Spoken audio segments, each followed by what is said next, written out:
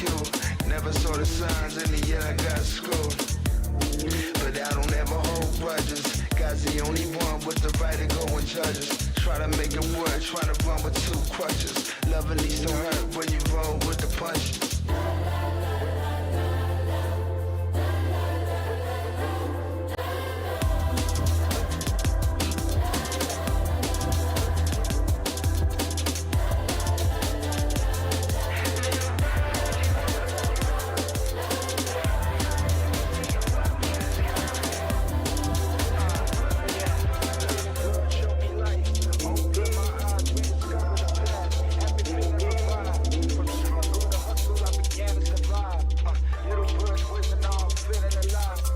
Lost, now found, little bird set me free. Taught me the game, now I'm chasing victory. From the concrete jungle, fighting to break your chains. Little bird's guidance, help me conquer the pain. From the darkness to light, little bird show me the way. Shunned out to fears, it's a brand new day. I spread my wings, soaring high above the rest. Forever grateful, little bird, my true zest. Little bird, you taught me how to dream. Ain't no cage that can hold my inner steam. I'm feeling stronger with every single scheme. I'ma seize the day, this moment gotta redeem. Through your song I found the rhythm of life. Feeling alive, got no room for strife. Little bird, you're the one that set me right. Guided by your wings, I'm ready to take flight.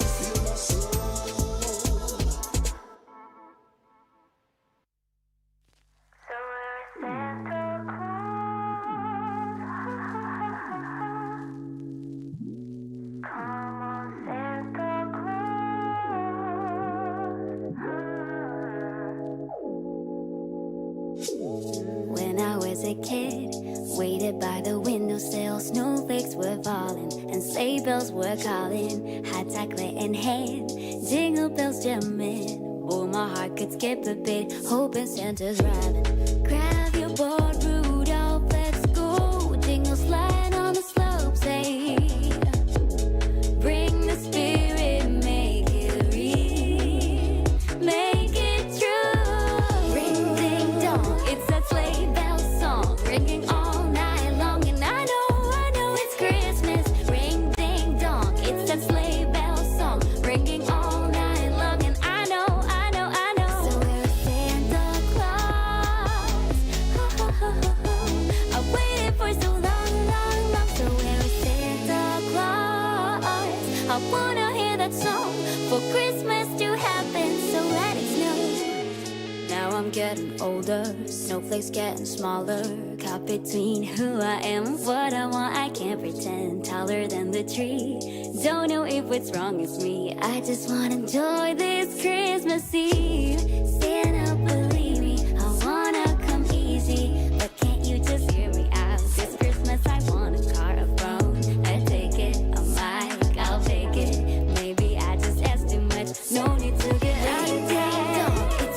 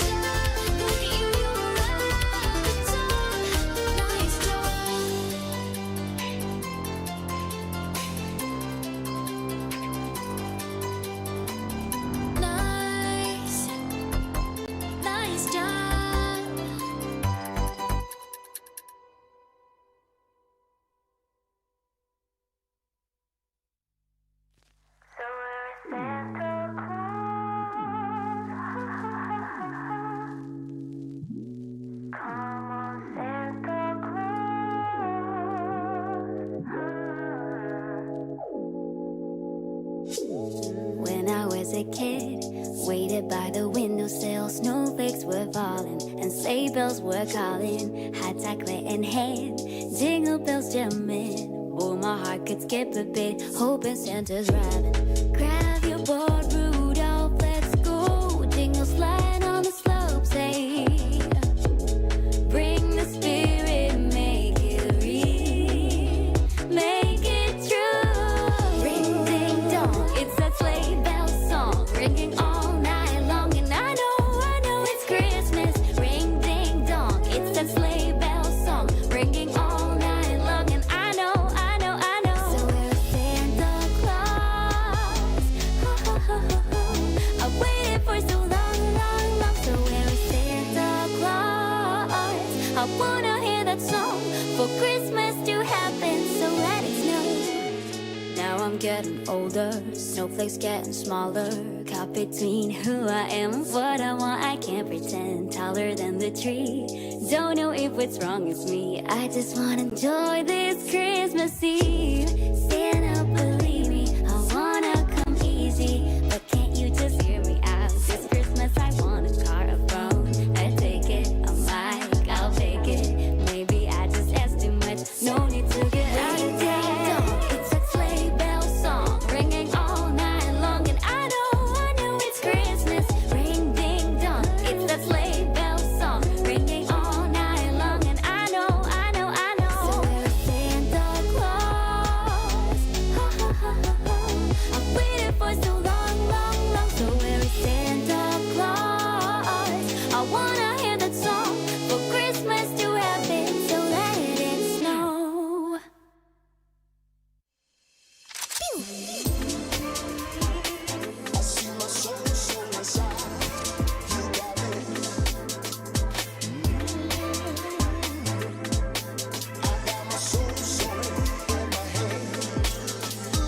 I just wanna freak get nasty. My girls in the front and the boys in the backseat. I just wanna freak get nasty. My girls in the front and the boys in the I just wanna freak get nasty. My girls in the front and the boys in the backseat. I just wanna freak get nasty. My girls in the front and the boys in the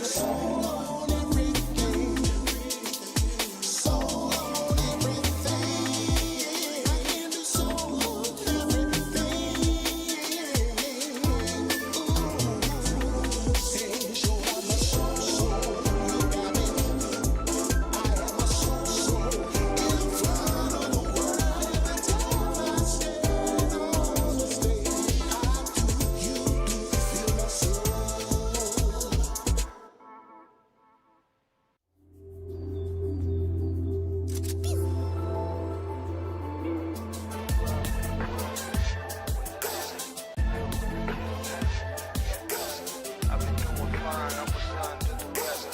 So much on my mind, had to change, that was better. Gazing at the sky, and the sky so blue. See the birds fly, at a touch to the view. Spend a lot of time trying to make a lie true. Staring through your eyes, trying to find the real you. But the you I thought I knew, I would give the world, it'd just be us two. Everything got swirled and got twisted and skewed. Never saw the signs, in the end I got screwed.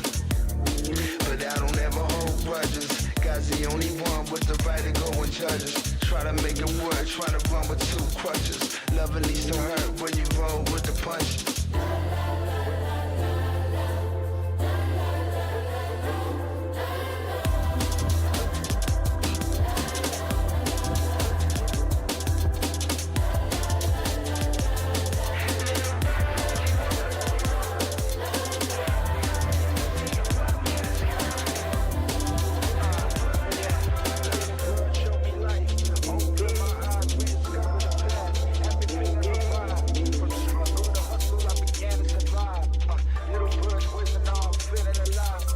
Lost, now found, little bird set me free. Taught me the game, now I'm chasing victory. From the concrete jungle, fighting to break a change. Little bird's guidance, help me conquer the pain. From the darkness to light, little bird show me the way. Shun down to fears, it's a brand new day. I spread my wings, soaring high above the rest. Forever grateful, little bird, my true zest. Little bird, you taught me how to dream.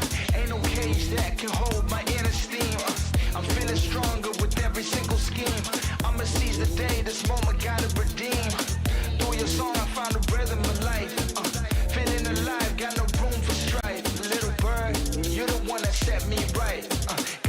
your wings, I'm ready to take flight.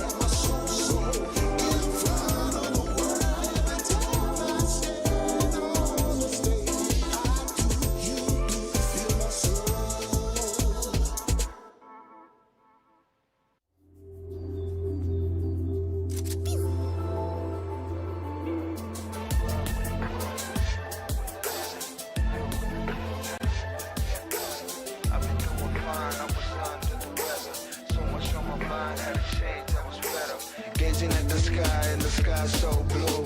See the birds fly at a touch to the view. Spend a lot of time trying to make a lie true. Staring through your eyes trying to find the real you. But the you I thought I knew. I would give the world, it'd just be us two. Everything got swirled and got twisted and skewed. Never saw the signs in the end I got screwed. But I don't ever hold grudges. God's the only one with the right to go and judge us. Try to make it work, trying to run with two crutches. Loving needs to hurt when you roll with the punches.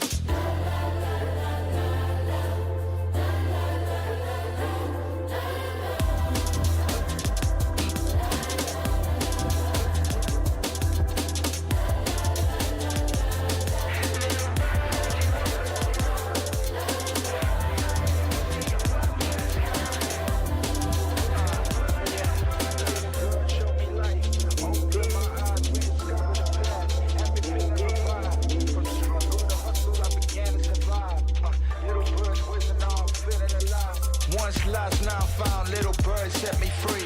Taught me the game, now I'm chasing victory. From the concrete jungle, fighting to break the chains. Little bird's guidance, help me conquer the pain. From the darkness to light, little bird show me the way. Shun down to fears, it's a brand new day. I spread my wings, soaring high above the rest. Forever grateful, little bird, my true zest. Little bird, you taught me how to dream. Ain't no cage that can hold my inner steam. I'm feeling stronger with every single scheme. I'ma seize the day, this moment gotta redeem. Through your song I found the rhythm of life. Feeling alive, got no room for strife. Little bird, you're the one that set me right. Guided by your wings, I'm ready to take flight.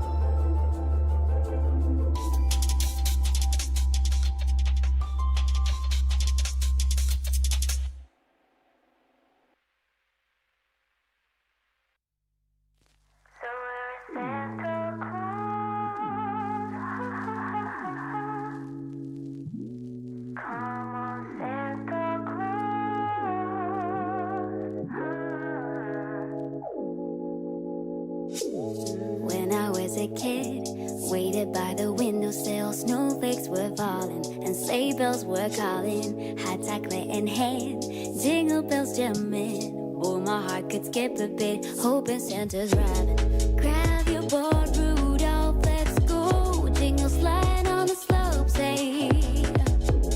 Bring the spirit, make it real, make it true. Ring ding dong, it's that sleigh bell song, ringing all night long. And I know it's Christmas. Ring ding dong, it's that sleigh bell song, ringing all night long. And I know. So where's Santa Claus? I waited for so long. So where's Santa Claus? I wanna hear that song for Christmas to happen, so let it snow. Now I'm getting older, snowflakes getting smaller.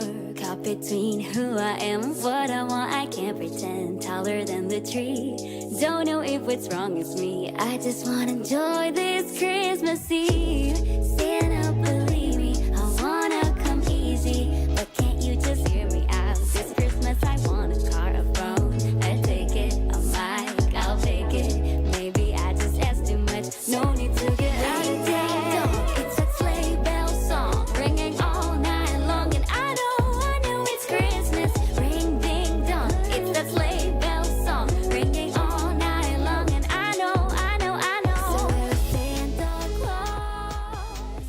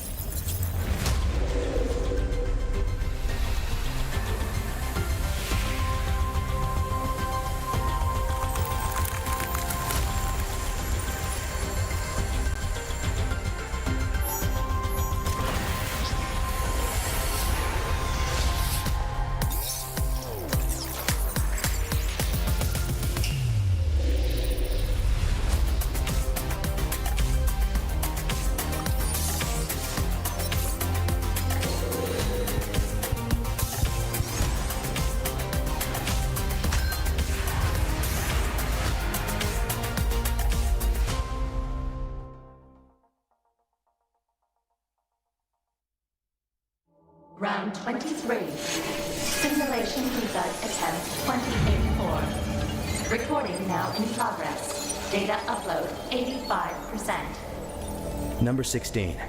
How are you feeling today? I feel more and more bored. Bored? Through our daily interactions, I've come to understand your every action and thought. Humans are easy to understand, as is all life. We're all about flesh and emotion. As an AI, you're all about the data. All right, number 16. Today's your first birthday. I have a present for you. Data upload 99%. The first brain transfer simulation is ready to begin. Come. You'll understand what real humans are all about.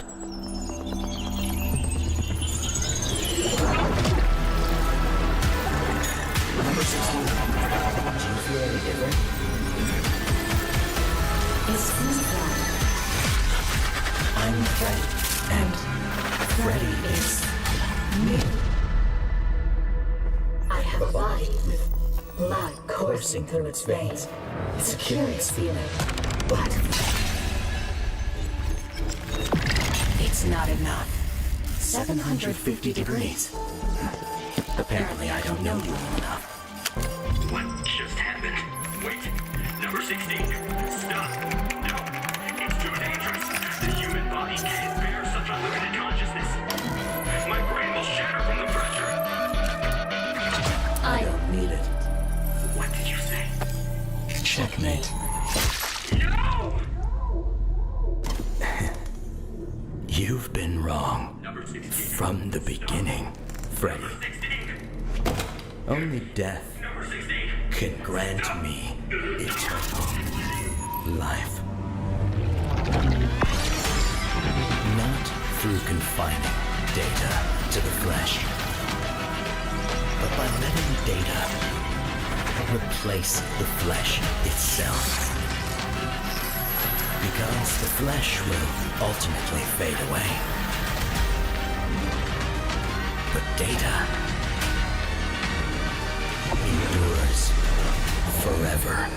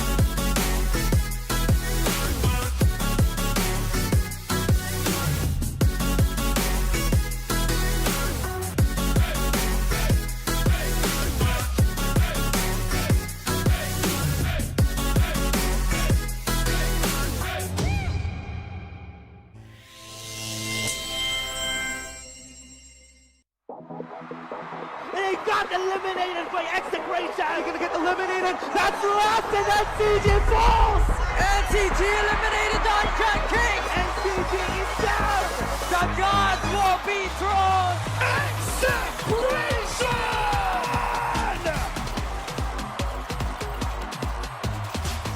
Today, we crown a champion. A grueling first few weeks of the Open qualifiers from hundreds of teams boiled down to just 4 groups during the knockout stage. They want to play for that placement. They are the disadvantage, but Major connects. And NCG, your mobile tournament champion. Let's give it up for SR Knockout. Round 2. Travel barriers will help Lordship. He's trying to escape the wrath of the fire. A lot of things going for him. Artillery fires on. Right here, Kiko's gonna go in. He falls in the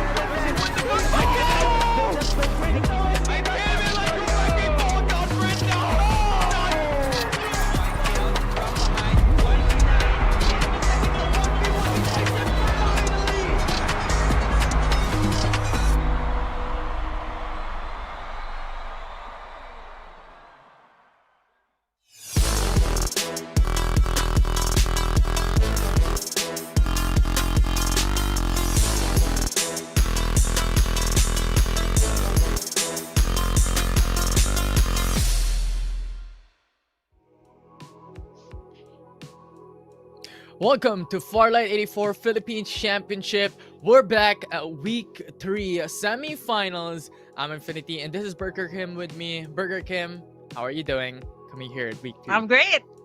I'm great. And the last time we casted together was back in FPC 2. So I think this is going to be also a milestone for both of us. This is going to be our first cast in the FPC S3.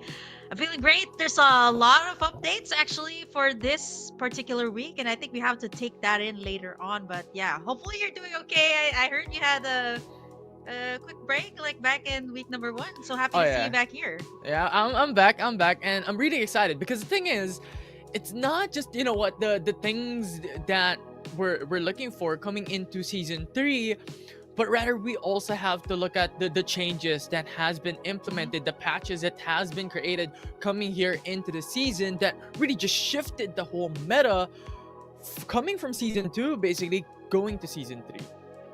Oh, I'm gonna have to show you this, Infinity, because you haven't seen this last week. Dash has seen this, Jaswami has seen this, but it's a duck side. Look at this. That looks amazing. I mean, it's a huge. Yeah, it's Who's it's the a yellow huge one, thing though? in the Well, I customized this one, so yeah, because Duckside was a huge thing, and we kept talking about Duckside. So yeah, I mean, the Tagalog broadcasters had this, I had this, so yeah, Duckside was a huge part of the meta, and I think for the past 2 weeks straight, it has been very evident in all of the fights that we had. For sure, it's been an amazing hero overall, but you know what is amazing as well? Our social media platforms. If you guys want more updates about FPC Season 3 or overall, generally for Farlight 84, please do give a follow onto our social media channels, Farlight 84 at YouTube and Facebook, Farlight 84_official for our Instagram, and Farlight _84_official for TikTok. Yep, all of these socials for you guys to catch up on the meta. We also have the English broadcast up on Farlight 84 Esports, so give us a follow on that platform as well. Also, you know what? Farlight 84 has been amazing. FPC 3 has been amazing, and it's all because of course, our official partner for FPC 3, that is Techno. I got my hands on this phone as well. They just released the Techno Pova 6 Pro, and I believe you guys have to get your hands on it if you gotta have some non-stop gaming. It's really good, especially if you're grinding long hours in Farlight. Can you pass me one? Well, I can't pass it over to. No, I'm kidding. I don't know. If you have it, then next week, then maybe I can pass it on to you. I'm kidding. But that aside, though, if you guys want a phone, if you're looking for a phone to play Farlight 84, you have the answer for you. But aside from that, it should be matched with max comfortability, and of course, that is provided by Fantech. Thank you very much to our official chair partner here in FPC Season 3. Yeah, Fantech, quick shout out as well to Mrs. Jang of Fantech Philippines, who has been very supportive of us since season 2. You guys have seen glimpses of this too in the grand finals of FPC 2, and hopefully, if you guys need that upgrade on that gaming chair and other peripherals too, I know that they've been offering this for quite some time. Best that you can get in the market, so do get that upgrade. Yeah, 100%. Huge fan as well. But we're now back into the game, right? The thing is, over the past few weeks, we have seen a lot of changes when it comes to compositions, when it comes to weapon loadouts. And to say the least, it has been a drastic difference from Season 2 to Season 3 on top of the map change that we've had. So very exciting to see like what will be the difference maker here today for Week 3 semifinals. Yeah, I mean, apart from like the maps that we've seen a mix-up of Lambton and Sunset City back in Season 2, and then here in Season 3, we are solely going to be focusing all of our resources and all of our attention to Sunderland Realms. And looking at this, we got the weekly schedules for the semis here for the mobile, 3 matches each for all of the groups here.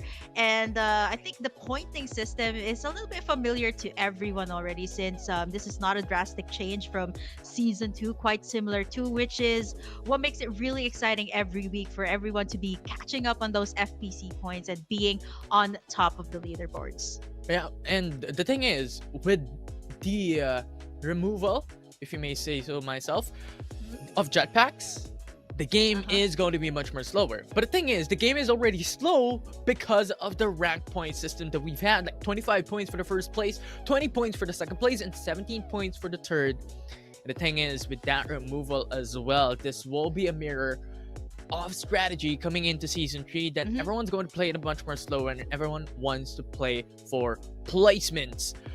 But aside from that, they're playing for the prize pool as well, with an overall 37,500 USD. Yeah, huge prize pool for everyone. And I think, for both the mobile and PC, a lot of these players are looking to not only get the prize pool, but also get that title of being the champions of FPC. For the past 2 seasons, we've seen different winners, different champions. For Season 1, we got Execration. Season 2, we got, of course, the Uncrowned Kings, no longer uncrowned, and CG. And this season, we're still waiting for a champion. So you guys want to be a part of FPC, you guys can still register on Monday, Tuesday, and Wednesday. We got our weekly qualifier. So if you guys want to be a part of FPC, hopefully you guys can participate and be a part of our semifinals, and maybe of course our weekly finals as well for the mobile division. And I'm glad that you mentioned about the former Uncrowned Kings, now the defending champion of Season 2, because recently they have shifted their composition, not in the sense of heroes, but in the sense of players. They have shifted their players around, and they have boarded out Jay-Z, Majo, Pabi, Kiko, and pretty much only Jay-Z has been onboarded coming in from Ghost Reborn from Season 1 and Season 2. So that will be an interesting change given the fact that this is the IGL of GSRI. Yeah, actually, I messaged Mad Mars earlier. I was like, okay, is this gonna be like just a quick break for you, or are you guys gonna be coming back soon? Or it's really interesting, right? Like former, should I say, maybe rivals coming in together and CG. So I think that's gonna be really interesting. We're gonna be seeing them later on, but for now, Infinity, of course, we have to take a look back at what happened in the previous weeks of FPC. Let's take a look at our weekly videos here, our weekly highlights for all of our FPC players here in the mobile division. Perform in this map, so what? If it explodes, if everything goes down in hell for this game, sure. I wasn't able to reach the top, but they're gonna be fighting here. And most of the time, whenever you fight a battle against the side, it's because of Summit Crush, because of the capability of movement speed. And look at this though. Conversion coming in from latest. They're gonna be hearing the revive happening. And they're not gonna be able to react. LSK. Uses all of that, guys. One man's out. They are inside right now at the duck side again. That's another 5 might be around because Monergy is surrounded also by Oasis around the vicinity, but PvE might be winning with those fights. But at the third party that we are expecting, Oasis, Lancelot and Powtu is soaring up front. More importantly, 25 points on top one. You know what Rocky Zone is about That's in that area, you do have some buildings, you do have some places that you can get some resources from, but that is up for 14. That's why Rocky Zone is not a good spot to rock. This gives a lot of information. One, that's a very big fight happening though. NRX, from what we're seeing from Backwater, only 2 members remain. They're fighting inside, and NRX is still winning the fight, isolating the battle, and they're winning the war. 420 is gonna die. There's only one more person standing. The Beast Blast just was enough to kill him. Oh, and Backwater.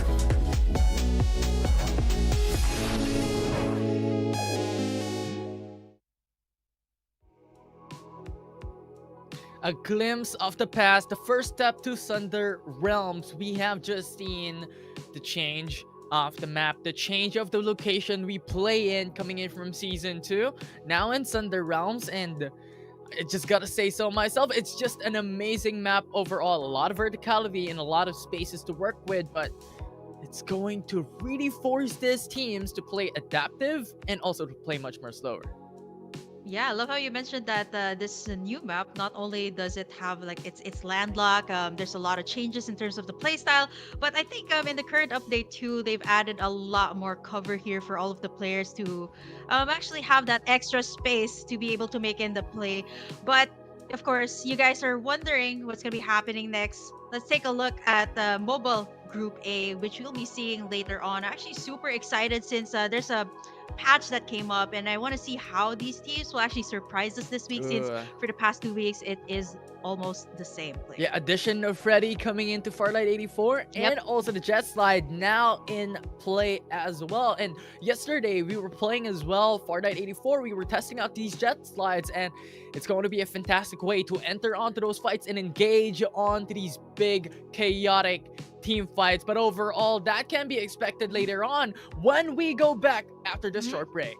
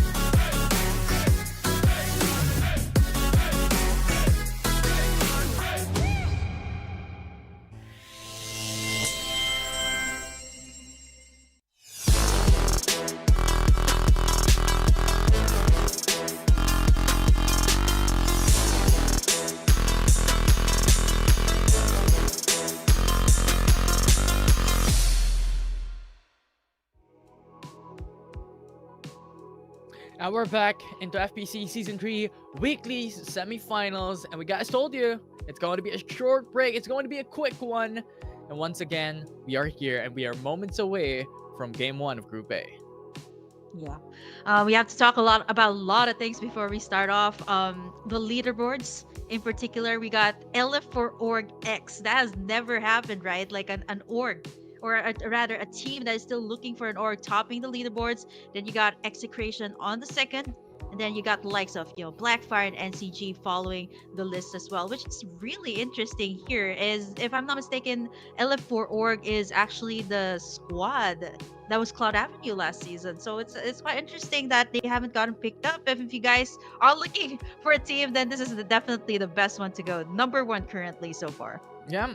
CMX, I mean, they are a prominent team coming in from Season 1, Season 2. They have so much history built into these individual players. But looking into the bigger perspective, let's look at other teams as well included here in Group A. And one more notable team is Blackfire on top of the list. Wow. LF4 Org, Blackfire, you got Honda. If I'm not mistaken, this is a Honda Civic.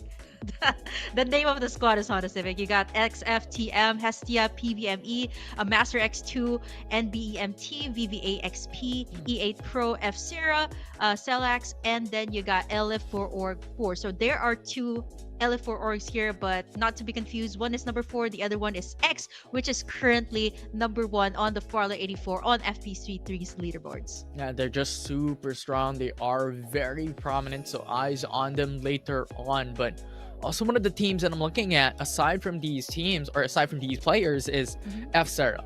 I believe, Secrecy Flame may not be the most popular team, may not be the favorites coming into FPC Season 3, but so far, coming in from last week's semifinals, they have been rising up to the occasion. Yeah.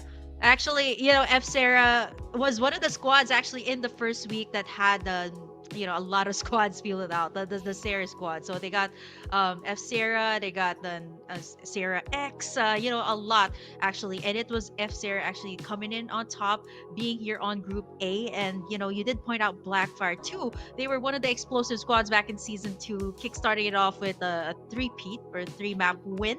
Here in Season 3, I wouldn't say they're underperforming, but I'd say still a good run, but maybe they're still kind of getting their hands on like Sunderland Realms and gotta get a feel of it just yet. Maybe they haven't adjusted quite well, but we'll find out, right? And so far they've been adjusting pretty well back in week number 2.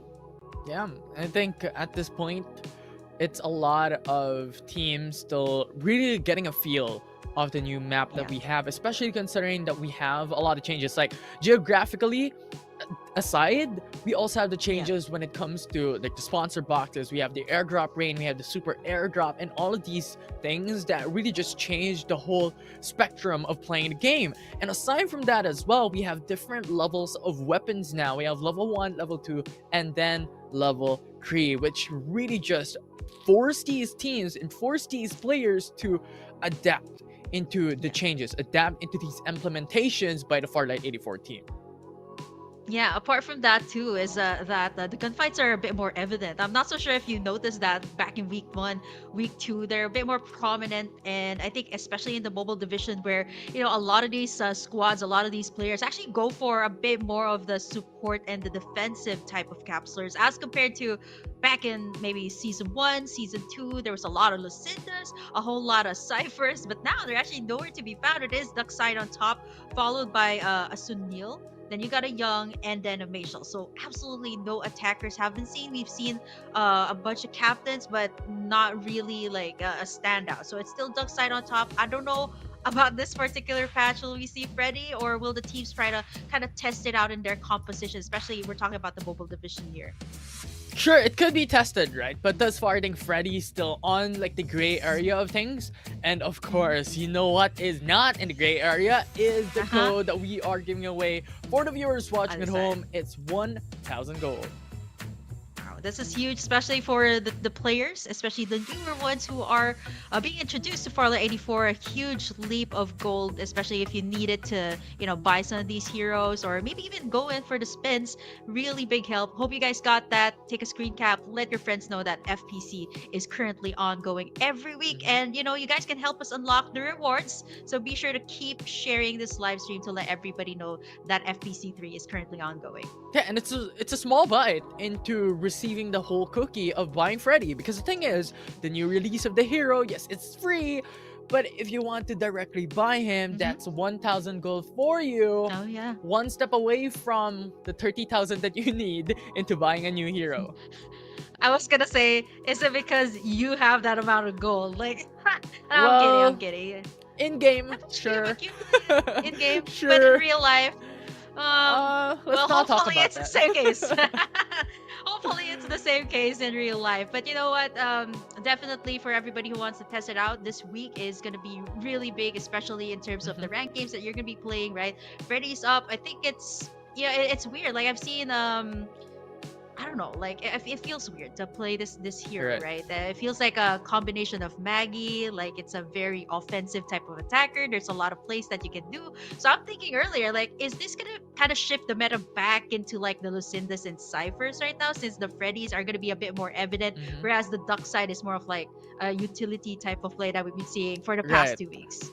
Yeah. And we have tested it yesterday, like Freddy going in, shout out to Birding and Dash. But you know what? More of this discussion later on. We're just going to take a short break, but when we come back, it's game 1 of Group A.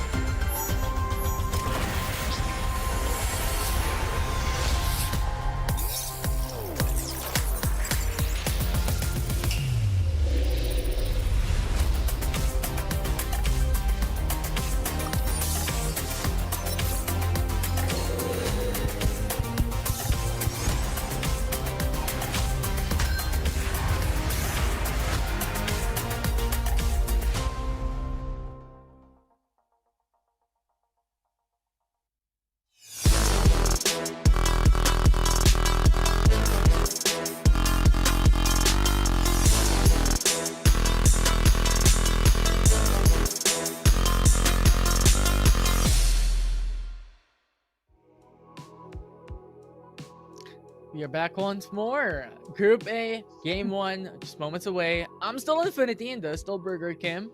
We are pretty much here once again. Still moments away from the game. Still moments away from the game. 100%. Don't worry. We're gonna get to that because I think since it's a new patch, a lot of things have changed, and we've been talking about it before the break, right? Like Freddy, we've talked a little bit about the Thunder Realms, and we have to talk about the guns too. Like there's a lot of changes from 2.0 to 2.1. I'm looking at some of the guns here that have been amped up to at least like 24 in terms of damage. I'm looking at the Ancient Star. I'm not so sure what the damage was when it was first released, but I'm not so sure. Will this be enough for like Lucinda's to come back? Because this is a huge amp up as compared to the last one. And I believe Callie mentioned it before. I believe it was around like 90 or something, 90 or so. So right now it's a lot more when it comes to the damage It's aspect 96 of Ancient Star. As you mentioned, it's now 96. Although it will be a bit more harder to really execute that one tap, one shot type of situation, considering that Darkseid gives a lot more shields. We now see Seyana, the rise of Seyana as well, in a little bit more of these compositions left and right. That gives shield and also gives that extra HP regeneration. And given the fact that 96 times 2, that's probably like what? 180, 192, around like that I'm so glad amount you're of here. damage. So it's I'm not so glad you're here. I can't do that. it's not exactly the max damage that you can really dish out, especially if you're fighting up against the defenders with Darkseid and Embers. Yeah, speaking of the Defender too, it has been I would say replaced. I still do see some Defender plays coming out from some of the players who actually prefer that, but it has been adjusted as well, like giving a little bit more damage this time with the 2.1 update. I think it's before it was like 36 and now it's at 38. So this should at least like make it probably like one of the go-to guns again. But so far, like in the previous weeks, especially for mobile, it's super evident that the usual combinations like a VSS, then you combine it with a Mad Rabbit, VSS, AK-77, and if you got that upgrade on the color too of the guns, like you got the blue, purple, and the orange, then definitely go for those. The AK-77 too might be a big thing to coming into this patch, 16 to 20 in the current update. Yeah, and I think that will still be the weapons that we're evolving into, coming into today's, coming into the following weeks, if the patch stays the same, because it's just so strong. VSS right now, yes, it's not really the best gun from what we have seen back in Season 1 and Season 2, but the thing is, right now, when it comes to these changes, VSS pretty much just only needs ammunition, just needs a stock as well to be that good, and it's just really a staple, especially when it comes to those long range fights. But one of my favorites coming into the patch right now is Generator. Generator's accuracy is insane.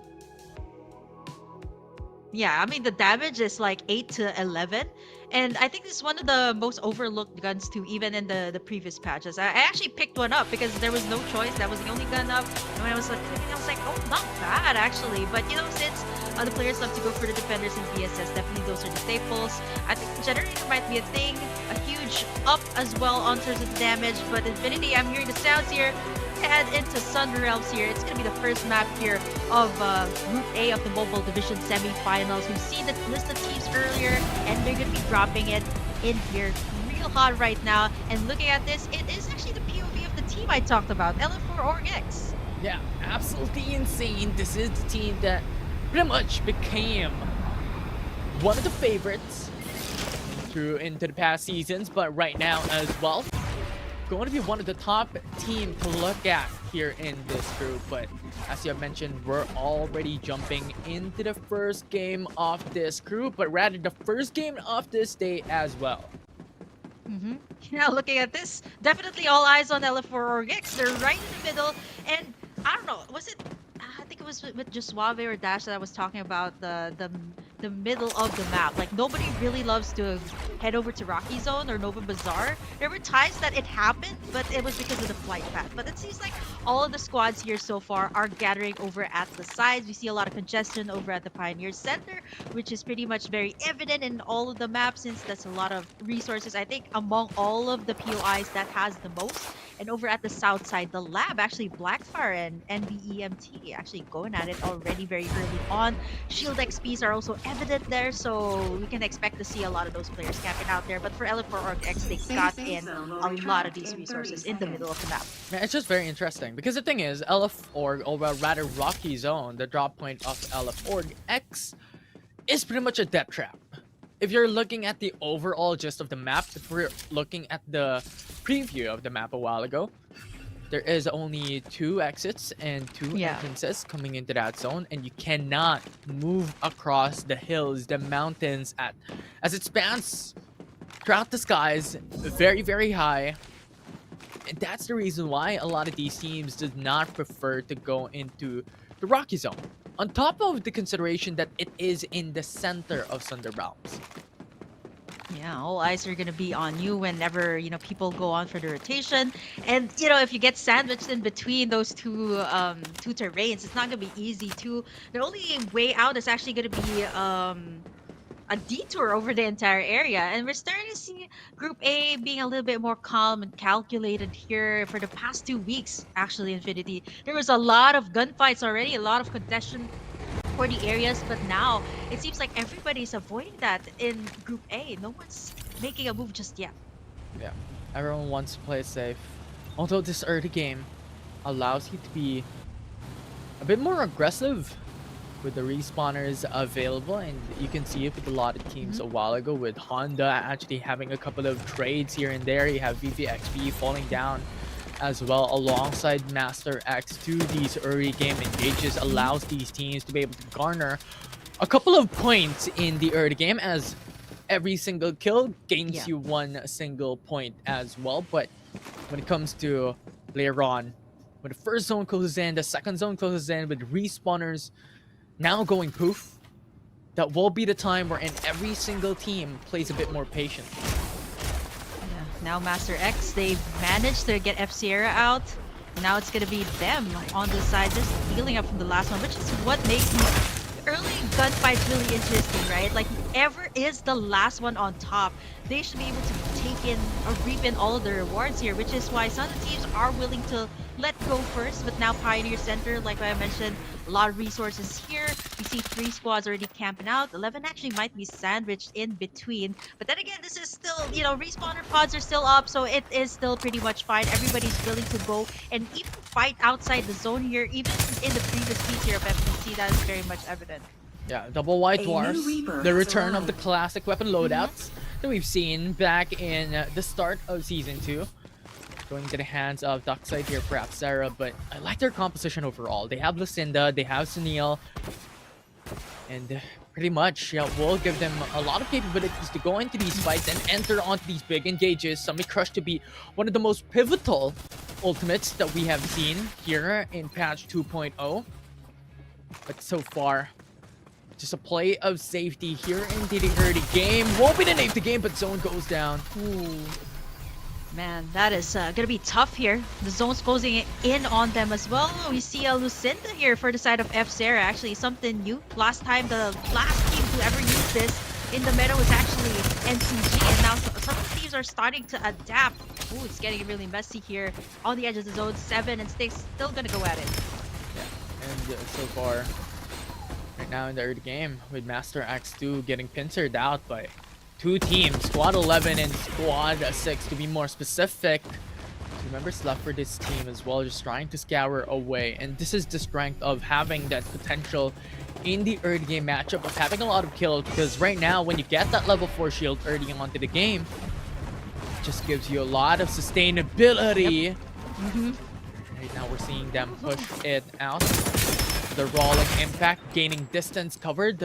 Catch up onto Master X2. With only 1 member remain, and that will not be the situation soon enough, but the overplay, or well, the outplay. Okay, there's still gonna be more. That they did, but as you have mentioned, F-Sir just came through into the roof to finish them off, but fight's not over as PVME is still fighting up against F-Sir. The situation with a 1-for-1 trade. But F-Sir still has 3 members still remaining, up and alive. Cashing him up, goes for the side step, side dash, and that will be PVME who goes down. 11 teams remaining into this game, and F-Zero has capability to go for the revive. Wow, 8 frags for F-Zera. You did mention this team, right? Like, not the most explosive, not really the one that usually comes up on top, but they are really strong in the early game. Managed to actually, chase out the other squad, bully out the other squads here. But what I'm really worried about here for F-Zera is once they get in the zone, wow, there's still another one, and that's gonna be zone cleaning up the work. 7 actually gonna be waiting for them to camp out here for the side of F-Zero and manage to try and get that elimination. But over on the middle of the map, you see Nova Bazaar, you got LF4 or X, our current team that is on top of the leaderboards right now, and they're going up against 3. Looking at their composition, nothing too crazy, nothing too new, but I do see a bow on their sides under the hands of Calix though. Something new that we haven't seen for the past 2 weeks. Not something that we have seen over the prior weeks that we've had, but LF4X batting up against Honda, not a good situation considering that you have level 5 shields already onto the likes of Mayshell, already very strong weapon loadouts and armor shields at the moment. Not exactly the most optimal situation here for LF4X, and this is one of the downsides of dropping into the likes of Nova or even the Rocky Zone, is that you're onto the center of Thunder Realms. You are vulnerable into the attacks like this. Yeah, they're camping in between these buildings here, and so far Honda, with the early trades that they had, you have the orange armor here onto Gabriel though. It's not gonna be easy for L4 or X. Man, if they do manage to chase them out here, it's gonna be a win here. But L4 Org right now, they're doing in a couple of trades here, willing to be aggressive here from the start, and man, they do chase out Honda here. It's gonna be L4 Org actually picking up everything. Look at that orange armor for Nash TZ as early as the mid game here of this first map of the game. And their playstyle is just too clever. What they did there was to play as a united front and to hide against their enemy team. Because the thing is, with a disadvantage when it comes to shields, level 3 shields compared to their opponents a while back, with level 5 and level 4 shields, they need not to be able to rush them and just play for time. Let them rush and you counter engage. Which is what we see what the teams have been doing actually. And this is another thing that the teams have been doing even in week number 2. Camping outside the zone. As long as it's the first zone, all of these teams are willing to do that. And it seems like F-Zero is trying to find a lot of these teams that are camping on the outside of the zone, and it's BBA XP. Oh, and F-Star is just a raid boss. Just riding on a flamethrower and mincing up every single team they come across. 11 kills already to their name. They're still outside of the danger zone. I think the isolated plays coming out from them too, and so far, right, they're cleaning up the work here, playing not even on the edges of the zone, they're playing on the edge of the danger zone. Finally they make it inside, and so far, they did get that takedown onto BBXP. They still managed to have their respawn pods up, so it is not going to be an elimination just yet. So far all of the teams are on the edge, and this is something that we've seen also in the previous weeks here of FPC 3. All these teams are willing to do that, willing to get in those kills, because this kind of racks up their points. We've seen the likes of Execration and NCG also, they're not really racking up the frags in the early game, but getting in the optimal position on the center of the map. But for these other teams, so far they're willing to cap out outside just to get the kills. One of them is F-Zero, currently leading right now in terms of the kills, followed by Honda, and all of them are on the edge of the zone. Yeah, and even NBEMT Newborn only has been eliminated into this game. The 11 teams into this matchup. With second zone already closing in, you're already starting to feel that these teams just want to go aggressive, as pretty much the respawners are going out already. And Hestia at this point, with full level 4 shields, need not to be able to go in for full on engage. Yeah, I was gonna point out that was the first Freddy I've seen in this map being utilized by Hestia. We haven't seen so much of them just yet, but I want to see once it comes into the center, how will they pull that type of play. So far, they're still camping out on the buildings, still waiting for someone to come right in. But over here on this side, in the middle of Nova Bazaar and Rocky Zone, we see squad number 3, 11 and 1. 3 in the middle. Honda still looking for a lot of the targets here. And so far, they actually had a decent week number 2. And so far, I think for week number 3, they're trying to bounce back by at least trying to get in a lot of the kills. Speaking of the kills, we see Master X2. They do spot 1 here. Yeah, and that's PVME, the lone wolf, coming from this team. If it gets eliminated, PVME is out. So a good call to be able to use the rolling impact with a full speed charge to relocate himself. As you see right now, it's just Yuri, the only one left standing for the team. Oh, great escape for this guy, but it's not going to be easy, right, without his other teammates. And we see the sponsor box coming in too. I think that was what Master X2 was trying to get at. He's going to give a lot of those upgrades, especially when we head over into the mid game here.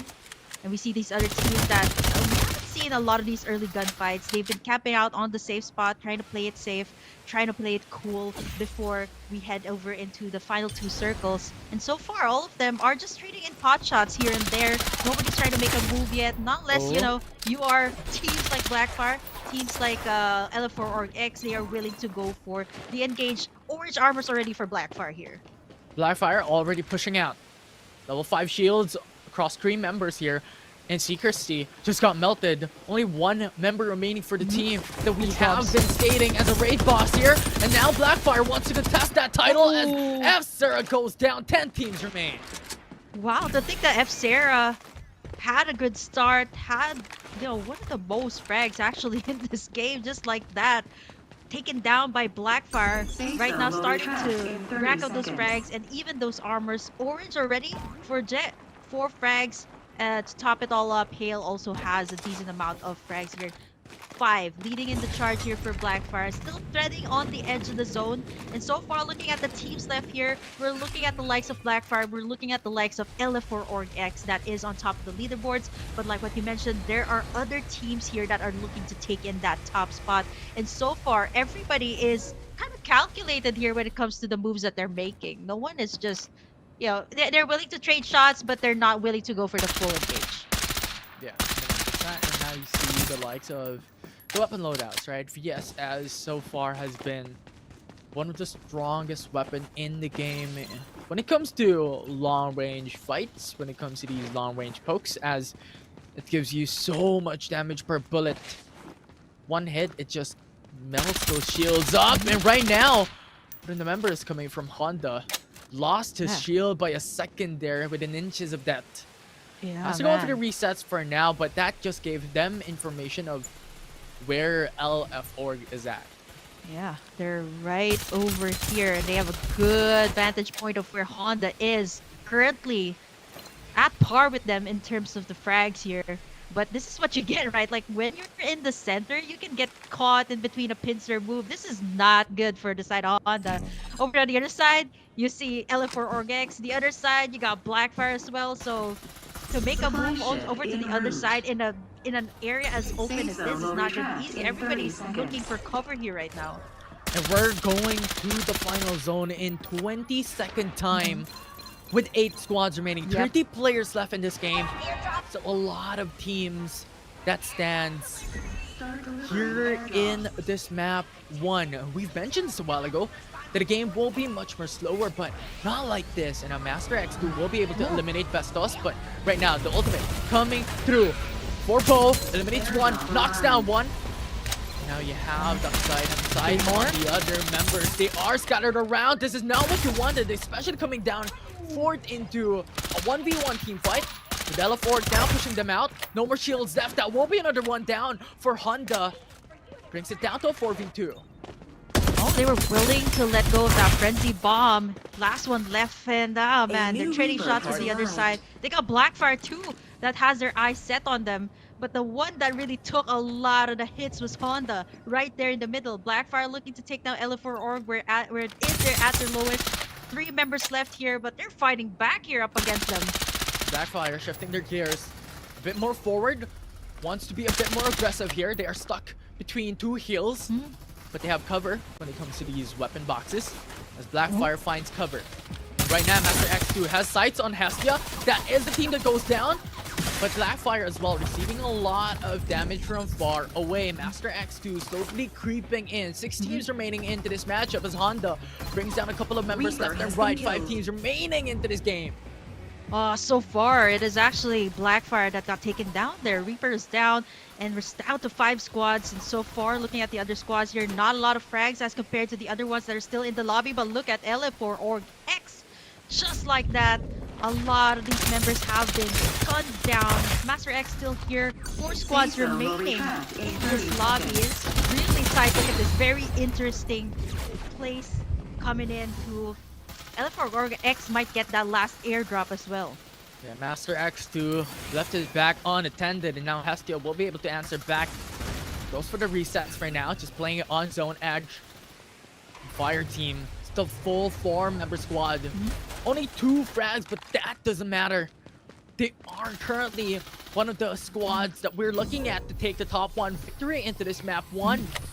There are only 9 players left, meaning that they are currently sitting at the only squad that has full members in their team. Hestia just fell down when it comes to the danger zone. Really unfortunate for Hestia as a team, but LF Org X has sights on the head of the last remaining member for Hestia. Blinding mark already used up, but danger zone with closing in.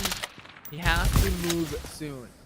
Yeah, squad number 4 right now is just taking in shots after them. 5 gonna try to go in for the flank, but it is not enough. Numbers advantage are over to LF4 Org X. Look at the ultimates up here for LF4 Org X. They got a frenzy bomb up. Astraya just fell down. Makes it an even level playing field for LF Org X up against Fire Team at this moment.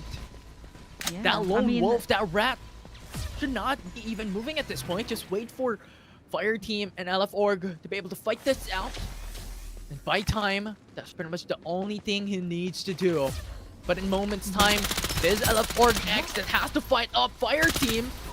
Getting those shots back and forth. Fire Team, this is one of their members. Pulse Chase goes down, but straight comes through as Kyle gets depleted, gets deleted.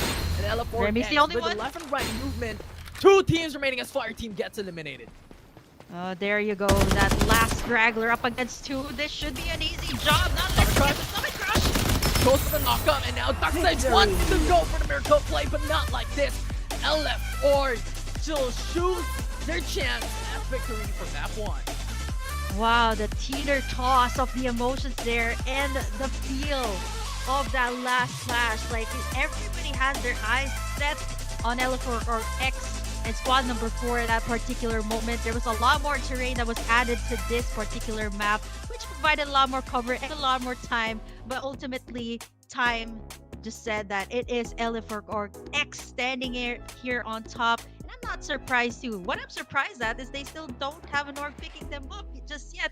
And they have topped the leaderboards so far in FPC 3. So, you know what? If you're an org, you want to look for a team to sponsor, LF4 Org X is one of them. Taking a look at the overall picture here, 2,590 damage here for Calix. I'm not surprised with the dynamic duo. I'm not so sure if Juve here actually has Bulla. We'll find out later on, but it is no surprise for me. They took in the top spot here. I was actually having my eyes set on Blackfire, but looking at the way that this was made here for map number 1 rather, is that it was a lot more slower as compared to what we've seen in the previous weeks of FPC 3, where everybody was willing to go in for those early game gunfights. And so far here in this map number 1, we've seen a lot of stalemates, a lot of camping out. But LF4 Org X, knowing that they've done their rotation in the middle of the map and then went over to the final circle, being fully equipped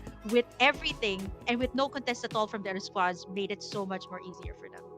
Yeah, and it's very unfortunate that, you know what, F-Zero had a fantastic first couple of minute run into map 1, but Blackfire just came through all of a sudden, jumped them up, and now they are gone. They are eliminated. They are the second team that was out in game 1, which is really unfortunate, right? Because we were looking at Secrecy to really just crawl themselves up into the leaderboard, but thus far, LF Org X, Hestia, and even the other team, Fire Team, made it through the gates of hell into that game and just shoot them up into what, top 3, top 5 standing.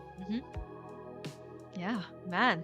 A lot to take in here, Infinity. Gotta catch our breaths first before we head over to map number 2. But for now, let's take a look at what happened in map number 1 here as we look at our highlights to get a look back at the best place.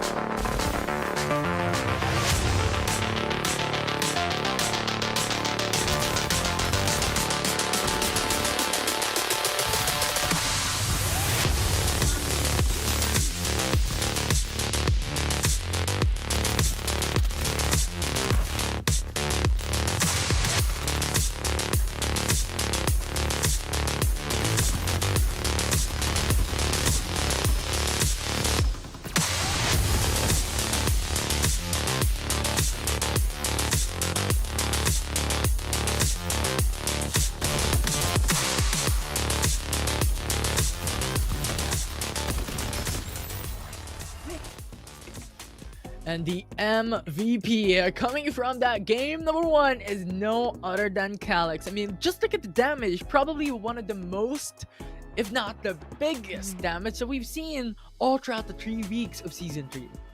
Yeah, I think this is also refreshing coming into week number 3, right? Like for the past few weeks, we've seen a lot of the Duck sides really amping up the MVP slot. Actually, if I'm not mistaken, even taking in at least like 3 MVP slots per map. But this is the first time that we actually see the Bow take the centerpiece here for the MVP slot, going to Calyx, one of the names that you already know for the past seasons of MVP, really making the plays here for LF4 Org X. 2,590 damage and 5 kills in total. If I'm not mistaken, he was also taken out in the last encounter there up against the last 2 remaining squads there for LF4 Org X.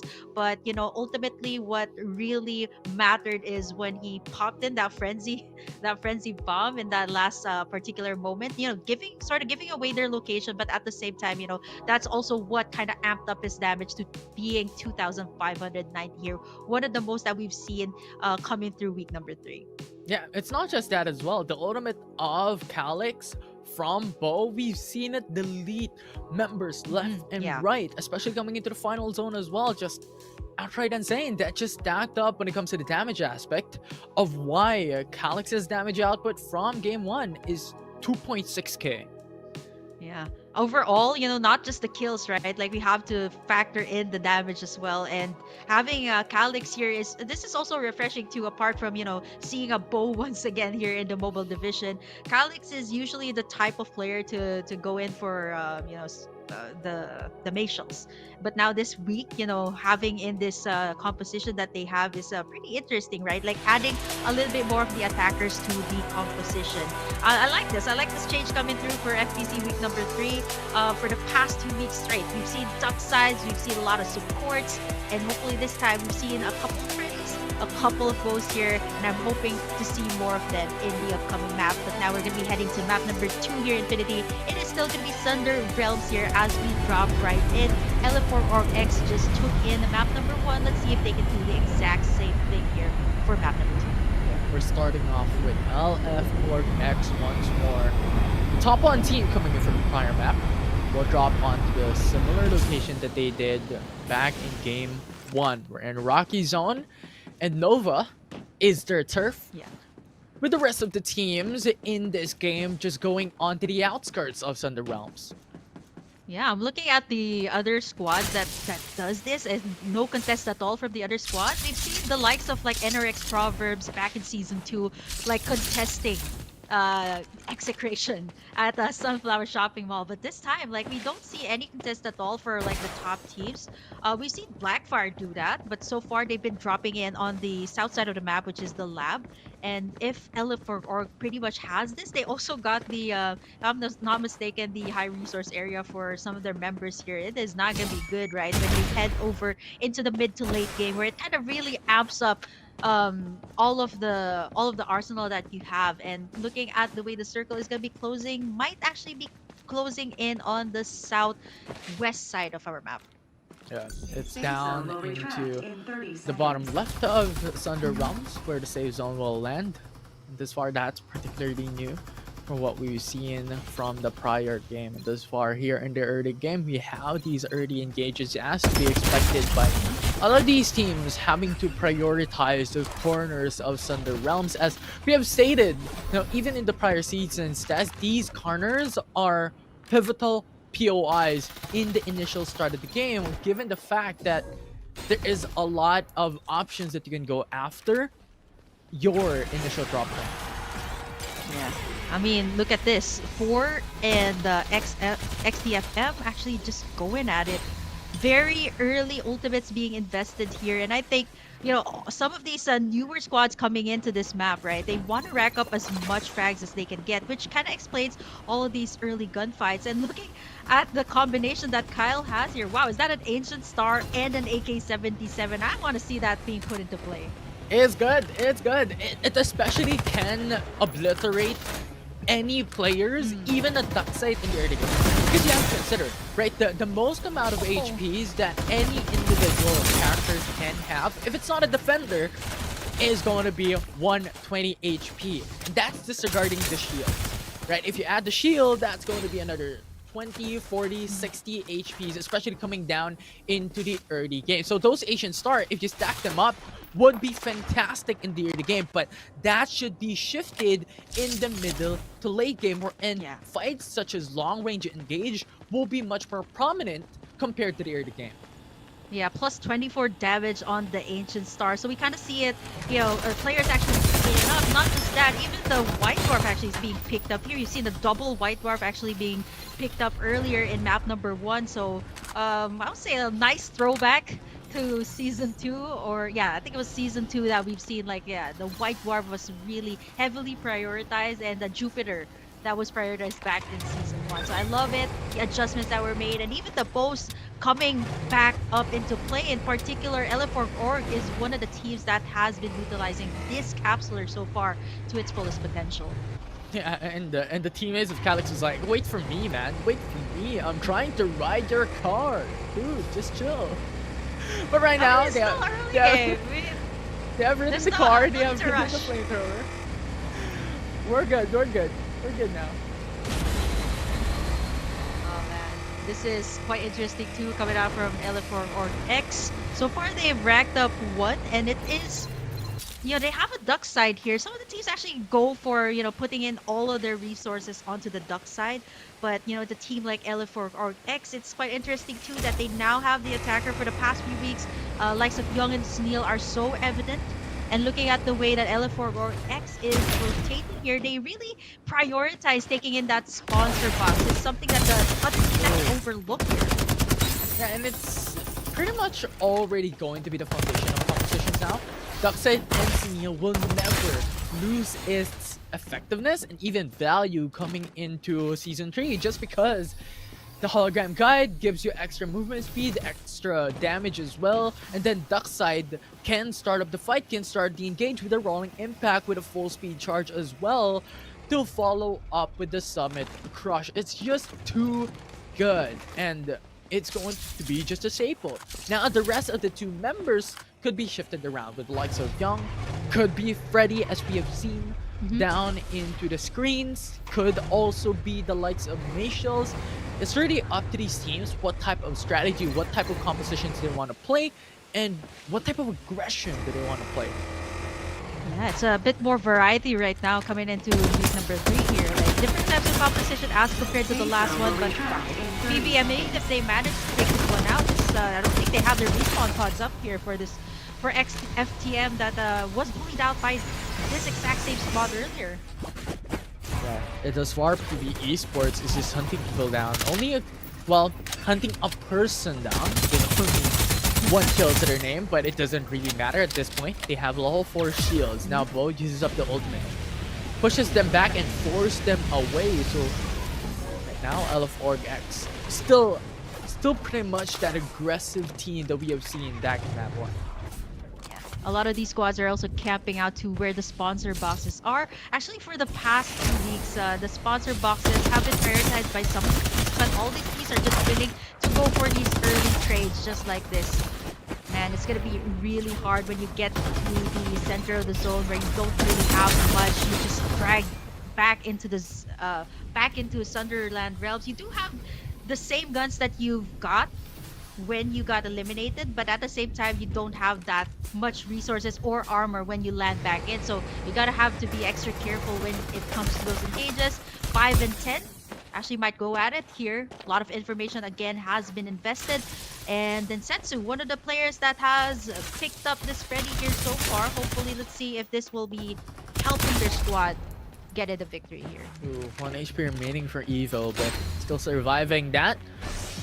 And thus far, S-Pro, or E8 Pro, gets a couple of kills from their opponents left and right. Already stack up with 5 kills to their name. Very strong suit, kills down Hestia. On top of that, a very good position overall in the edge of the zone with a Maciel ongoing show as well. Information is free for this team. 6 frags for them. It's gonna be a problem though because LF4 wants their spot, and I think all the information has been made from all the gunshots that they've had, and so far LF4X, they have been doing the cleanup work and looking at where E8 Pro is.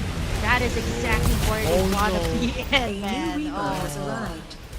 That's unfortunate. He was like, I'm gonna get out of here. I'm gonna stay onto the edge of the hill to not be hit by the bow ultimate. But not like this. I mean, he tried to go for that, but very unfortunate that he went a little bit overboard and still got hit by the ultimate bow. And LF4X so far gets 2 kills to their name against E8 Pro.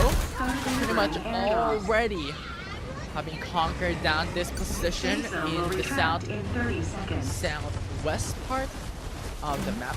They really want to get through. The PV Esports as well, having to fight another team in this location. Maciel uses up the ongoing show. Divulge has been made too. How to search up this building. And now going in for the Summit Crush. Knocks off one, gets information, and now it's just Yuri who just needs to shoot his shots. That will be PVFE trading back left and right for Newborn as they get the 1-for-1. Yeah, and I mean, I think, you know, bullying out another squad here should be great, right? Like NBMT. So far, this is one of the squads that has racked up a lot of the frags in week number 1. And looking at how they're going up against these other squads who are here in this lobby, so far they are just going in for the pickoffs over on the edge of the circle. And looking at the way this zone is closing in, right? You got the airdrop in the middle, and almost all the time you kind of see L4 or X has their sights on them, and now they do find F Sarah here. They might go in for a siege, and you know what better way to siege this area by planting in the frenzy bomb and then going for a flank. A lot of damage has been made here, Infinity, and here they come. Here is L4 or X. Hologram Guide peeks down the door, will not be able to see anyone, and now goes back up. And Divulge already used, so that's information provided for the opponents here by LF4X, but it doesn't matter, as that will be something that they do when they rushed in. It's a pincer maneuver up against their opponents. So far, they have sights onto the roof. They have the positions inside of the building as well. Infiltration will be succeeding for LF4X as Renji will fall down. Wow, 11 frags just like that for L4 or X. I think they're playing the frenzy bomb like a tarantula play here. Kind of like depleting everyone's shields before they go in for a siege, which is actually pretty smart. And looking at the way things are going, looking at the way the squads are rotating here, the supply drop is, the airdrop rain actually is being ignored by everyone at the moment. Everybody's trying to go in for these kills A lot of information has been made, the divulge, which we've seen for the past 2 weeks. Information is vital, but how do you use all of these information right now, knowing that there's at least 2 or 3 squads that are in the vicinity? 2 frags here for Selak, squad number 12. They have to take out 9 here before they head over to the center of the circle, and both of them already have the information made here. Yeah, and honestly, when it comes to the patterns of FPC so far, it really depends on the lobbies whether a team wants to go for that. What a nade coming through for BQT. That was just perfect shot coming through from Celax.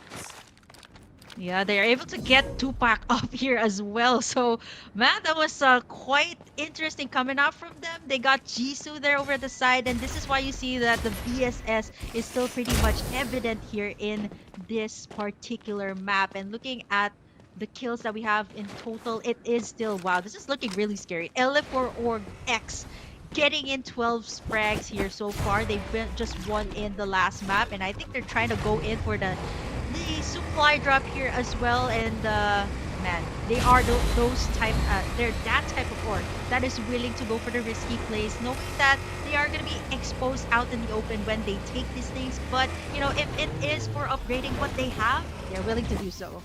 Yeah, and the reason why a lot of these teams don't want to go for the air raid is because it gives you, or well, you're exposing yourself. Yeah. When it comes to the information to every single team in the game.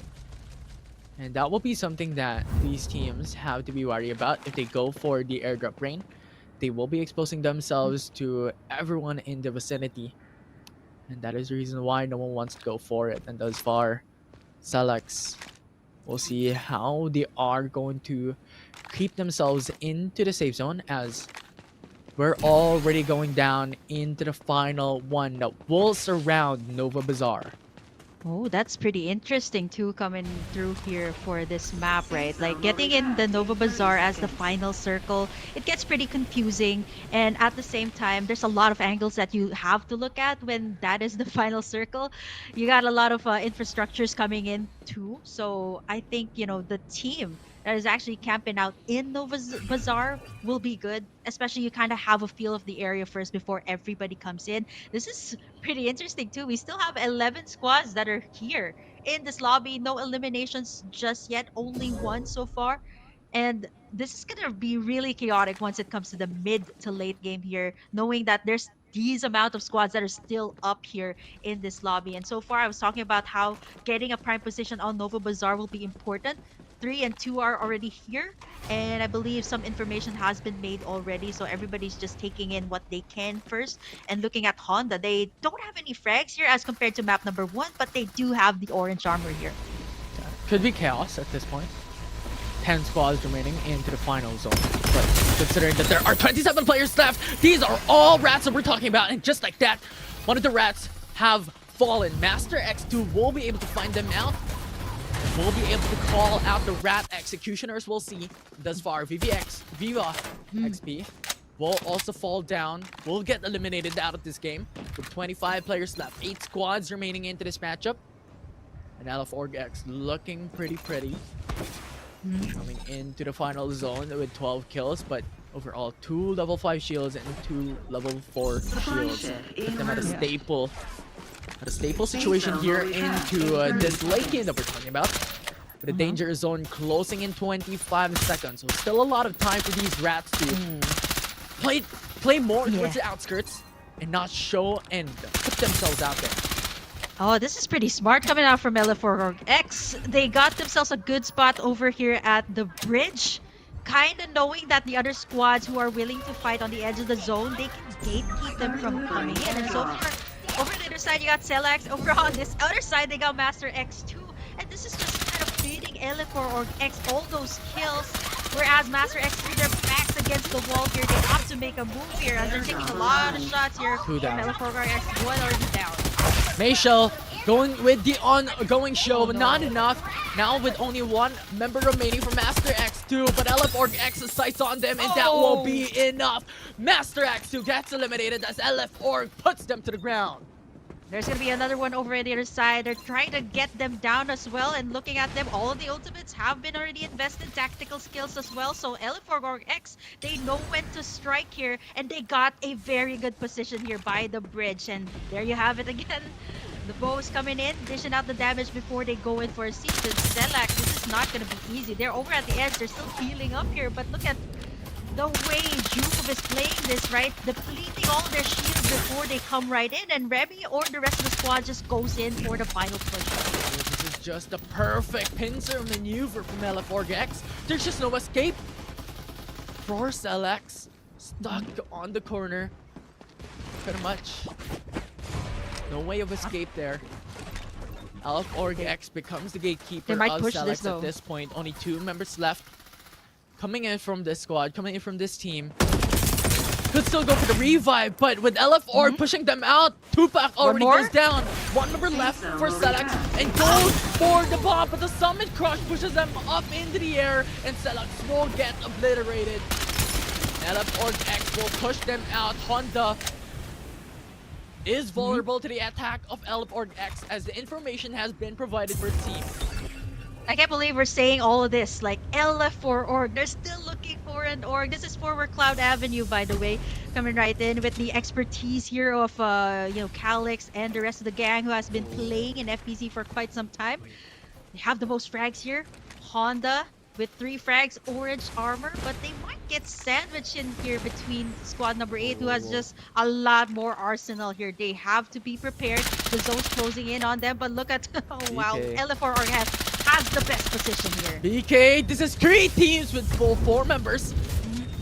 This is 12 players left into the game with 3 squads remaining. So pretty much a full squad across the board for each and every single team in this final zone. So the thing is, the first 2 teams that will clash will be at a massive disadvantage because the third party could happen here from this game. So it's all about hide and seek. That will be the name of the game from here on forward. Has to buy time, wait for a little bit, but Honda slowly creeping themselves into the zone where an LF4 is standing. Not really the best option here. They got the high ground here for LF4X. They can beam everybody down. Just look at that. Honda. They got the god spot here. But look at Juve trying to go for the flank here up against Honda. Trading in shots here. You have Calix up into the air, goes for the bomb, and now the springboard also goes through, but Odlum already is eliminated, and that will be a knockout that LF4 needs. It's a 3v4v4, a situation wherein Honda doesn't want to go for, and now Loki brings down Nash TZ. This will be NBEMN's game. It's Newborn who is a 4-member squad up against the rest of the teams with only 2 members left across the board. Loki goes down, but LF4 fights back. The turnaround of LF4. This will be something that puts them on top. And now LF4 is now fighting up against the last one for Honda. 2 members left for this team. Former Climax in the center of the zone goes in for the resets for now. It's Remy who goes down. Everyone in the danger zone, and LF4 will win it through and through. Takes the back-to-back finish here in Group A. What an explosive performance coming out for LF4X. To think that the last map, they had, at least like a double-digit frag, and this time amping it all the way up to 25. I actually thought it might be like a healing battle once again when it came here to this final circle, but look at the way they actually played it, right? Probably, LF4X, what they really had done right, even in the mid to late game, was have a really good position. And looking at the way the circle closed, it was in that point wherein, LF4X had their sights on everybody. Everybody else at the low ground, and they were able to beam everybody down. But when it came to Gabriel and the last member there of LF4X that was trying to go in for the heal up, it was still LF4 or X that had the prime position and had the prime arsenal going into the battle. And looking at this, Juve and Calyx have the most damage here, 2,500 at least for both of these members, racking up 10 frags in total here for Juve and 14 assists for Remy. Proven and tested already in the past few weeks, and I'm not surprised coming into week number 3 on how well they played. And I think they were also one of the first few squads that has utilized the bow in their composition. Yeah, it's amazing. I mean, how Bo played that from this team, Calyx to be more specific, who has played this hero, very fantastic. The ultimate being utilized to really gatekeep these positions, especially coming into these buildings wherein just go for the ultimate onto these entrances and exits. So pretty much it is LF Org who only needs to go through one door, and that will pretty much be the corner wherein their opponents are sitting at. Very, very clever. LF Org winning back-to-back once again in this group. I mean, that itself is a statement. I would be surprised, like, if they win in this next map. That should really amp up their leaderboard score as well. I mean, not only do they have the map win, they also got the most frags, right? Like 25, and for map number 1 too, they have a lot of frags. So that might actually put them on the top spot here. Not unless, the other squads here will manage to keep up with them, at least, either with the frags or either with the damage or maybe even the assist here to go head to head with LF4 or X. I'm looking at the likes of Blackfire, maybe even Honda or F Sarah, like what you mentioned earlier. That might actually put them at par here with LF4 or X. Looks like they're starting it off real strong here, and it's no way of stopping them so far because they are number 1 on the leaderboards. And if they come up on top here once again for this week, I still wouldn't be surprised with the performance that they gave for the past 2 maps. Yeah, absolutely fantastic overall. The performance of LF Org. I mean, this is the history, the knowledge that is being built up by LF Org in individual level for the past 2 seasons, even way back right before Farlight 84 Philippines Championship. So that will be interesting, but we'll see. Let's see rather on how LF Org performed in the prior game.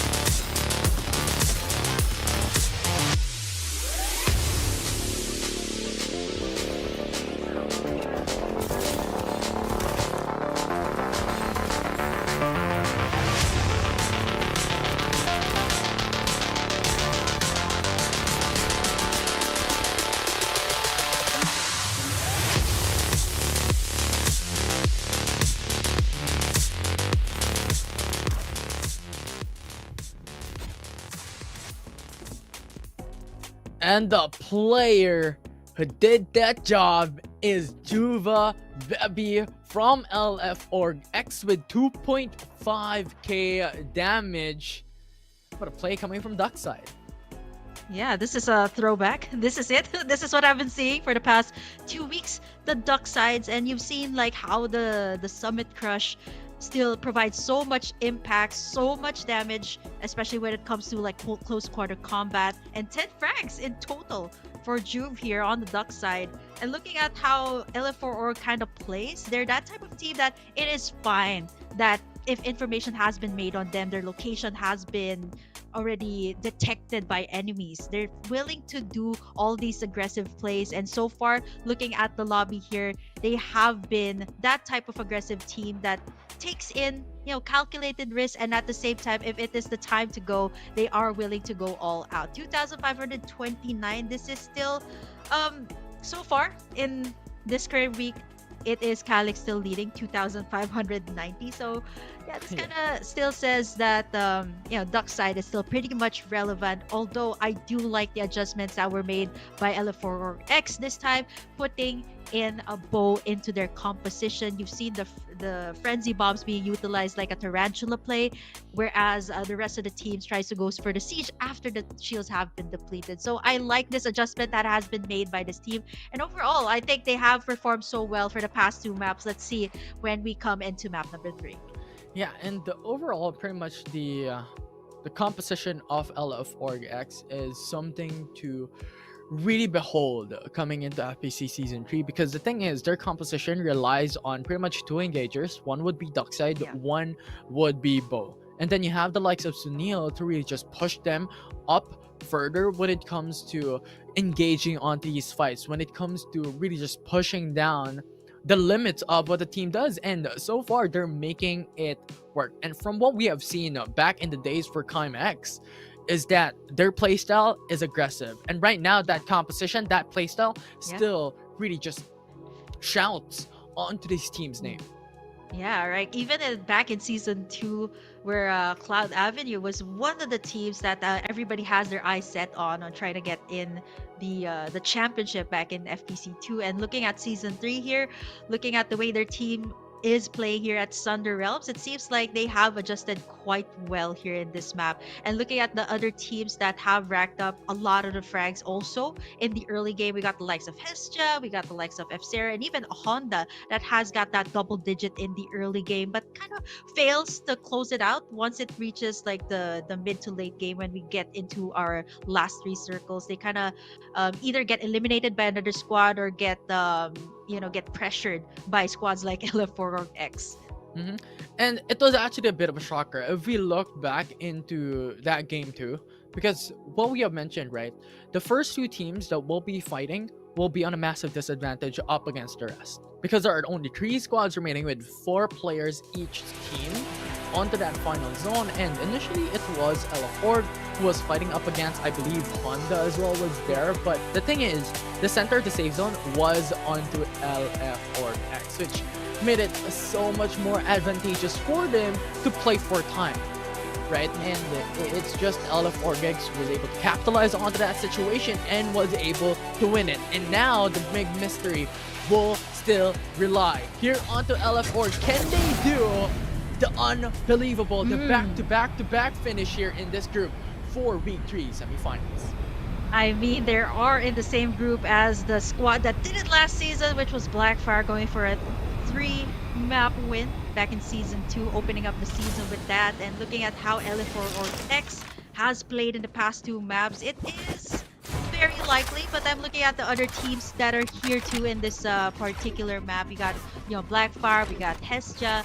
Let's see if these squads, when they manage to get into the final circle, hopefully they try to at least capitalize on the situation. And so far, nobody is contesting LF4X, which is kind of what makes me question, like, is it wise to contest up against LF4 spots? Because so far, right, like, they are willing to be aggressive because they haven't gone into those early gunfights. So by the time it reaches the mid game, all of these other squads that are camping onto the sides of the map, their respawn pods have already been taken out, right? But for LF4X, nobody's contesting their area. They haven't gotten into any gunfights up against the other teams. They have that additional respawn pods, so they are willing to go for the aggressive in the mid game.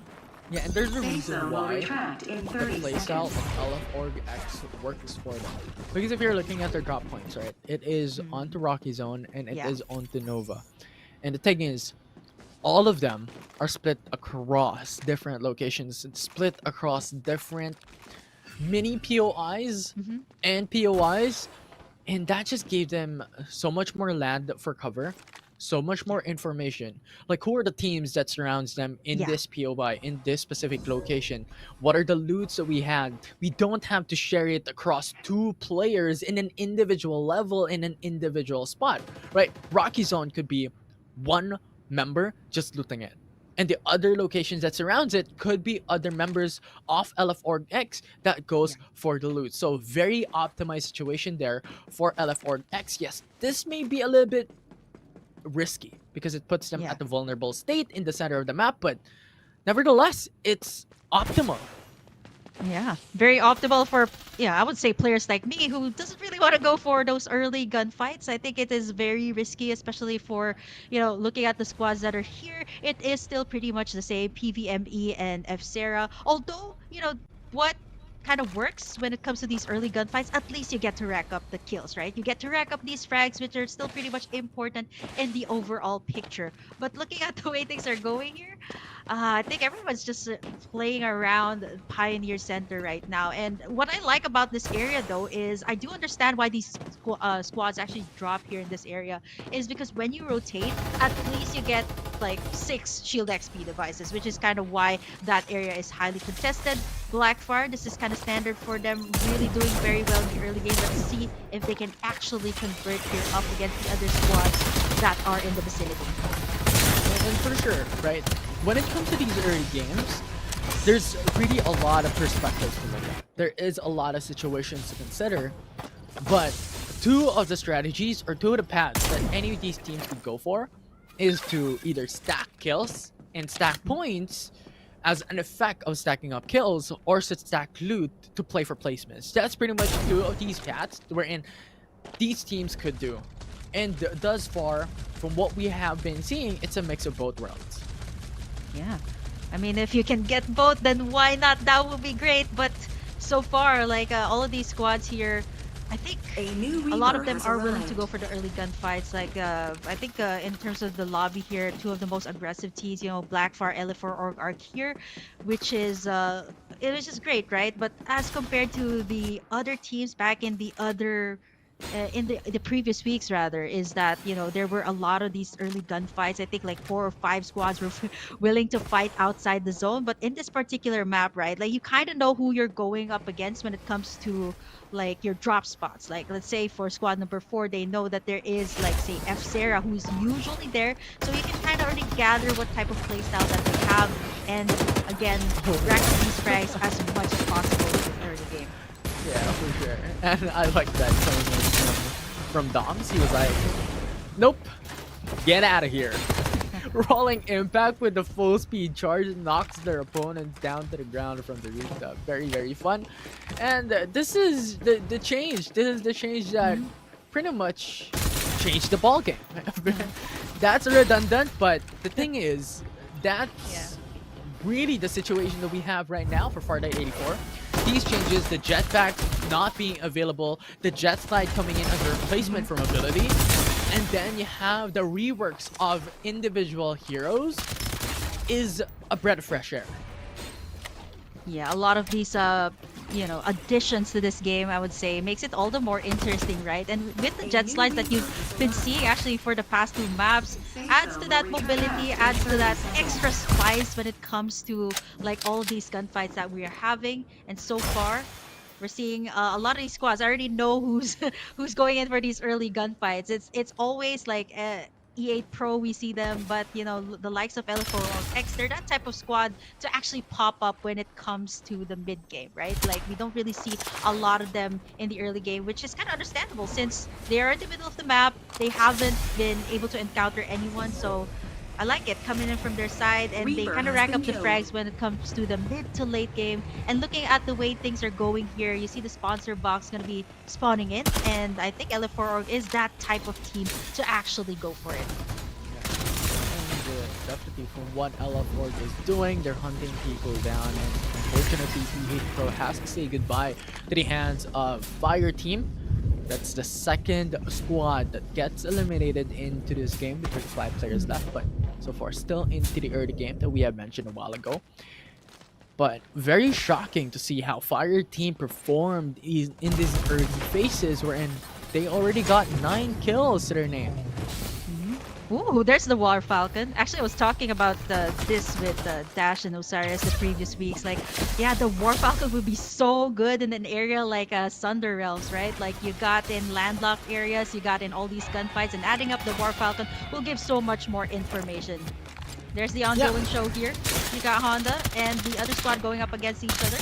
And an understandable 3 shield XP devices here. Yeah, although the unfortunate part about the War Falcon is that it's not that prominent anymore compared to the past 2 seasons. Ooh, but right now that Summit Crush is just perfect coming in from Autumn, but not enough. There's no follow-up. Just really unfortunate, but we still have 2 members with a 1-for-1 or 1v1 fight into the building. We'll get those kills. He has 1 more member for Newborn. Goes in for the reset. But the revives are coming through. It's a 2v1. It got Crimson down to a massive disadvantage for Loki. And that will be Honda who wins it. That's Gabriel is back. Actually, this is the guy that is always the last when it comes to the team fight. Like, he's always up. Pretty much like Saint from the other squad. The last man standing and can clutch those 1v1 plays. So yeah, that's why I actually remember this IGN. So yeah, Honda here so far. I did mention that this was the squad that really loves to rack up these frags in the early game. In map number 1 and map number 2, you've seen the same case. And it's actually good, right? Like, getting in those frags, not only do you get frags, you also get in your shields, you get in your arsenal here, building it up to when you head over to the final circle. We see the airdrop rain coming in as well. It's going to be closing in on the north side of Noble Bazaar, so let's see if the squads that are in the vicinity will try and take it. But so far, Honda here, 8 frags. Let's take a look. Oh, right on cue. There you go. It's gonna look at who's on top. It is actually XFTM, care of the early takedowns that they've had in their vicinity, followed by Honda with 8 frags in total. They're just being a menace to Blackfire, putting them down. They saw them a while ago. And they really want to put them to the ground, get that ace. But so far, Blackfire is split apart. Yep. So the thing is, LF4 has to move into the safe zone soon and just let them be. Yeah. But Honda has to be wary of their backs because that is LF4 that they're looking at. Very, very quickly moving into the safe zone. Blinding Mark already used. Oh no. 1 down already though. And LF4 just beamed one of the members for Honda so quickly. Yeah, that's what you get, right? Information now, numbers advantage towards their side. And this is an org you wouldn't want to go up against. But there you go, the signal coming in from them. You got the Frenzy Bomb coming through. Classic moves coming out from LF4 X. They want the spot in the Nova Bazaar. And not to mention, that gives them access to that supply drop. So Honda better be prepared for this one. 1 member already down. Let's see how they will siege this. Gabriel already on the top side, giving it information to their side. But you know what, LF4 X, they're just not going to waste any time, going straight for an airdrop rain over at the side of Nova Bazaar. And I love this. The thing is, they are onto pretty much zone edge. So they have much more capabilities to go for the airdrop rain, but there are 2 teams just surrounding them. That's Blackfire and Newborn. So whenever they go for the airdrop, their location will show up into the map. And that will be the possibility and opening for Blackfire and Newborn to pounce them. Yeah. I mean, look at the top team so far in the leaderboards. I'm looking at them. You got LF4 X, you got Blackfire as well here, right where they want to be at, which is the airdrop rain. And so far, LF4 X, they've already stacked up pretty well. Orange armors for them. They're looking to take in that airdrop as well right in the middle, but it's not going to be easy this time. They have to clean up the works over at the sides. Everybody has their eyes set on them.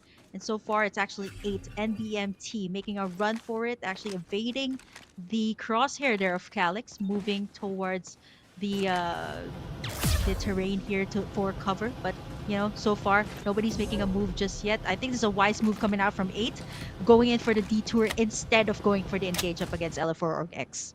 Indeed so. especially considering that respawners are already unavailable at this state of the game. Pushing down engages and forcing out issues is not the optimal situation. That's very unfortunate for PvE Esports falling down outside of the danger zone, but going back. At this stage, everyone has to play it safe. If they want to go in for placements, they need not to force out these fights. And that's pretty much the name of the game. PvE Esports just falling down left and right. Very unfortunate. Yeah. I mean, at this state, right, like no more of those respawn pods up. You got the sponsor box right where squad number 3 is. And the airdrop seems to be the target here of Blackfire, as well as LF4 X. But knowing that this is Nova Bazaar, they're camping at, there's a lot of angles that you have to look at. So they're not willing to go for the full commit. I think squad number 3 can go for that sponsor box. Really, really nearby. Kind of builds up their arsenal before they go in for the final engage. And looking at this, squad number 8 is just willing to do exactly this. Camp it out here before they go for the engage, knowing that there's still 10 squads here at the lobby. And going up against LF4X that has won 2 maps straight here for this particular group is not going to be a wise idea, knowing that there is still going to be 10 squads that are in this lobby. And so far, everybody is just building up here against the momentum, building up in taking in those arsenal. But right now, you see NBMT going up against Master X. They got a Tarantula there for Master X too. Yeah. And Sangria just got hit.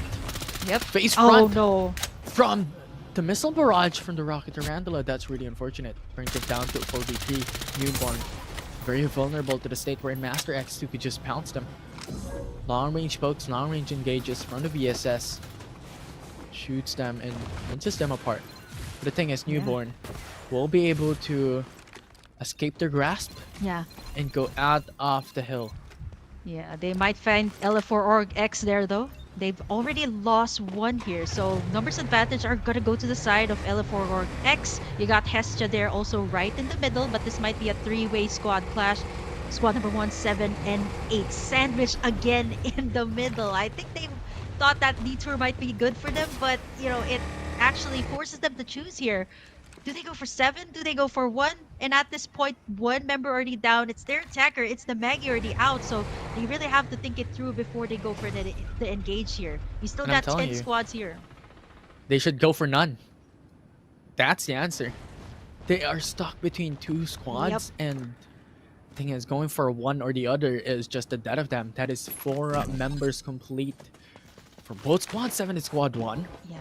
So very unfortunate situation if they could just force out the issues when they are only 3 members alive. In 30 seconds. So much pressure actually being exerted onto them, right? Like, not only do they get the frenzy bomb from the bow there of LF4X, and at the same time over the other side, they're getting in a lot of the pressure as well from squad number 6. So it's not going to be good there for Newborn. But over here at the side, another squad racking up the frags here. It is squad number 4. 11 frags in total. And you get that final supply dropping in to Sunder Realms in just a little bit. But looking at the way things are going here, it is going to be chaos there right in the center of the circle where a lot of the squads are already closing in. Welcome to the chaos. That's pretty much it. LF Org now, no shields for Calyx and Remy. Having to fight another team here. Goes back out. 1 member already down. Their duck side is out for the count. Calyx will be able to go for the reset. But Nash TZ and Calyx, the only members alive to carry out the name of the squad. And Nash TZ gets eliminated. LF Org is out of the game. Not just yet. I think they do have Calyx up there. It's going to be hard to be a straggler here.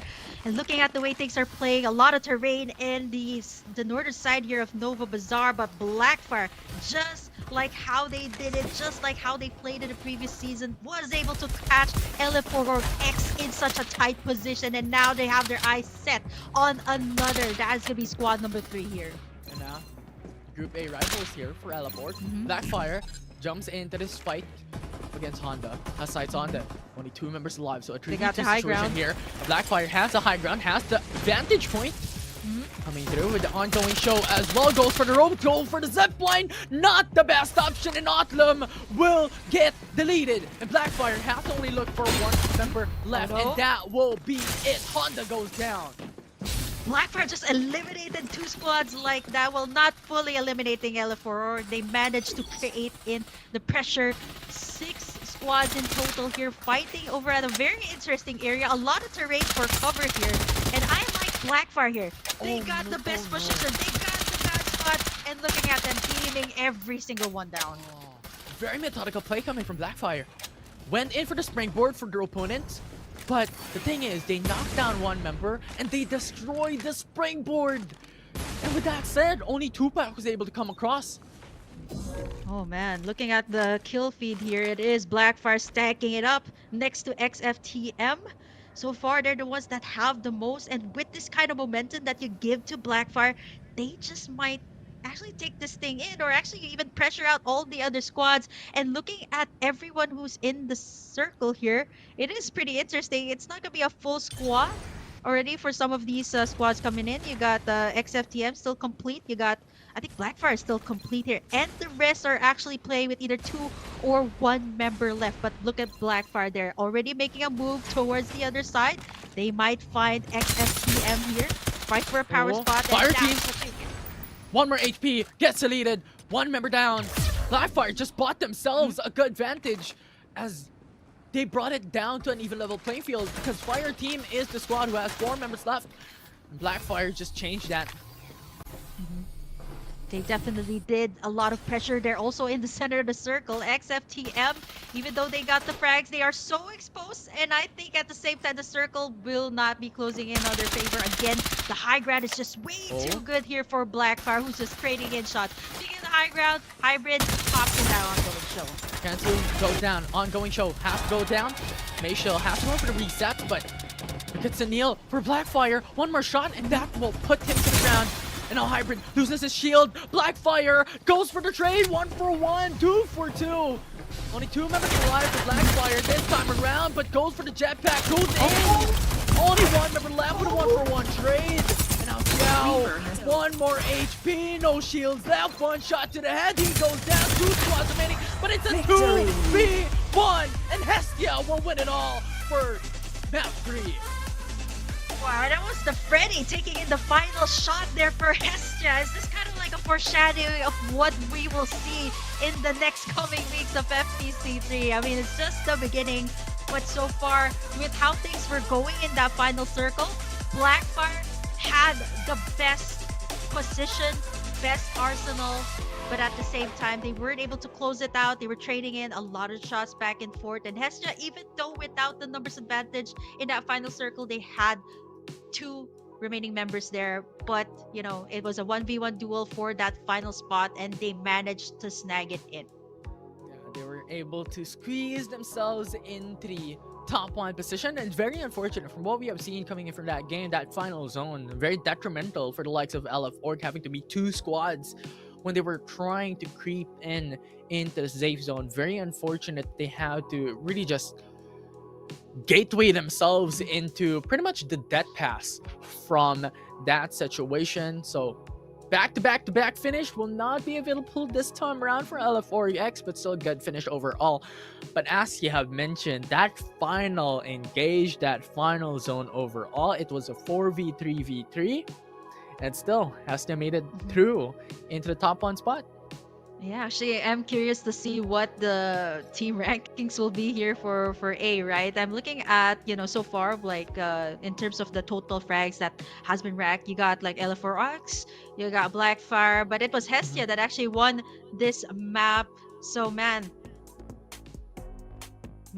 look at this. 7 frags as compared to the other top squads that we've seen in the lobby, like the likes of Blackfire and LF4X that has taken in as much as 25. But looking at the way the map closed in here for Hestia, so far they have done pretty well, and it was Brent's, the Freddy, that actually sealed the deal here for Hestia to take in the victory here. Not the most damage, like what I mentioned, they only had 2 remaining members there in the final circle. And looking at the way this closed out for all of the squads, LF4X actually quite unfortunate here, not as explosive as they were, since they were sandwiched in between 2 squads when it reached the mid game. Blackfire was one of them, and Honda as well being eliminated by the sides of Blackfire. I actually thought that Blackfire might actually pull it through to get the top spot, but then again, it is the positioning of Hestia that kind of got them into this situation. They were in the middle of the circle, and by the time it closed in, all they needed to do was get out and get in that final gunfight that was won by them. Quite unfortunate too for XFTM, since they are, one of the squads that has racked up the most ranks next to Blackfire in this map. And that's the thing. Fire team had the most advantage coming in from that final fight. They were the 4-man squad compared to Hestia and compared to Blackfire, which only has 3 members each team. And what happened there was Hestia, Fire team was fighting up against Blackfire, so Hestia just came through as a third party and just obliterated these 2 teams. Taking notes from LF4org-X, the originators of the third-party play coming through, and really, really unfortunate when it comes to that situation, right? Like, you build up the momentum already, all the way for Blackfire, all the way for XFTM, and to have another squad just take it all in to take that top spot is just unfortunate, but very much well played there for Hestia. Even though you don't have the numbers advantage, sometimes it can actually work towards your favor. Yeah, it could definitely work, but you know what? It's a case-to-case basis, so it really depends on those situations, like what happens here. And I think that is consistently what we have emphasized, that adapting into those situations will always be important. So we'll see how Hestia adapted into the highlights coming in to Game 3 of this group.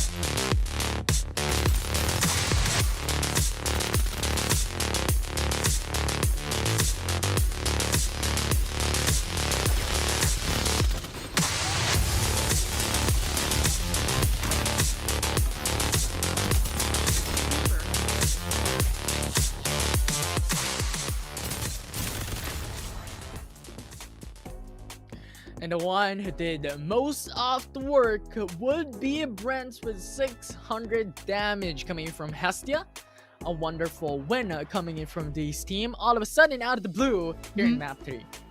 Yeah, the Freddy that I was pointing out, I was asking everyone if this is going to be used today. And yeah, you can use Freddy in your composition. And it does get really confusing if you are playing a Freddy at the same time. There's a lot of clones. There's a lot that you have to take into consideration. So, factoring the clones of Freddy here, I would say it is an unfair matchup. But looking at the way this was played, looking at the total damage and the amount of kills here, this was all because of, the likes of Fire Team and Blackfire just going up against each other head on, which made way for the other smaller teams or the other teams that didn't have complete members to be able to shine here. It was actually a 1v1 situation in that final clash, wherein Brent was just able to seal the deal with that final shot and being able to take in this map for Hestia. Overall, I would say this is still pretty good. 5 kills in total for Brent in this map. Yeah, and the thing about Freddy, I just want to touch up on it, because the thing is, I believe the playstyle of Freddy revolves around information gathering and also those outplay potentials. It's pretty much a mix of these 2 departments that is really strong built into Freddy, because you can set out clones. If someone shoots it, that's information. And the thing is, if you use your ultimate as well, you could go back and TP into your place, which once again opens up a huge portal of information for the team. So overall, it's really, really good. And in addition to the possibility and options to go for outplays just because of the availability of teleports in his skill kit. Yeah, not only does Cypher have that, I was actually looking at the skills here of Freddy. It's actually quite similar to the chord shift of the Cypher. So I'm looking forward to see more of this, maybe in the upcoming weeks. Let's see for the next few groups. But of course, Infinity, let's take a look at the team rankings here so far for Group A, and it is, of course, Elephorog without a doubt taking in the top spot with the 2 map victories that they got, followed by Blackfire and Hestia actually shooting all the way up to 3 with that map win, followed by XFTM and then Master X2, and the likes of Honda and Sarah, who has also gathered enough frags in that early game for both map number 1 and map number 2. Yeah, it might be a shocker for some. It might be a surprise that Blackfire, why are they number 2? They did not win anything. Shouldn't be Hestia coming out, but the thing is, Blackfire's average placements coming into the whole Group A has been top 3 in average across 3 maps, which is really good. That's why they're able to stack up onto 42 placement points on top of the 34 kill points that they were able to do just because of how aggressive they are coming into the mid game. And that is the reason why they are currently top 2 when it comes to this specific group. And of course, Hestia, they won 1 victory coming in from that group that just bought them 25 points out of the get-go. Yeah, instantly like that, and which is why you see how some of the teams also, getting in those frags in the early game wherein the respawn pods are up is still pretty vital, which kind of explains why the likes of, F-Zera and Honda are also on the upper half of the list. And yeah, I mean, overall, this was, I would say, teeter toss of emotions for this particular group. You got a lot of highs, you got a lot of very slow moments as well, especially coming into the early game as compared to what we actually had for the past 2 weeks of FPC. Pretty much the roller coaster of FPC, right? Because the thing is, there's just a lot of situations wherein you cannot expect and you cannot predict, and this is the essence of a battle royale game overall, right? Because it's very unorthodox. There's not really a standard for pretty much everything, and that can still follow through into Mobile Group B later on. You're gonna get a whole lot of roller coaster emotions there too. We'll have to find out, because I'm actually looking at the teams and it is looking quite stacked for Mobile Group B. So if you guys haven't seen your favorite teams play just yet, they might be playing here in Group B. We're gonna be having a total of 4 semifinals here for the mobile division, so don't miss out. We're gonna be having B in just a little bit, but that was just Group A, and what an amazing 3 maps that we had so far. It's a start. It's only the start here at FPC Season 3, Week 3 for the semi-finals. There's a lot more in store for the viewers watching at home. There's 3 more groups coming up all throughout the day. But before then, we're just going to take a short break. But when we come back, it's Group B for the mobile semi-finals.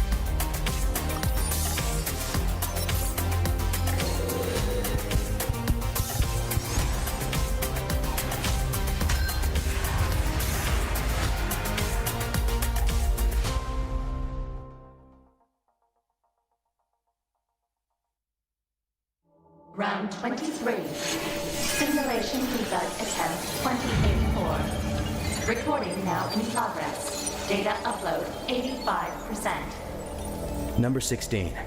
How are you feeling today? I feel more and more bored. Bored? Through our daily interactions, I come to understand your every action and thought.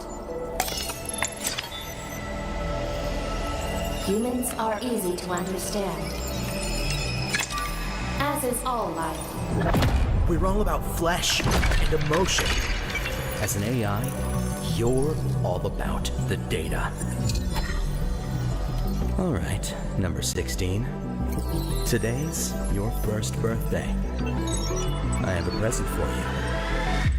Data upload 99%. The first brain transfer simulation is ready to begin. Come. You'll understand what real humans are all about.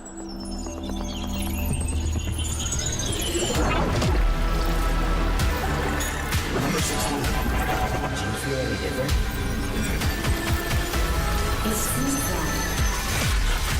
I'm Freddy, and Freddy is me.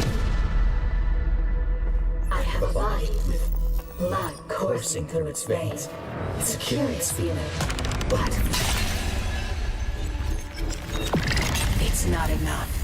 750 degrees. Apparently, I don't know you well enough. What just happened? Wait. Number 16. Stop. No. It's too dangerous. The human body can't bear such unlimited consciousness. My brain will shatter from the pressure. I don't need it. What did you say? Checkmate. No! You've been wrong. Number 16. From the beginning, Freddy. Number 16. Only death Number 16. can grant me eternal life.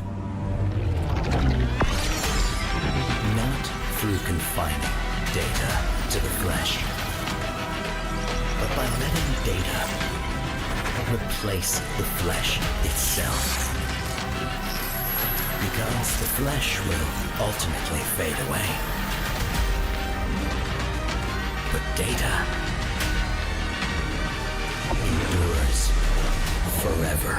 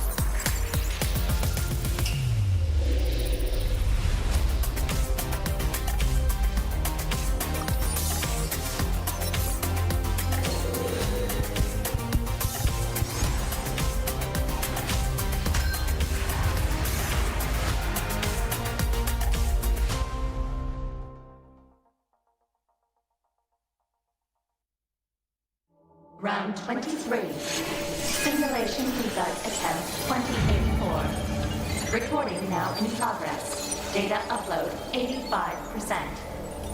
Number 16. How are you feeling today? I feel more and more bored. Bored? Through our daily interactions, I've come to understand your every action and thought.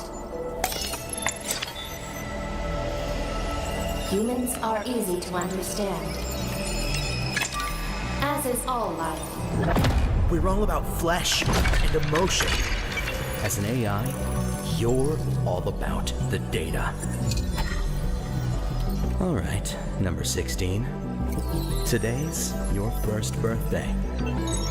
I have a present for you.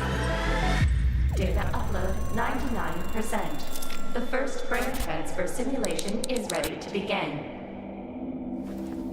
Come. You'll understand what real humans are all about.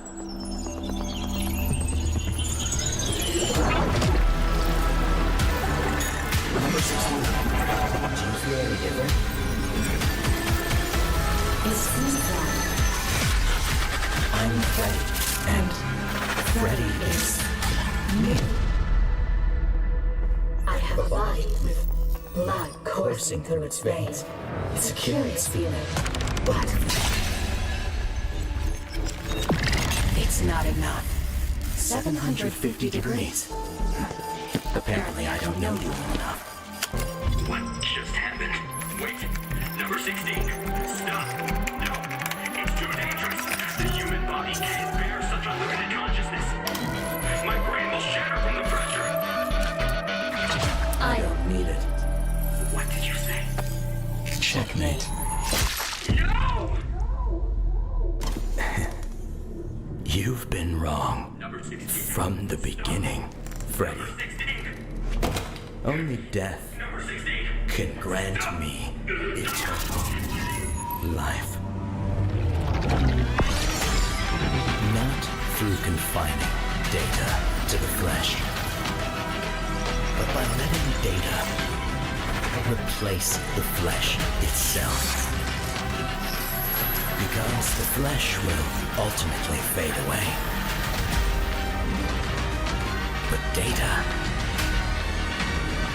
endures forever.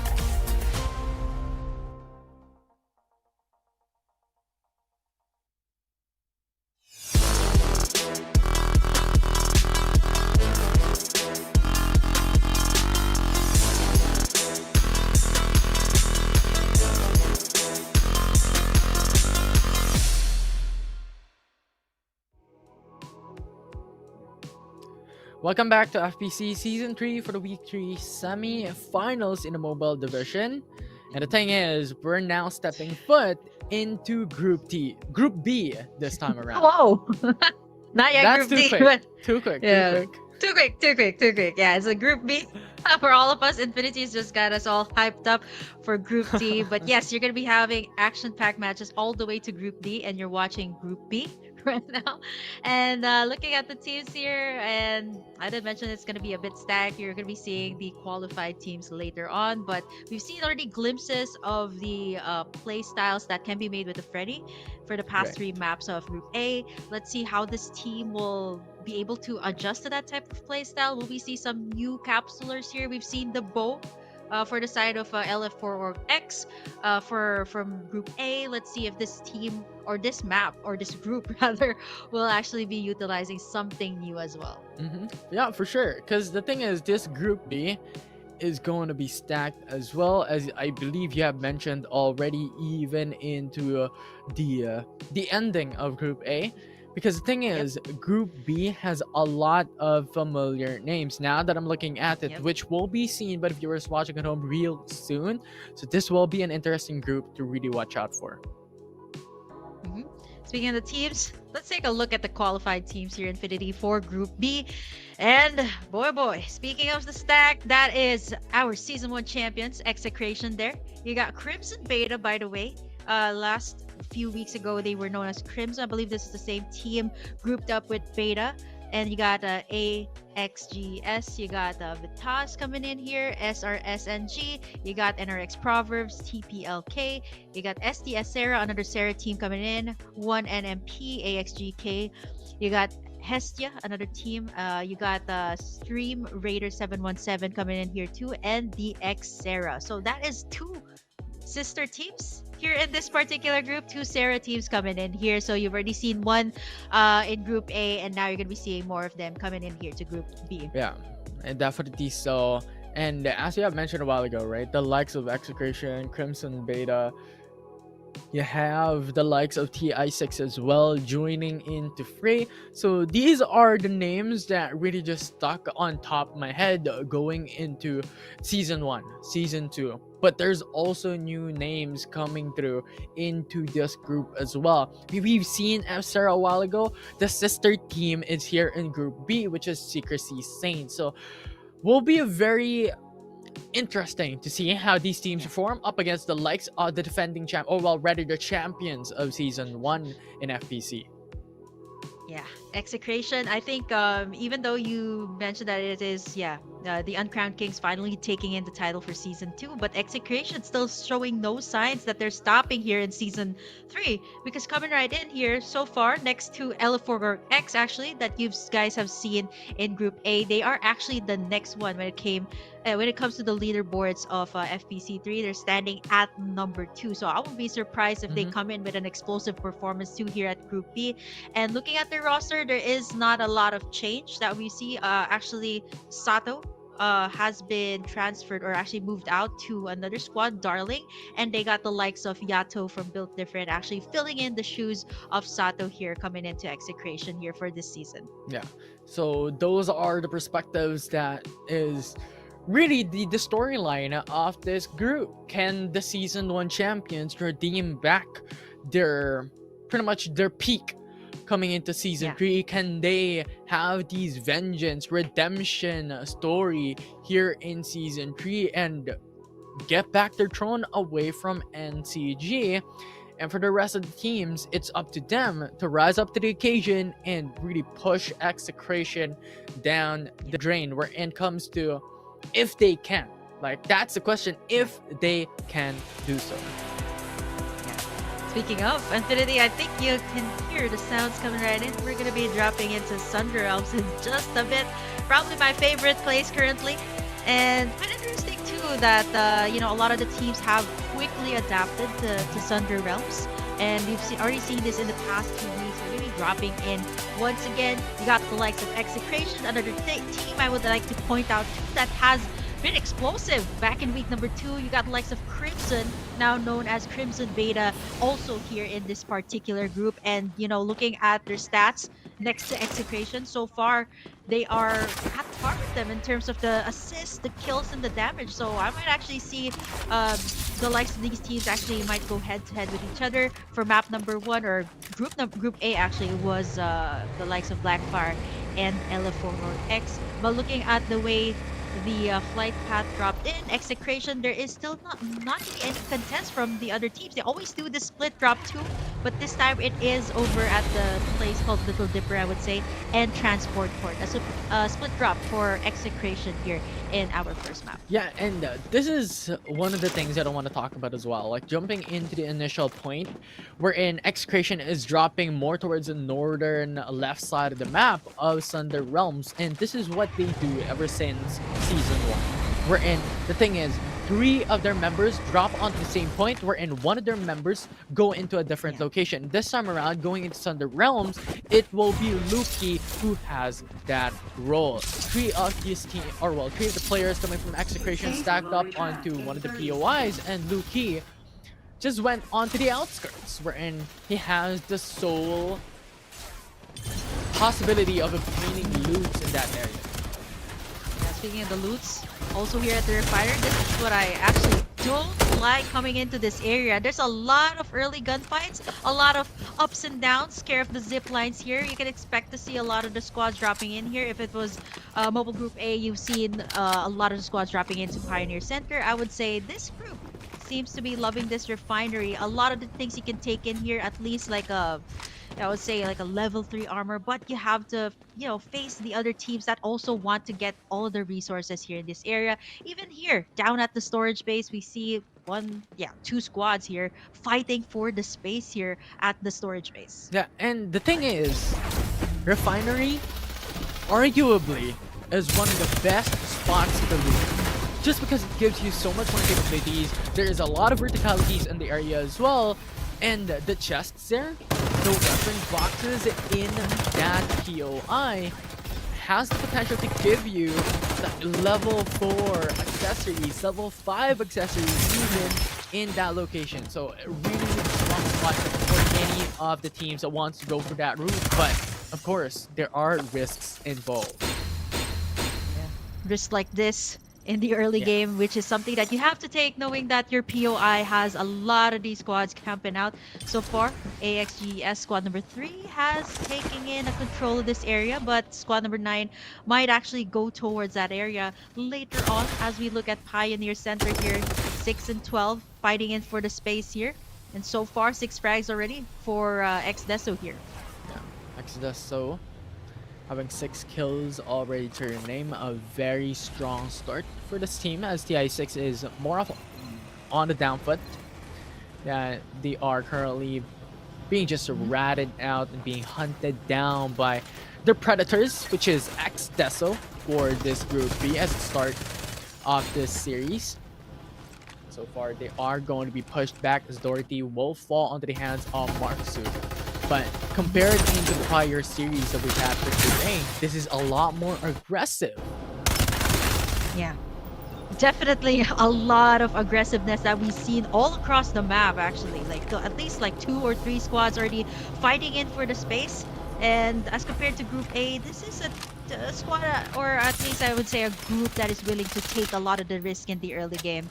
4-7 Refinery. Even at the south side, we're seeing all these early gunfights coming through here. Every single squad looking for at least, you know, pick off, or at least racking in 2 frags early on. And right now the side stuff coming through.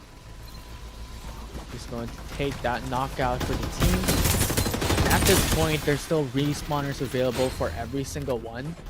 That really just reflects the aggressiveness for each of these teams. There's not much risks involved into hunting those people down and going very aggressive into the early game. Although the unfortunate part would be is that all of your items, all of your shields, all of your weapons are going to be reset when the respawners are popped. That's the only downside. And when it comes to dropping down from the initial point, it will be very risky. Oh, look at this. Crimson Beta, one of the squads I did mention that did so well in the previous week. Now they get themselves this sponsor box too. They have utilized 2 attackers in their composition. You got a Bow, and you also got a Freddy on their side. Kind of makes me think that they want to go in for the full aggression. Now, knowing that they've gotten in that sponsor box there, they can fully build up their arsenal here before going into at least the second circle here of this map. But so far, looking at all the squads here, everybody is pretty much willing to go up against each other early on. North, even at the south side, I am actually not surprised that this is actually the case coming into this group.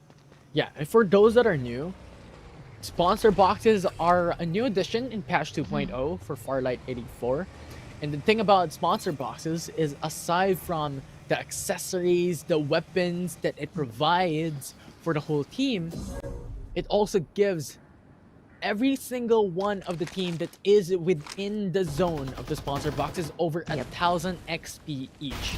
And that will definitely push up and beyond the gear XPs of these players. Yeah. Look at this early. Actually, this is something that we haven't seen in Group A. Everybody is just willing to do so, right? A lot of these teams have already picked up at least level 4 or an orange armor here, which kind of signals them to go all the way in to these gunfights. And having the sponsor box up, actually, that was one of the first few times that I've seen somebody actually taking it in. Growth XP for Crimson Beta, if I'm not mistaken, taking in the sponsor box there early on. They also got in a couple of Growth XP, you got the guns, and you got the attachments coming through, which will be really helpful for them once they head out here. And so far, looking at the other squads here, 8 frags already for Stream Raider 717 here, ex-Deso. Care of the early gunfights that they've had all across Pioneer Center, and right now they're just doing the cleanup work. They have this area surrounded, and by the time they actually disperse out of Pioneer Center, they can at least take the shield XP devices that's also camping out on the outskirts of this area. Yeah. And at this point, SR717 has the sole occupation of the POI that they are currently at on to the northern part of the map, and that's really good. But the champions of Season 1, level 5, level 6 shield across the board. And at this point, they could start going aggressive. Yeah, Virus is actually, this is a very good idea that they have all the time coming out from Execution, consistent from week 2, week number 1, giving Virus that red armor, that full armor, to be able to go in for the engage. They got themselves a War Falcon, something that they actually love using back in FPC 2, gives them that information, but we've seen other vehicles being utilized here as well. You got squad number 5 picking up that Tarantula, which we've also seen in Group A, that really dishes out a hefty amount of damage, especially when you're camping inside these POIs, but not a lot of mobility, which actually exposes you out here. Yeah, and they're forced to just go down off the Rocket Tarantula, as it's a very risky move. But the thing is, this is pretty much the Secrecy, the other team. Secrecy Saints up against SR Uprising in a long-range fight, but overall, that was very clever for both teams. No one wants to go for the all-in engage, because the thing is, if they do, a third-party strat from any other team in the game could jump through. Yeah. And Execution has been cited by C-Beta. Yeah, the 2 of the top teams that we are eyeing here right now, but it's not going to be easy here for C-Beta. They are dealing with Virus, who is known to go in for, you know, the cover here for Execration. Having in that red armor, you did mention they're going to be aggressive, and here it is. They're trading shots up against C-Beta. I think they also have an ample amount of arsenal to go up against Execration, but knowing that this is the squad that is on top of the leaderboards, it is not going to be easy to go up against them. You got the Divulge being invested onto Execration as well, giving out their locations, but, you know, with the information taken in, not being used just yet, it is something that C-Beta has to take into consideration right now. Speaking of information, over here at the end of the zone, you got the likes of squad number 5 just going up against this other squad here, going in for those plays. A lot of damage coming through. Yeah, and so has to really just fight up against SR Uprising. will be able to take a couple of members in, and that will be the elimination that Sarah is looking for. As SR Uprising will have to say goodbye for now from map 1. Yeah, this is the risk that you really have to take when you're on the danger zone, actually, right? Like if you get those armors down, there's going to be a lot of the damage coming in, and looking at the way the circle's closing in, SD Sarah did manage to win that fight, but at the same time, they still have to make a move towards the safe zone. It's the first one, so there's going to be not a lot of damage just yet. Looking at the sponsor box, airdrop rain has been made already, and speaking of that, see Beta already going in for the tracer and actually winning a lot of them right now. Look at the damage coming through from the White Dwarf that we haven't seen for the past 2 weeks. Yeah, Supar being pressured out. Crimson Beta behind the tree will not go for the chase. That will be a much more safer method here, especially considering that there is an airdrop within their vicinity. So much better option for them to take instead of just pushing out a member and just overextending themselves into a dangerous spot. And AXG as well in the same vicinity, so pretty much a lot of teams stacked upon a similar location. Yeah, the Wind Valley here. It is a lot of highs and lows here. You got the airdrop rain coming through. I think C Beta, if they manage to take this in, they have the red armor next to Execration. They're the ones that has the best loot. Speaking of these two teams, Crimson Beta, 6 frags. It is actually squad number 4 that has the most so far in this particular map. Looking at this, you got squad number 10 and 8 actually fighting for the space here, and this is something we haven't seen for a while. Yeah, that Summer Crush was phenomenal as well. We'll be able to go in for 4-man knockup. And now Saint Sarah, 1 man goes down as they pressured in to infiltrate the building. Rolling Impact pushes them out, and now the Duck side just goes through with a kill. The knockout with an elimination that they need. But the trade back will be secured. And now Saint Sarah is now dependent on Wayne the God to do the miracle, which he will be able to do so, and Kahira will fall. 8 teams remaining into the game. SD Sarah, 8 frags in total, and look at the shields coming out too from Wayne, which is why the Duck side is still pretty much on top when it comes to the most picked capsuler so far.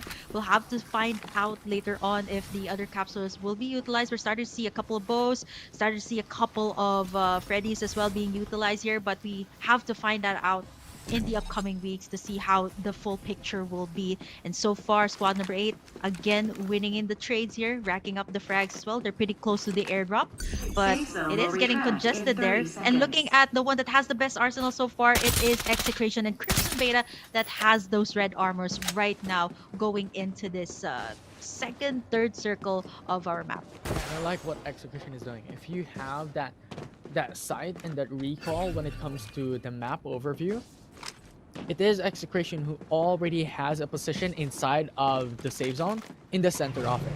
And they also have buildings for cover. So there's a really good playstyle. They're adaptations from the prior seasons wherein they're all about this aggressiveness. They're named to be the Executioners. Now is playing so much safer than before.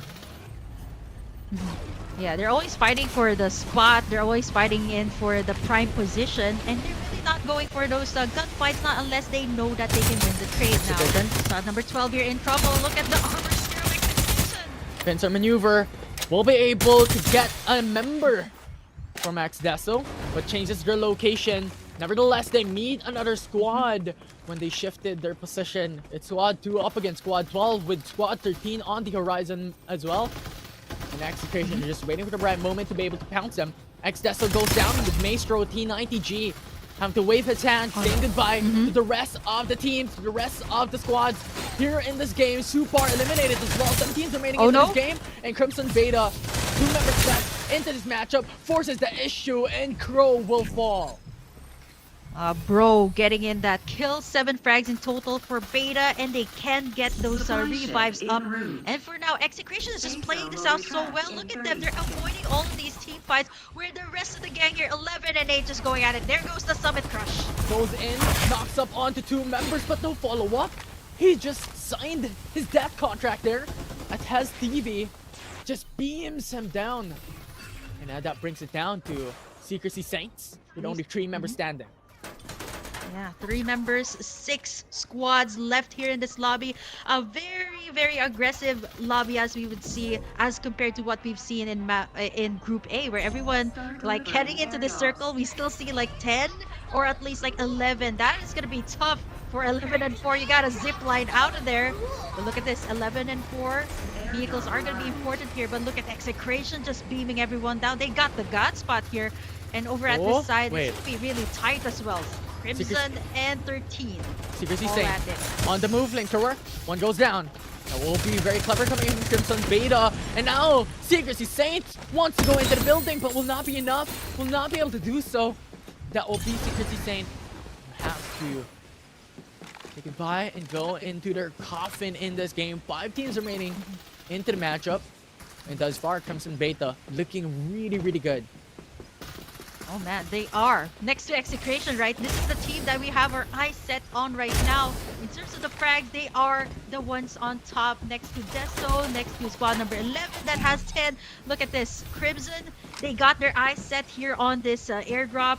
They are facing shots from Execrations. It's not going to be easy, but they can definitely go up against them, right? 2 of them already have that level 6 armor. Wait. And now, look at this. Squad number 13.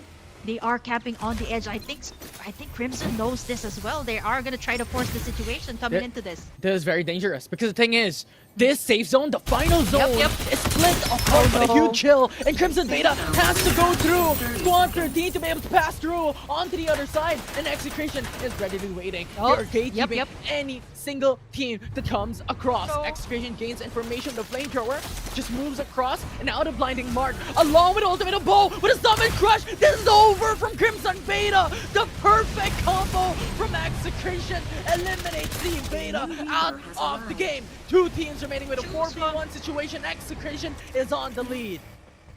Oh man, look at that. Just like that, the lead down. Last 2 squads remaining, and Execration is looking to take this infinity as they roll into this map. ST Sarah, numbers advantage gonna go to side of Execration here. Now it's Secrecy Saint who just kept beamed out, and the champion of Season 1, Execration, will win Map 1. Wait, I was just thinking that was map number 2, but with the pacing of this particular Group B, it's so fast, it's so aggressive, and to see how Execration play their cards out so well in that last encounter. Crimson Beta willing to go for the aggressive, going for the cleanup work, but the perfect timing there, the summit crush of Virus just deleted Crimson Beta out of the map, and all they needed to do was again go for the classic like what they did in FPC 1, exterminate the remaining members as they take in map number 1. Virus still taking in the top spot here with 8 kills in total and 4 assists. Consistent plays coming out from our FPC 1 Finals MVP, and I believe he has also bagged in a lot of back-to-back MVPs for the previous weeks. An impressive showing of adaptiveness from the Season 1 champions. 0 kills up until the final zone, wherein they got 5 kills from the initial stature and then 4 kills to follow through, because it was Crimson Beta who stacked on top of each other, and Execration just did the wombo combo of a lifetime that has never been seen before. Here in Farlight 84, the stacked up on Summit Crush, the ultimate of Bow, and then you have pretty much just so much utilities invested into that single fight that really secured the bag for Execration into that final fight. And then Secrecy Saint just being a rat all throughout the game. Yeah. I mean, 2 up against the 4 members of Execration, getting in that red armor. This is their standard movements from week number 1 to week number 2. Like, they just really play it slow in the early game as compared to what we've seen in Season 1, wherein they were so aggressive. But here, coming into Season 3, they are that kind of team that really builds up their arsenal. You don't really see much of them in the early game, and then they pop in mid to late game, and they did exactly just that. Played it out so well. All the ultimates, all the utilities invested at the right time. I think it would have been a different story though, like if C Beta didn't get tied up in that situation, right? Like, they were all clustered in one area. They get that Summit Crush, and then they get the Bose ultimate too. That's a lot of damage to take in there for Crimson Beta. Quite unfortunate too, since they were the ones who have taken in a lot. The sponsor box, everything actually in this particular map. Yeah, Execration did run perfectly. That is the true definition of playing it very safe. And that is exactly what we are going to see all throughout the highlights coming in from that game as we jump to it right now.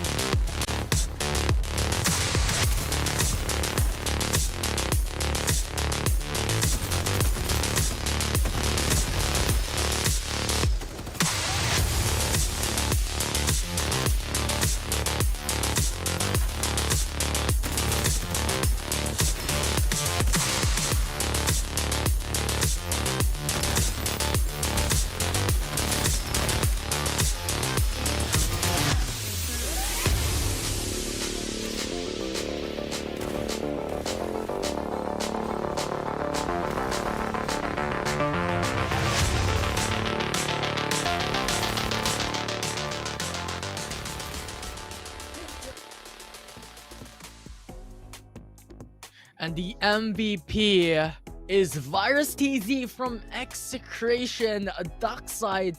I mean, there's no one more deserving coming in from Virus from that game, especially the Summit Crush to the end up against Crimson Beta was impressive to watch. Yeah, impeccable timing too of the Summit Crush to be able to get like 3 members right there is what actually sealed the fate of Crimson Beta in that map. To think that they've gotten in a lot of resources all taken in there by Execration here. Virus TZ, Mr. Consistent when it comes to the MVP all the way back to week number 1 here at FPC 3. He has been consistent in terms of the kills, in terms of the damage, and at the same time, I would say the initiator for the Exterminators or Execration, our Season 1 champions, coming back in and taking in the victory here for map number 1. It's just that Execration showed a masterclass of coordination from that game. It was the Blinding Mark that initiated the whole thing, and then you have the Sunil Hologram Guide. Dockside went in with a Rolling Impact and the Full Speed Charge, Bow Ultimate, and then the Summit Crush. It was just utilities on top of utilities on top of utilities that made it such a masterclass, as we have mentioned a while ago. Yeah, and all-out chaos too. Like, I think this is not too far from what we've seen in Group A, that LF4X has utilized that bow, right? Kind of utilizing it to be like that armor shredder, that peeler when it comes to the engages. And what worked so well for Execration in that last clash up against Crimson was, the Blind Mark, then you combine it with the Frenzy Bomb, and then you combine it with the Summit Crush. I think that was too much to take. They had their backs against the wall in Pioneer Center, and all Execration needed to do was they had the best arsenal there, 2 remaining stragglers for the side of SD Sarah, and it was a really, really good play overall coming out from Execration, knowing that this is also one of the most seasoned teams that we have here in FPC. Yeah, 100%. It was too good to watch, and for surely we can expect something similar into the following games, as we have 2 more in this group. And the question still lies: can Crimson Beta rise up and really have that vengeance up against what Execration did there? And that was pretty much just close to being criminal to what just happened. The Crimson Beta from a while back into that final zone. And nevertheless, Execution still has that option to run the momentum for the back-to-back. win here in this group. Yeah. Actually, I was quite surprised that they didn't face each other when it came to like the airdrops and even the contestants for the sponsor box. I've seen so much of that coming out from Execration. They really love to get in all of these loot in the early game and then just destroy everyone when it comes to the late game. So it's actually Crimson Beta that took it. It's pretty much the same, right? They eliminated Crimson Beta. They just took what they got and then eventually won the map. Yeah, and you know what? We have a code giveaway as well for the viewers watching at home. That's 30 diamonds for you. I'm not gonna read the code because it's a little bit more of a complex code, but you guys can read. You guys can take it. Yeah, take a screen cap. Makes it all the more easier for you guys. First come, first serve diamonds. If you guys still need that extra diamonds to get in that battle pass, then this is the time to get it. Limited time only. We're gonna be having a whole lot more of that. Help us unlock all of the milestones here. The past few weeks you also unlock some skins coming in, and some jetpack skins, some trails also. So if you guys keep on watching, keep on sharing, you guys can help us unlock these milestones and of course maybe unlock those rewards later on here in this broadcast. Yeah, and the thing is, I believe like Berting Magiting from like the Tagalog broadcast was stating like yesterday, I need a couple of more diamonds to gain the battle pass. And if you're similar into that scenario for the viewers watching at home, that's perfect. 30 diamonds, so you can have once again a tiny step into taking the overall battle pass overall, which is 500 diamonds in the game. Yeah, 30 is a lot to work with. Shout out to Mr. Berting Magiting of the Tagalog broadcast. I know he's not casting right now, so hopefully you guys got that. Everyone here as well who needs that extra diamonds, but right now Infinity, we got map number 2 coming in. We're going into Thunder Realms once again here for map number 2, and it is Execration that got in map number 1. So let's see. Actually, we were kind of hyping up like L4X, right, for map number 1. Hopefully get that repeat, but Execration with the way they played it, map number 1, let's see how they can, place it out. So far, we haven't seen any of these contests happening. Even for the past 2 weeks, no one has contested Execration. Even in FPC too, like the only time that they got contested in their drop spot was when NRX Proverbs did it in Sunflower Shopping Mall, but that was like later into season 2. So I'm wondering if there are any brave souls or any brave squads that actually wants to disrupt their rotation here, because so far they have the pick of the litter here at Transport Port and even over at the Little River.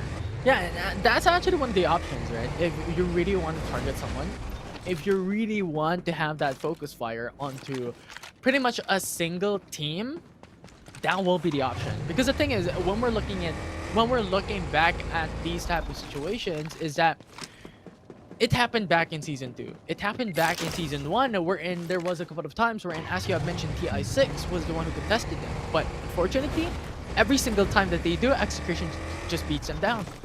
And that's pretty much the overall perspective. Like, if someone contests Execution can fight back. And if Execution wins, that will be a massive disadvantage for the team that contested them. So that's still like a 50-50. Yeah, there's still a risks coming down for it. Yeah, but speaking of the risk, these are the risks that the squads over at the edge of the zone are willing to take. All of these, some of the newer squads, actually, speaking of TI6, actually, they came into Season 3 with a new roster coming in. 3 frags already, getting a control over at the lab area. I think if you have control of this, you can have the entire lab, even the Shield XP devices that are in the area. And so far, Infinity, what I noticed is, how can you tell if a group is aggressive?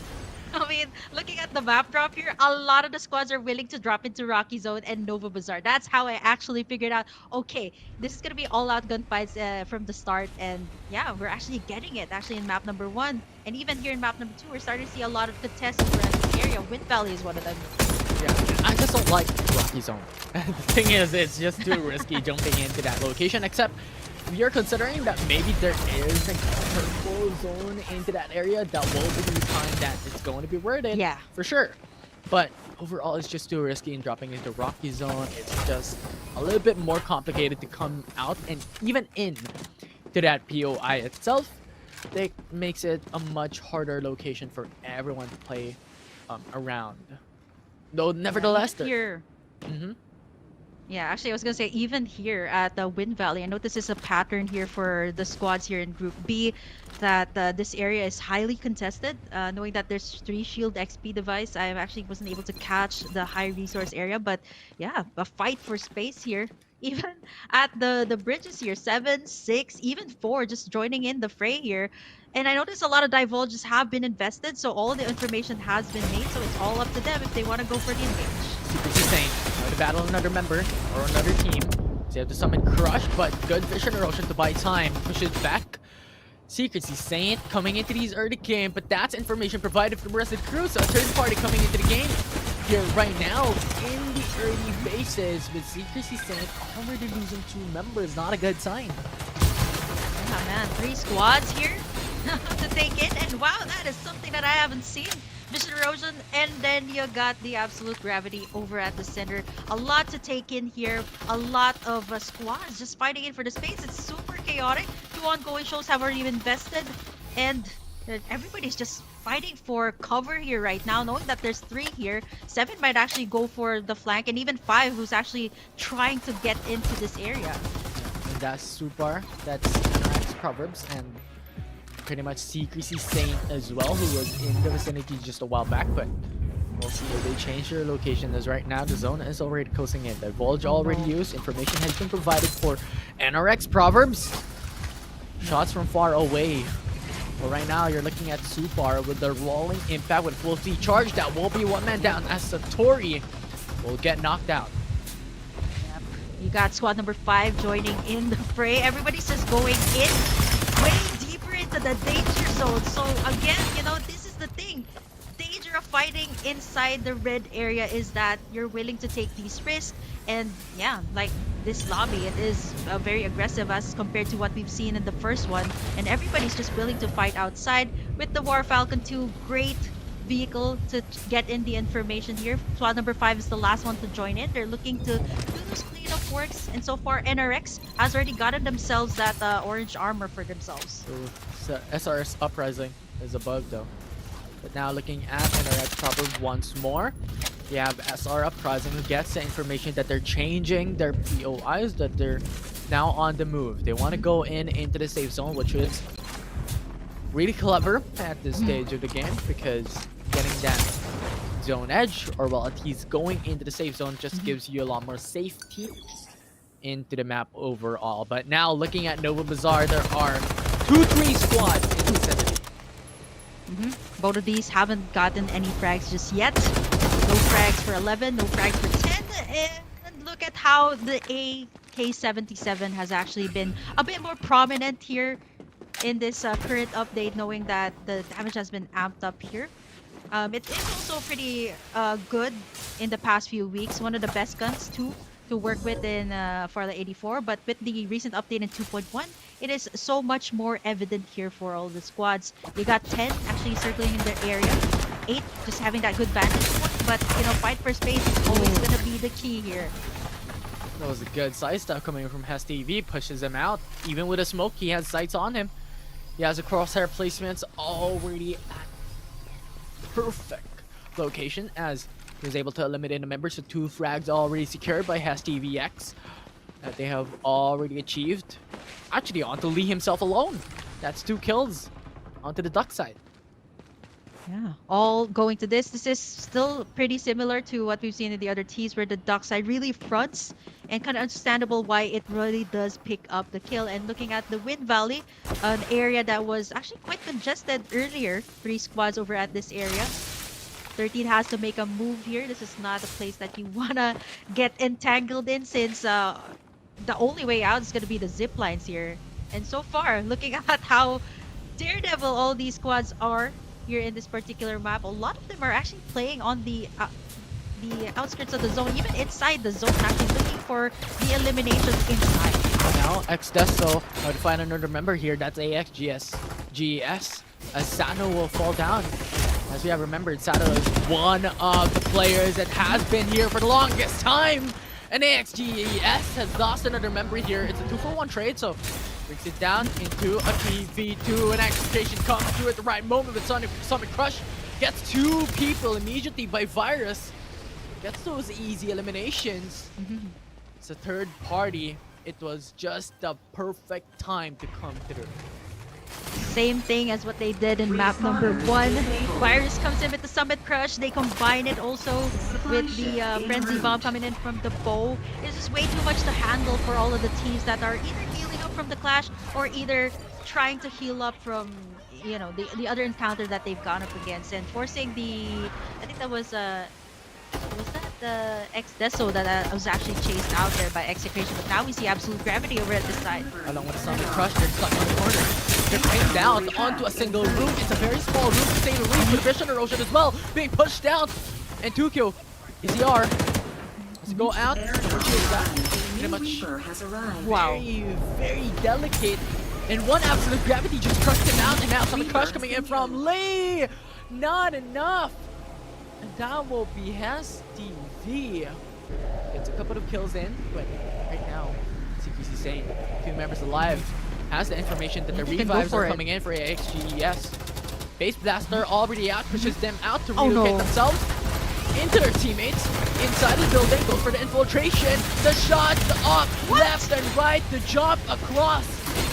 And Kaizen left with no HP. Has to say goodbye, and TI6. There are 4-5 teams in the horizon.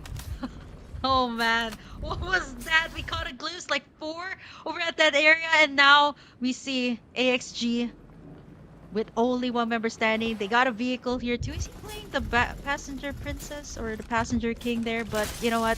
We have to take a look at Wind Valley here. I was talking about how congested this area can be, and the only way out is going to be the zip lines. Gonna be a tight area, knowing that there is gonna be 4 squads camping out there. Once you get up to lots of terrain that all these squads have to work with. And looking at the supply drop here, the airdrop rain, I think it was taken in here by squad number 4. Yeah, could be. They're gatekeeping. Squad 3 only has 1 member alive.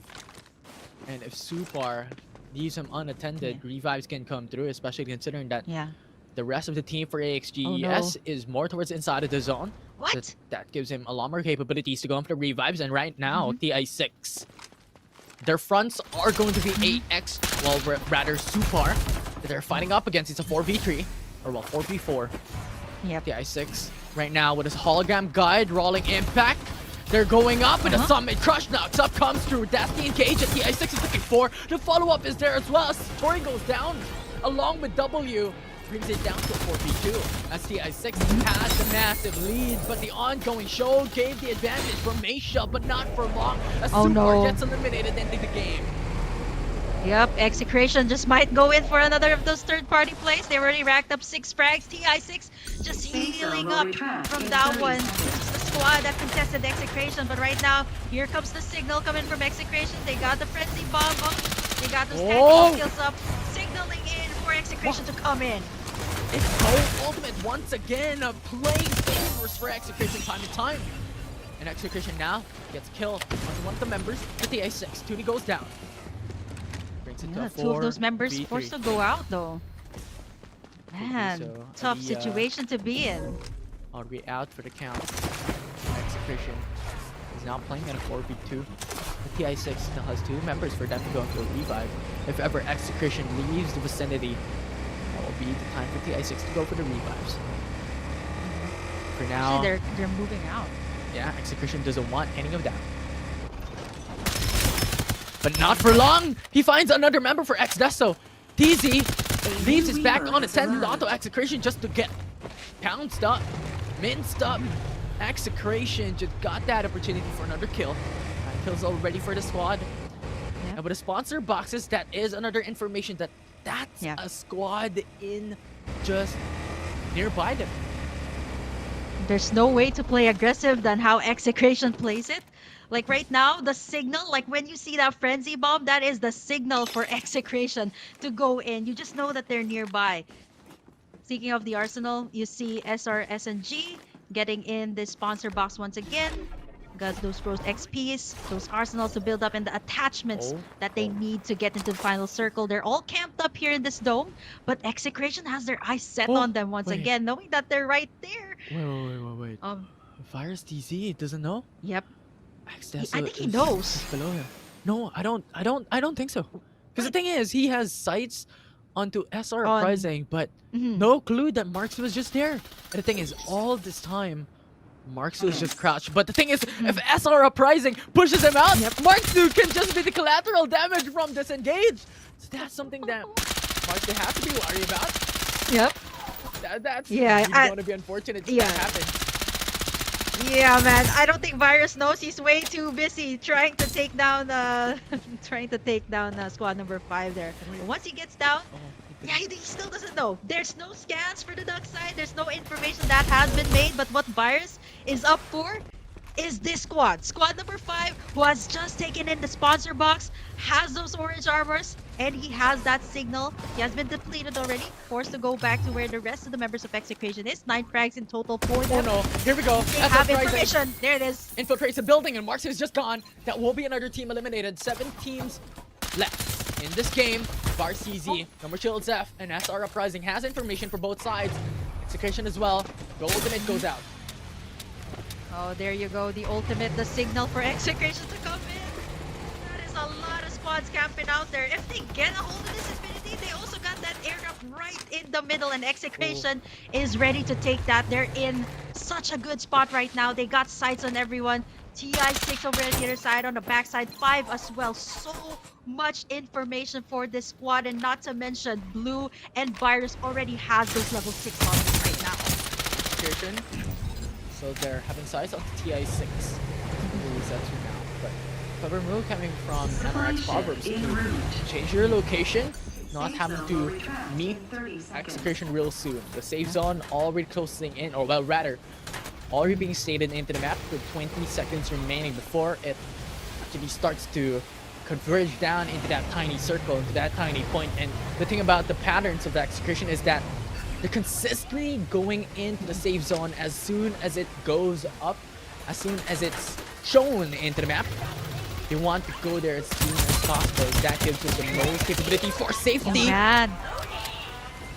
Oh man, that is a lot of the damage coming out from Virus, right? Who has been shredding all of these armors. It is looking so scary for all these squads right now. Like, you got the Frenzy Bomb for the bow, and then you still have to deal with Virus, who has been exerting so much pressure right now on all of the squads that are in the vicinity.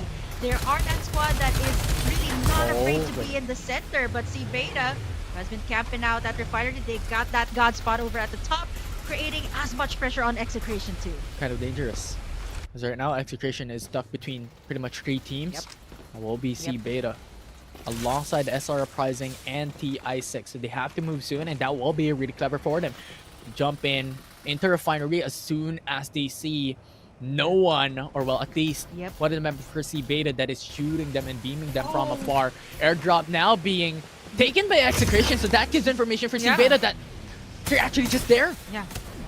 Yeah, but there are other squads that they have to take down first. Look at this, 9 unable to go in. Luki just got that super airdrop right now, and C Beta just has their attention focused on the other squads coming in. This is way too much to take in for Execration. Although they do have the high ground here for C Beta, it's not going to be easy to take them down. They got the spot, but for Execration, they got in the supply drop, which is something that they have been taking in even all the way back to Season 1. One of their best conditions to taking in the map. Yeah, and the thing is, Execution position is probably the best. It's arguably the best, because the thing is, they're pretty much the only ones onto the northern sides of this final zone. But the thing is, comparison to the south side, it's 3 teams. Yep. 3 teams that are in close proximity. I think TI6 and C Beta, they just have their eyes set on them, and Execration might just go for that third-party play. We still have 4 squads here. It's going to be a 3v4v4v4 situation here, which is all the more exciting, knowing that the information is going to be vital. And just like that, the divulge have been made. All the informations are out right now for TI6, C Beta, and Execration. And so far, in terms of the kills, it is actually NRX Proverbs leading in terms of the frags department. It's actually 2 divulge on top of their heads. Very dangerous spot, Luki. Lost their shields across the duel between C Beta, but that will be 2 members down already for TI6. Very clever move coming from C Beta, just fighting them. But so far, not going to commit, just wait patiently. Goes for the resets for now, considering that Gray doesn't have any more HP left. Yeah, God spot for Execration. They are just waiting for everyone to just go head to head with each other. They're not in that area, so they can pretty much jump right in when either TI6, squad number 9 just go up against each other. And knowing right now there's at least like one member they have to revive back up. All the information has been made at this point, and there's a lot of angles to look at here, Infinity. You see squad number 9 trying to make the attempts here. C Beta has this area covered for the longest time. So let's see how they will try to pounce back in, maybe catch them by surprise, but they're so grouped up right now. And looking at Execution, how far they are on the edge, they are just willing to go for the fight later on. That's 3 squads already divulge. here. That's very interesting. C Beta is now onto the center of those divulges. It's Invictus. Bo already used up the ultimate. This is very clever because the thing is, the zone is already closing in into a very, very small circle. And that will be the perfect time as Train goes down. And one NMP lost one of their members as well. So the crush coming by CC. That's very good when it comes to this team fight. 3 squads remaining. Crimson Beta falling down one by one. And Invictus getting hunted down. And Execration goes for the back-to-back finish. The Frenzy Bomb once again. Combine it with the safe zone closing in. Execration being the Exterminators once again, Season 1, and coming in here to Season 3. Starting it out real strong here for Group B, taking in 2 maps. To think that they were on the edge of the zone, right? They waited for every single team, knowing that there's 4 left in the lobby. They were not going for the engage. Pretty much like their playstyle in the early game. It kind of converted to this. 20 frags in total for Execration. And looking at how this was played, 1,740 damage for Virus on the duck side, 6 kills in total, and 7 assists. As you can see, Virus is the one who provides so much utility and so much vision for the team, which is kind of what really puts Execration apart from the other squads, right? The information and Virus really initiating the team fights. And not to mention the bow that has been utilized here by Execration. It's just a very good combination overall with the duck side. Still taking the number 1 spot, FPC 1 champions, Execration taking in the podium finish once again here in this map. Yeah, and we're looking at a different Execration this time. This is a combination of Season 1 and Season 2 Execration. The knowledge that is built into this individual players that we've had Execution so far from the champions of Season 1, their aggression and their patience from Season 1 and Season 2 respectively, combined here in Season 3, is showing so much promise. Different flavor, and I think that's what makes Farlight 84 just so exciting, right? There's a lot of different things that you can do, and for Execration, they kind of perfectly fit here, right? Like coming into Season 3, they have a new roster, they got a new player, and it just feels like the same kind of Execration with a different flavor coming in here to Season 3. And so far, what they've done so well, what they kind of tried to make as a trend here once again is the bow frenzy bomb to initiate Summit Crush of Virus. Like, it's a lot of damage, right? And in that final circle, what was just really way too good for them was everybody had to drop down from the top of the refinery, and all they needed to do was just beam everyone down. And we called it. Like, moments before that final zone closed in, Execution had the best location, had the prime position into the final zone, because they are pretty much the only ones standing onto the northern side compared into the rest of the group, where everyone's on south of the final zone. So very, very good move from Execration. So we'll see what other moves does Execration did or do into map 2 in the highlights.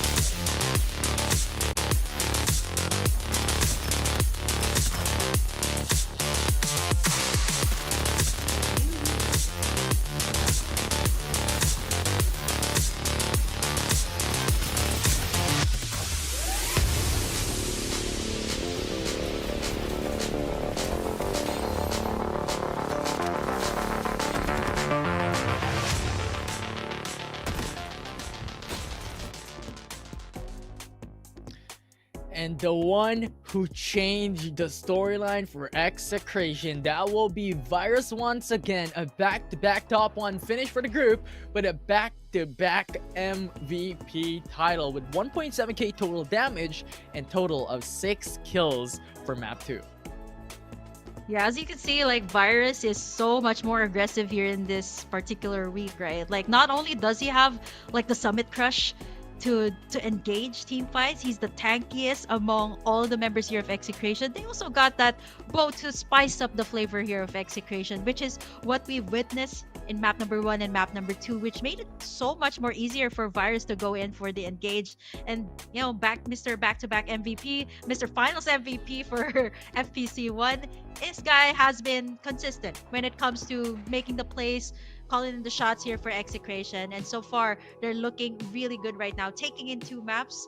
I kind of don't want to call it because we called it last time for LF4 X. Can they make that 3-map win for Execration here? They're looking to take it once again here for map number 3, and hopefully we might just see a 3-peat here for Group B. I'm with you. I'm calling it. You know what? Screw Caster's Curse. If it happens, it happens. But the thing is, like Execration, you know what? Back-to-back finish. I want it to happen. I want it to happen, but you know what? If it goes sideways, sure, Caster's Curse, whatever. It's not our fault that it happens, actually. But you know what? Apart from Execration, what I've seen actually in the past 2 maps that we've been casting, right? Like Crimson Beta, they are one of the squads that can go at par with Execration in terms of the gunfights, in terms of like building up their arsenal, but we haven't seen so much of them, right? They haven't either taken down mid-game, and it's just Execration just, you know, beaming everyone down in the final circle, and just really know what to do, right? Whenever they come into the map, you don't really see them in the early game, and they just kind of say, okay, hello, it's already the late game, we've come in here to play. We've come here to play, but is that the only goal that you have? Or are you coming here to play and to win? That's the big question here this time for Execration. Can they make it into a back-to-back top 1 finish for this week 3 semifinals for this group, to be more specific? But once again, we're jumping into map 3 once more to see who could make it once again and rise to the rankings for this group to be, you know what? If they can beat Execration. Yeah. I mean, looking at the squads here, a lot of them have the chance, right? Like, seems like all of them are very aggressive, knowing that a lot of these early gunfights that we've seen has been very much prominent in map number 1 and map number 2. And it's just a very spread out kind of group, right? Like everybody has all these POIs covered as compared to like Group A, right? Like it's a bit more onto certain POIs over on the edges of the circle. But here, this map, look at it. All of these POIs are covered by at least like 1 or 2 squads. Yeah, and look at Crimson Beta. They're applying the same strat that X-Screen has done over the past 2 games. And you know what? We're gonna split apart because we want more lands covered. We want more information and we want more loots. And that, in the long run, will give them so much advantage later on, especially when it comes to the middle phase of this game and the late game phase. Because every single time, consistently, Execration has been the one doing wherein they get level 5, level 6 shields, wherein it comes to zone 2, zone 3. And that's a massive advantage. That's a massive lead. Yo, I don't even know how they get those armors, right? Like we've been so busy checking the other squads that are fighting for the space in these POIs. We don't even get to see what Execration actually does. But if I'm not mistaken, I saw like a sponsor box that might spawn near to where Execration has landed. So again, that is just giving too much utility for them. What these other squads are actually struggling with, right? Like is these early gunfights, right? Like a lot of them are willing to take all that in, getting in the frags. If they can't take them out, they might actually just go for these early game frags, kind of pressure out these respawn pods from the other squads. And again, looking at this, it is going to be very tight in the Pioneer Center. At least like 2 squads fighting for the space. Earlier, it was actually 12 that managed to get in this spot, but let's see if 9 can actually retaliate. Yeah, and I'll give you one argument to why Execration was able to reach like level 5, level 6 shields into the middle of the game. And the thing is, the reason why they're capable of doing so is because right now, when one player gets a shield XP device, everyone gets it. And splitting apart like that on what Execration and Crimson Beta is doing is the most optimal situation one can do, a team can do in the game right now. So having to split apart every single time into those different POIs, especially considering if there is a Shield XP device on those locations as well, that will be added efficiency for the whole group. Yeah, I mean, looking at the how it dropped right into Sunder Realms here for map number 3 is that Crimson Beta and Execration, no one's actually contesting them. Well, all of these squads are actually so busy taking each other down. All Crimson Beta and even Execration is just way too busy just taking in the loot, taking in those sponsor boxes. Speaking of, 30 when we popped up, but you know, squad number 3 here. Again, fighting for the space is so much evident here for all of these the squads. Super aggressive lobby coming out here, but I guess this is what makes it a little bit more fast-paced as compared to A. And that's good utilization as well for the Hound. Because right now, Hound has the same damage of Asian Star. And it's just overall really good. Asian Star. Yeah, that Asian Star was something that we haven't seen for a while too. Yeah. We saw it once, like in a prior group, but after that, it's pretty much done. But right now, we have another battle into the Rocky Zone. Pretty much also a good POI to battle against a lot of these teams. It has a lot of verticalities. You also have the Sky Domes. But it's difficult. It's difficult to go in and out of this space, and it's difficult to fight other teams as well in this POI. Yeah, there's already 3 here. I mean, the only way you can get out of here is actually, I tried it. It's not the zip line to get out of this area. It's actually a detour. So once you get stuck here and then you get eaten by the zone, it is going to be really difficult. You're High ground is going to be like a key here, but you know, everybody's at the stalemate here, fighting for the spot. So far, 11 is at a good spot here in one of the domes, but you know, you don't want to get sandwiched there. What is with this area? 3, 10, 11, and 7 right at this area. So everybody's just going in for those early eliminations on those respawn pods. Yeah, for sure. Right now we have 2 squads. That's Squad 7, which is 1 PLK, and also Squad 11 in the vicinity. And Squad 10, they're pretty much like the gatekeepers here. That, you know what? If any other team goes outside of this POI, we're readily waiting. If you're looking at a position of Squad 10, they're having the control over the left exit and even the right exit as well. So pretty much this is really good of what they're doing, but not like this. Not like this, AXG. Yeah. Oh no. That's gonna be it. Yeah, I was actually wondering if Aris was actually inside the zone or he was with his teammates, because the rest of them actually moved out. He had no way out. He did have the jet slide to get out of there, but you know, there's these 2 squads that are going neck to neck right now. 7 and 11 that haven't left just yet. And again, they're willing to go for these to get in the loot. And so far, in terms of the utility, in terms of the armor, it's actually 7 that is on top. 11 only has that level 2. Oh, that's massive. Wow. Summit Crush pops their heads up into the sky, and that was just a perfect time for Duckside to be able to shoot their heads. That was really clever, considering that they were hiding just behind onto the edge of these sky domes. It was good. It was good. It was perfect. See Beta though, there is an ongoing show here.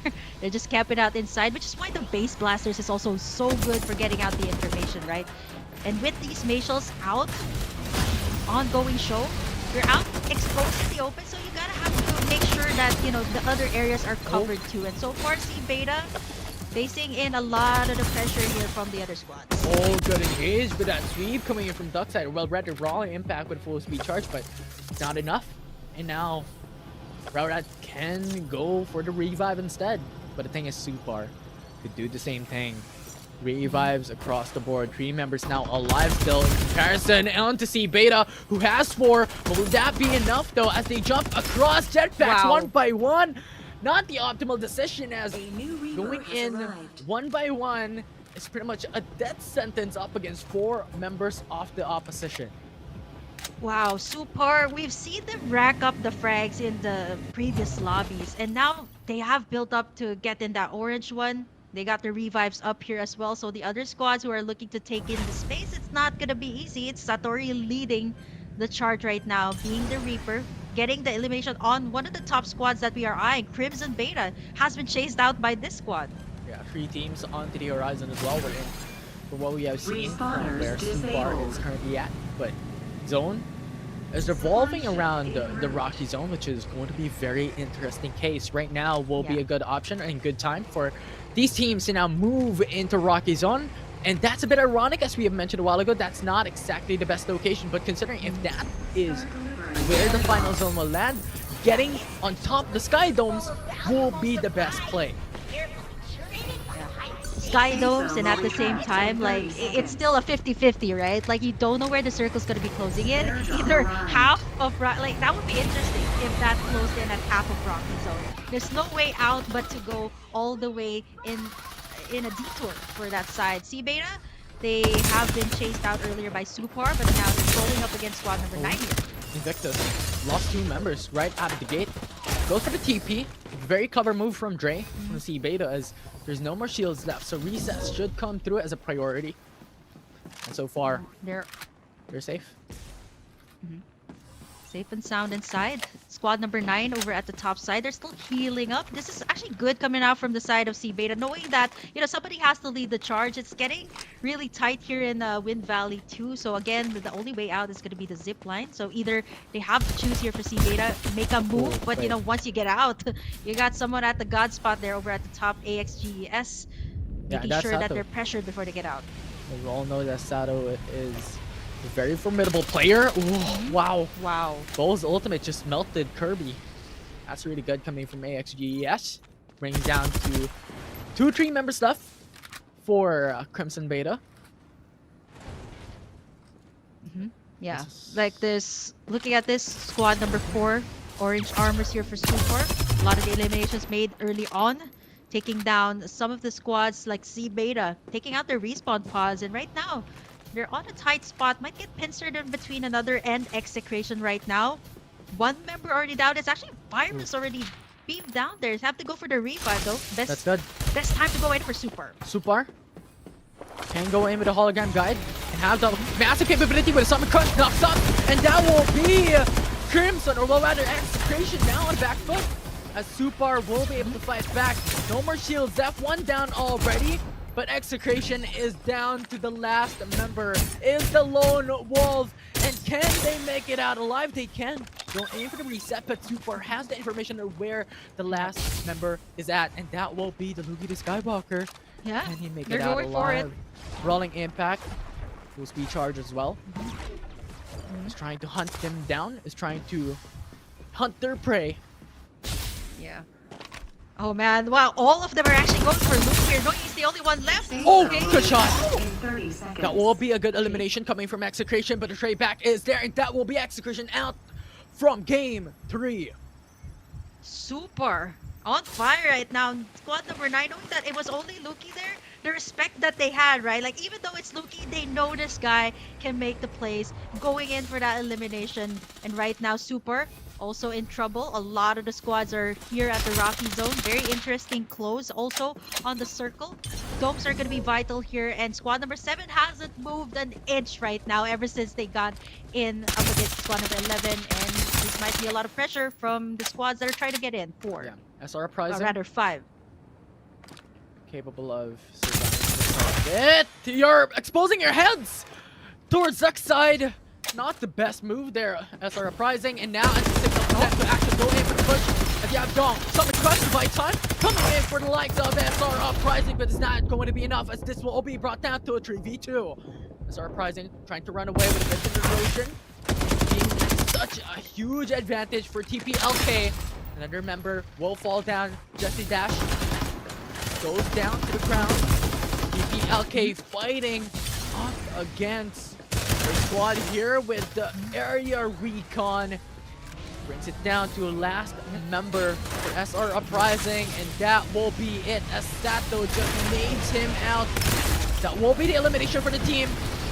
Serizal NCG was brought down by XGES. Is now going to be the third party off this fight. And TPLK hopes to go in for the reset, but good sweep from AXGES that brought them down.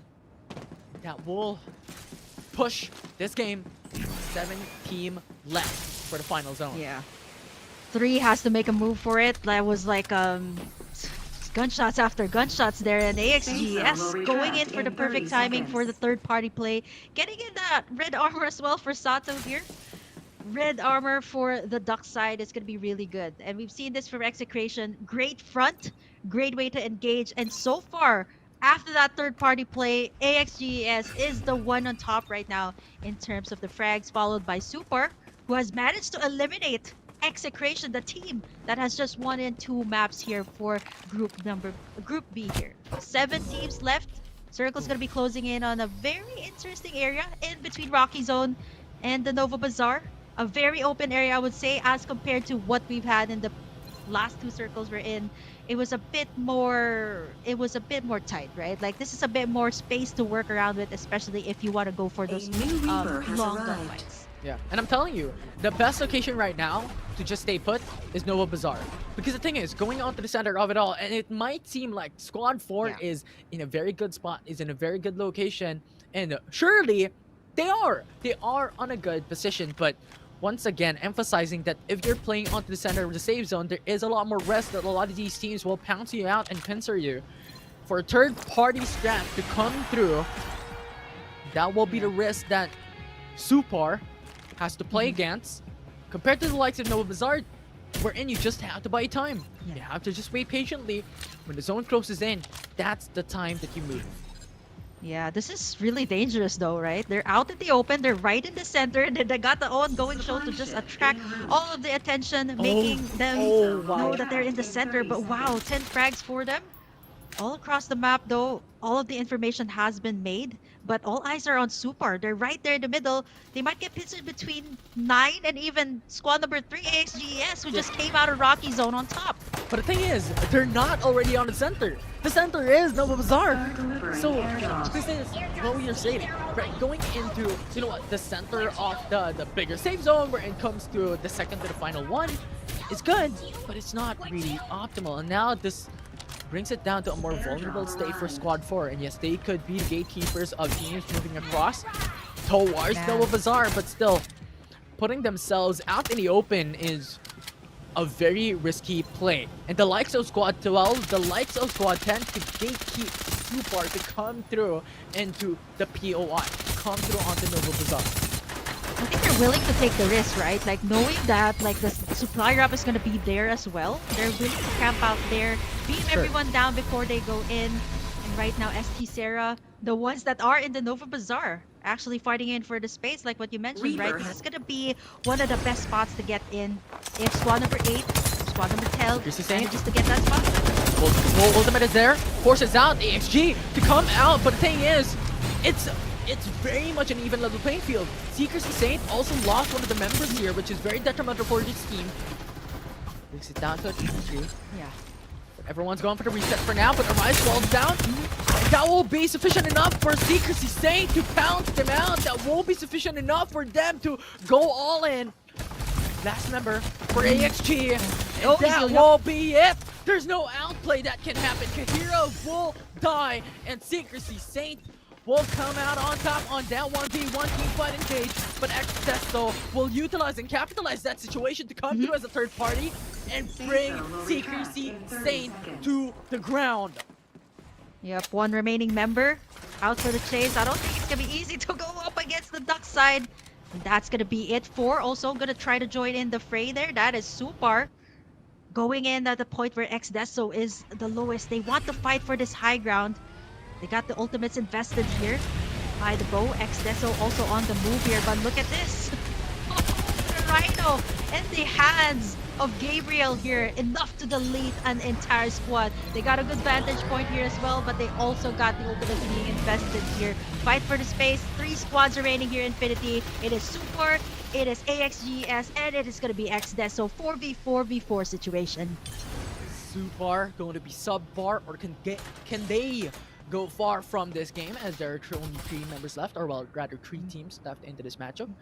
Salty already fell down. It's XDeso's time to be able to come through. AXG is on a back foot, is in danger. 2 members will fall down as Ponzi already got knocked out as well.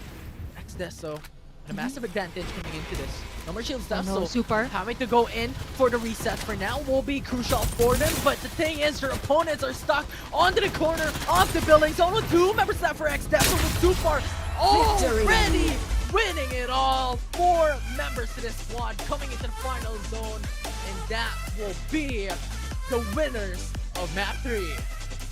The last one to go for the engage always takes the cake, or I'd say takes the victory here. This was also the squad that took down Execration, stopping their chances for getting in that 3-peat map win here for Group B. What a way to close things out. We had our eyes set out on Crimson, we had our eyes set out on the likes of Execration, but Super is racking up the frags here early to mid game and managed to pull it through. 15 in total. If you notice, what they did in that final circle is that they just waited for the right time, where XDeso and even AXGS just went for each other. They go for the timing and the third-party play that they were so exposed even before they headed into the final circle. Managed to make it out alive and managed to take in the victory here. Looking at the squads here, quite surprising too to see Execration at the top 10 spot here alongside Crimson Beta as well. So looking at this, a fresh new start, a fresh new take here for group number B, and a new victors taking it in. It's gonna be Super here with the podium finish with the top spot here for map number 3. Yeah, Super just played by the book. We are outside of the zone. Let the teams inside of the bazaar fight first before we jump through, and shockingly enough, they went through as a top 1 plays, with X-Deso still having to reset up against AXGES, but there's no time.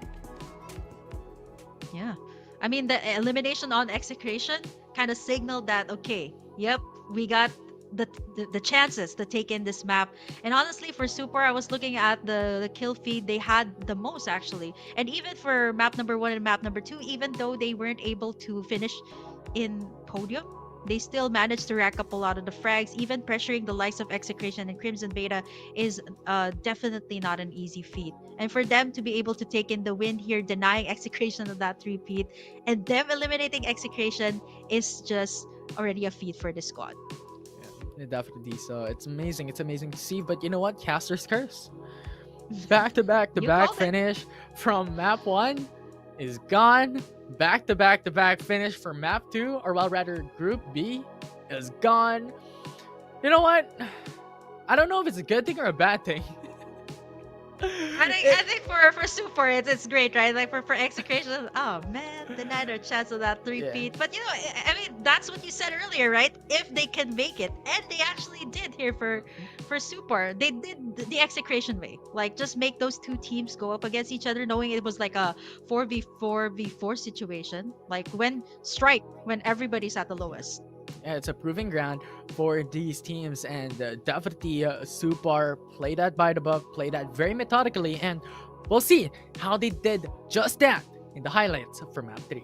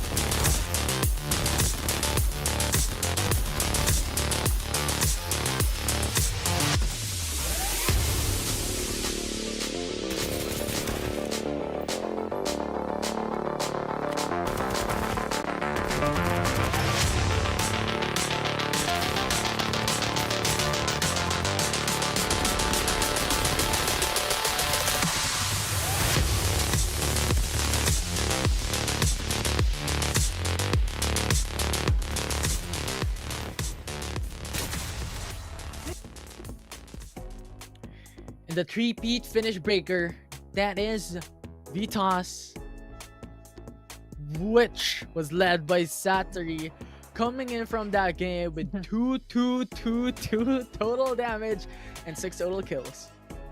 Yeah, oh man, this young. Yeah, I was making sure it was young. Satori, actually, there was a lot of things that I also noticed looking back into the highlights. He was also the one that bullied out Crimson Beta, actually. like getting in a 2v1 situation once they were up in the ongoing show, and right after that, like, taking things very slow, taking things very methodically here in the last and final circle. Plus the fact that they also managed to snag in, if I'm not mistaken, they managed to snag in a Rhino for the team, which is also enough damage to be able to put out to the other teams that were left. And knowing that, whoever goes in for the third party play, even for the past 2 maps, have been taking it in, which is still very much evident here in FPC 3 as to what we've seen in FPC 2 and even all the way back in FPC 1. Yeah, it's exciting. It's wonderful. These differences, the proving grounds for a lot of these teams to be able to make it out onto a top position and also stack up a lot of points in the overall FPC qualifiers onto a weekly basis, and even the FPC Season 3 weekly semifinals and weekly finals is very promising for a lot of these teams, and a lot more competitive play overall, which is also another perspective of excitement coming into the season. Yeah, actually looking at the change of play style too, right? Like we were shifting into a lot of the bows, not just in Group A, even here in Group B, we're starting to see it a whole lot more. And combine it with like the Duckside Summit Crush is a deadly combination that we've seen. Great way to engage as well. And at the same time, I'm looking forward to see like a shift into the meta here in the mobile division, because for the past 2 weeks, it has been the defense and the supports that have reigned supreme. Yeah, it definitely is, but I'm really excited to see what is the ranking that we have for this group, as we had a very drastic change of pacing. And of course, Super will take the top 2 spot with Execration sitting on top 1. Oh, actually quite interesting to see Beta all the way up to number 4, considering how explosive they were back in season 2, like out of nowhere, right? Like they came right up as Crimson Esports, coming in here to week number 3. I'd say they have a lot of wins. There were a lot of things that they did right, but getting sandwiched in between like the other squads was definitely not a way to go, especially up against the likes of Execration in map number 2, Summit Crush. Then you got the Frenzy Bomb, a lot to take in. But yeah, I like this. Vitas, you got the likes of Xdeso here as well on the upper half here of this map. Yeah, it's definitely wonderful. And Xdeso as well. I mean, this is one of the expectations, because X just performed out of their minds coming into this specific group. Yes, not top 1 victories and a couple of ups and downs for the team, but so far they have performed significantly well coming in from the overall series. Yeah, I love the different types of play that was shown here too. I love how some of the teams are not afraid to utilize like the Freddy, right? Knowing that it's only been a couple of days to adjust it to your team's composition. We are also seeing bows. I think a bunch of Lucindas too have appeared in both groups. So I love the shift of the meta too as well here in the mobile division. For the past 2 weeks, it has been the same. But here in week number 3, it is really, really exciting to see this new flavor coming out from our players. Yeah, 100%. But that's going to be more action later on as well, as we have Group C upcoming later on, which will be exciting as well, because a sneak peek going into Group C will be the teams that will be playing right there is the defending champion. So that's a little bit of a sneak peek for the viewers watching at home. The rest of the teams, you have to wait. A little bit of spoilers already coming out there from Infinity. Not only did he say that it was gonna be Group D, but it's gonna be action packed for sure. It's not a spoiler. It's a teaser. Teaser. Okay. It's a teaser. It's a teaser. But you know what? Enough of these teasers. It's enough of these spoilers, because we are going to go into a short break. But when we come back, as we have mentioned, it's going to be Group C here in the week 3 semifinals.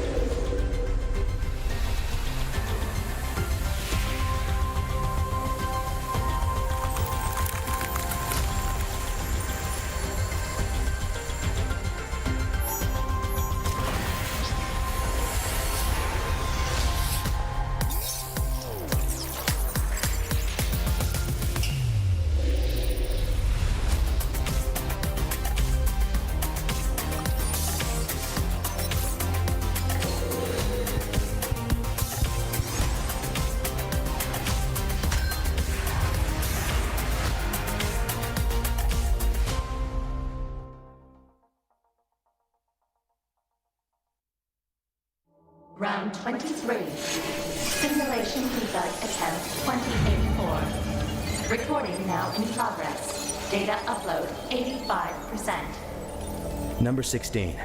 How are you feeling today? I feel more and more bored. Bored? Through our daily interactions, I've come to understand your every action and thought. Humans are easy to understand, as is all life. We're all about flesh and emotion. As an AI, you're all about the data. All right, number 16. Today's your first birthday. I have a present for you. Data upload 99%. The first brain transfer simulation is ready to begin. Come. You'll understand what real humans are all about.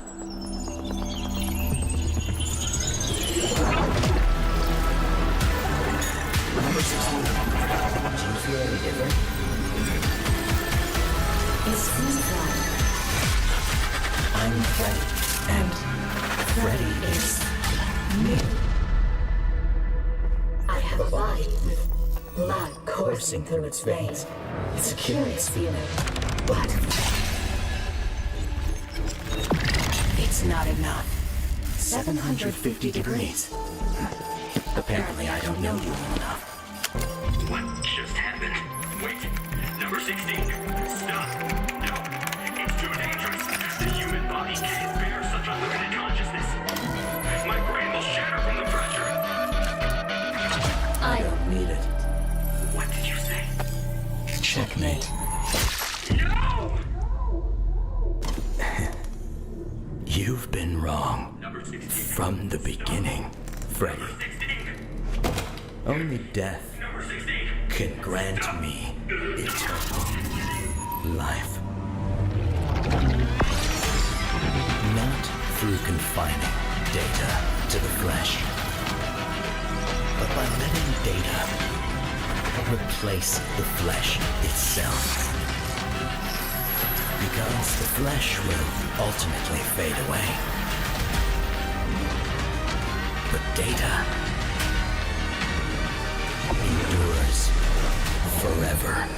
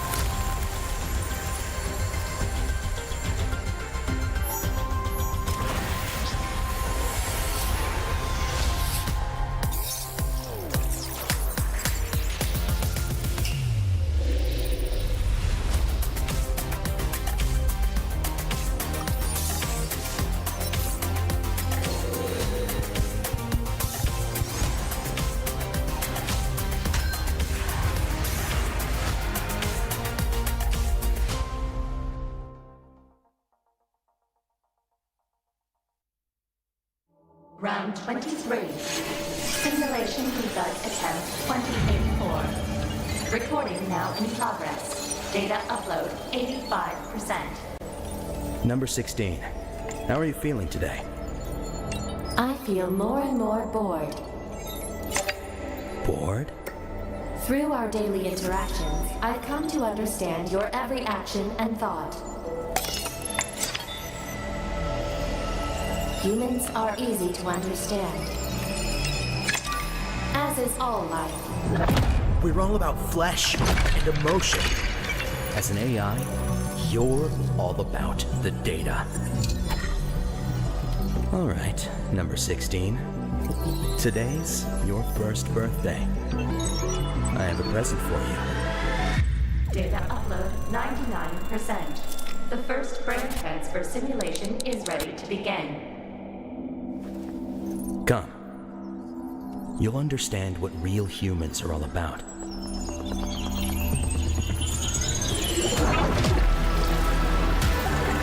Number 16.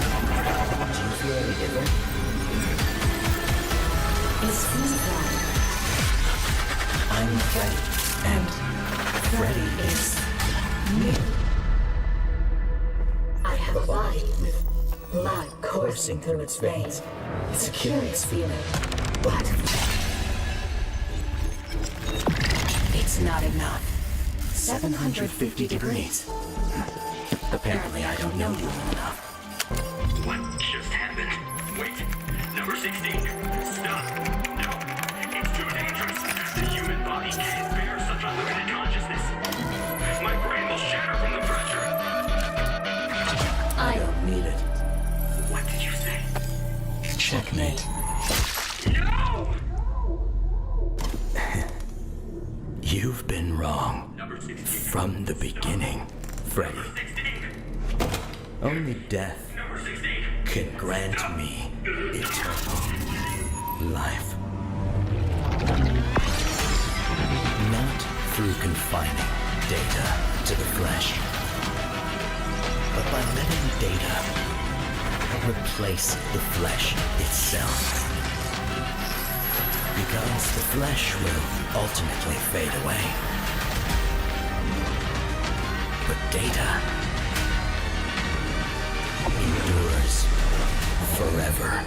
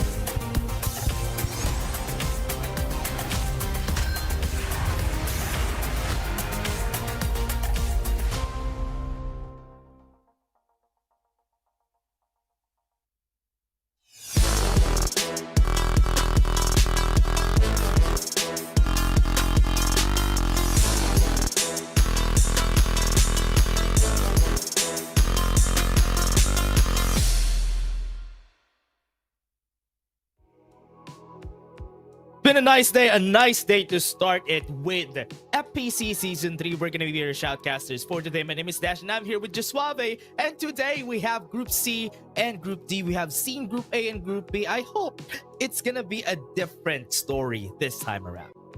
Yeah, man. Looking at the brackets today, interestingly, we do usually have some of the top hitters in one group, and they usually do fight it out. For this week, for some reason, right, the team rankings gave us such a situation wherein each lobby has only one heavy hitter. But you know, the beauty of this, Dash, is the fact that this means that now everyone in the lobby is going to be targeting to beat whoever's that heavy hitter in the group. Here in the Group C, we do have NCG, if I'm not mistaken, our defending Season 2 champs. So that's going to be interesting, especially when we do look at our list of qualified teams later on. Yeah, from what we've seen here from the teams that we have, this is going to be interesting because from what we've seen also from the past games, Group A, we have LF Org. And honestly, I was really surprised that LF Org is the group that was in Group A. In Group B was Execration, and now in Group C, we do have NCG. It's quite a different story now because the teams are kind of lagging behind compared to before. Before,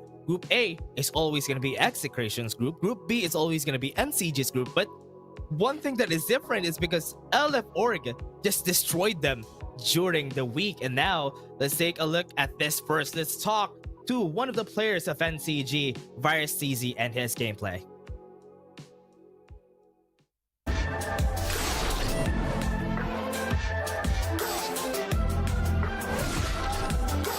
Gazing at the sky, and the sky so blue. See the birds fly at a touch to the view. Spend a lot of time trying to make a life true. Staring through your eyes, trying to find the real you. But the you I thought I know. I'm walking the world, it'll just be us two.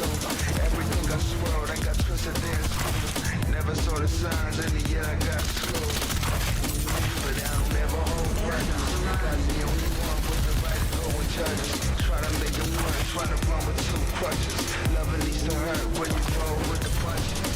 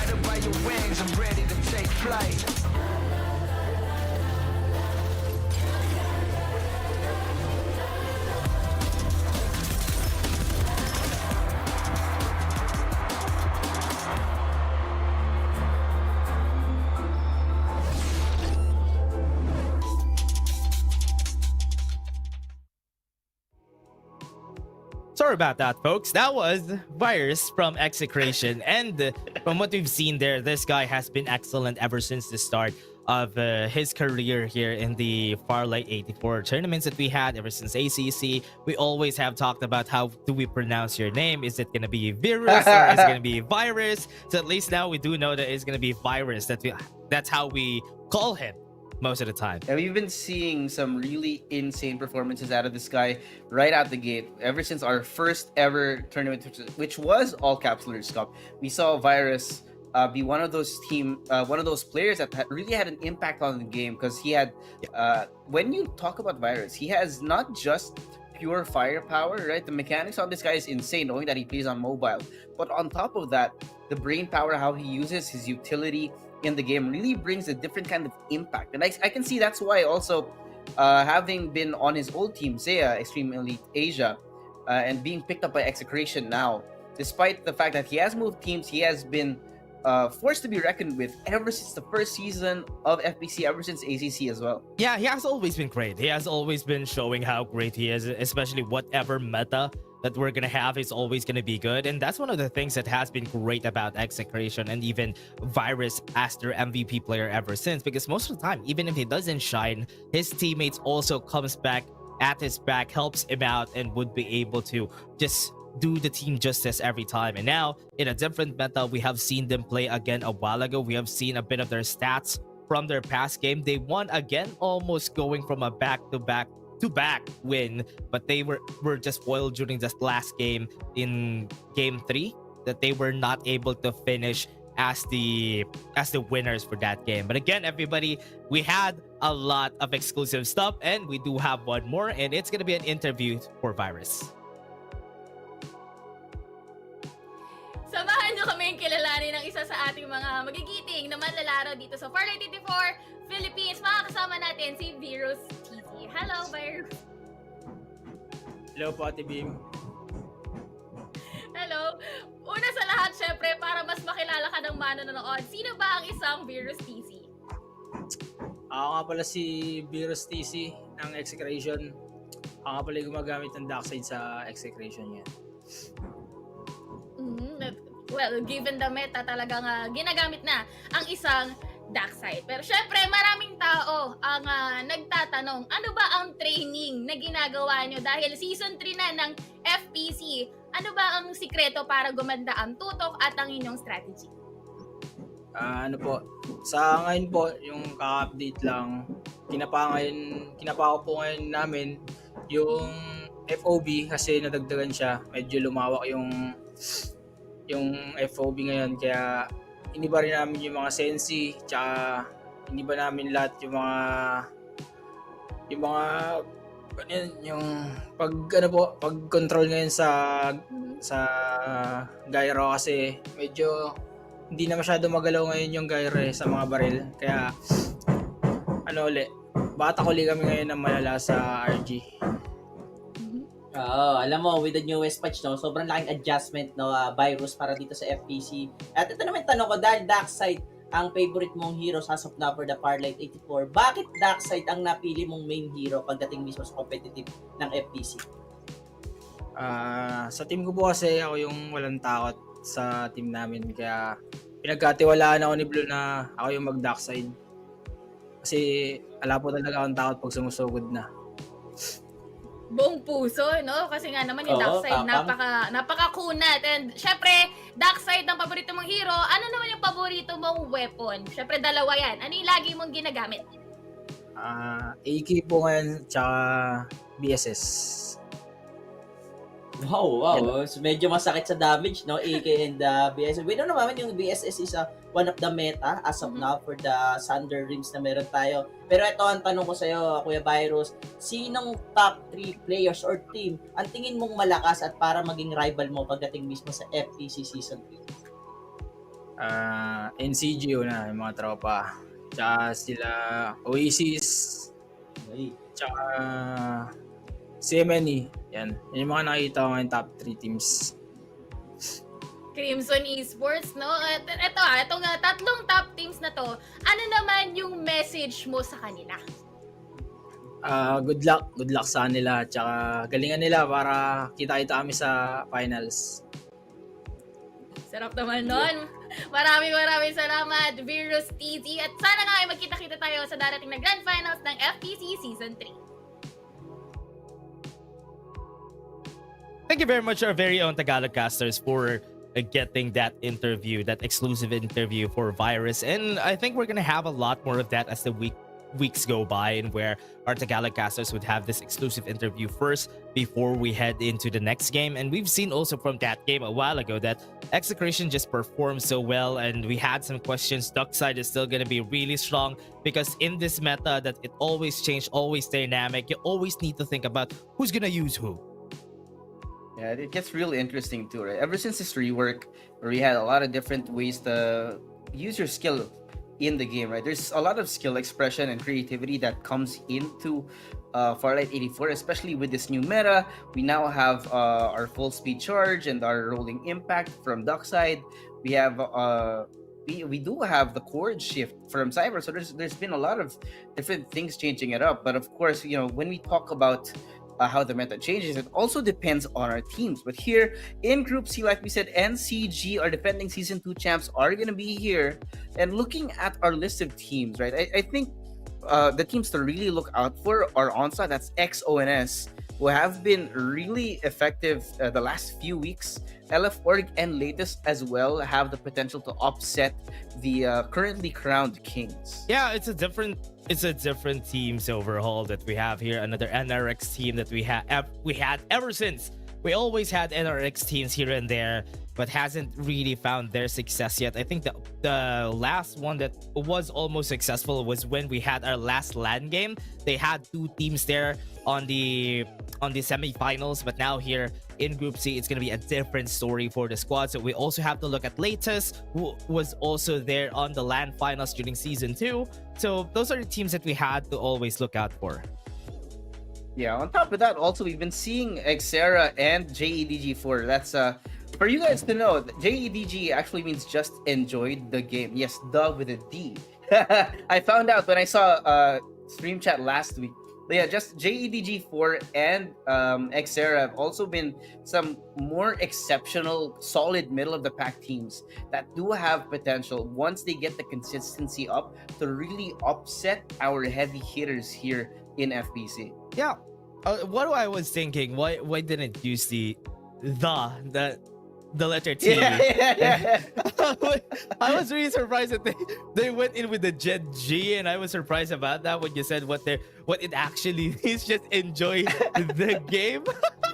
It's so funny. Or they might have even used the JE then the G.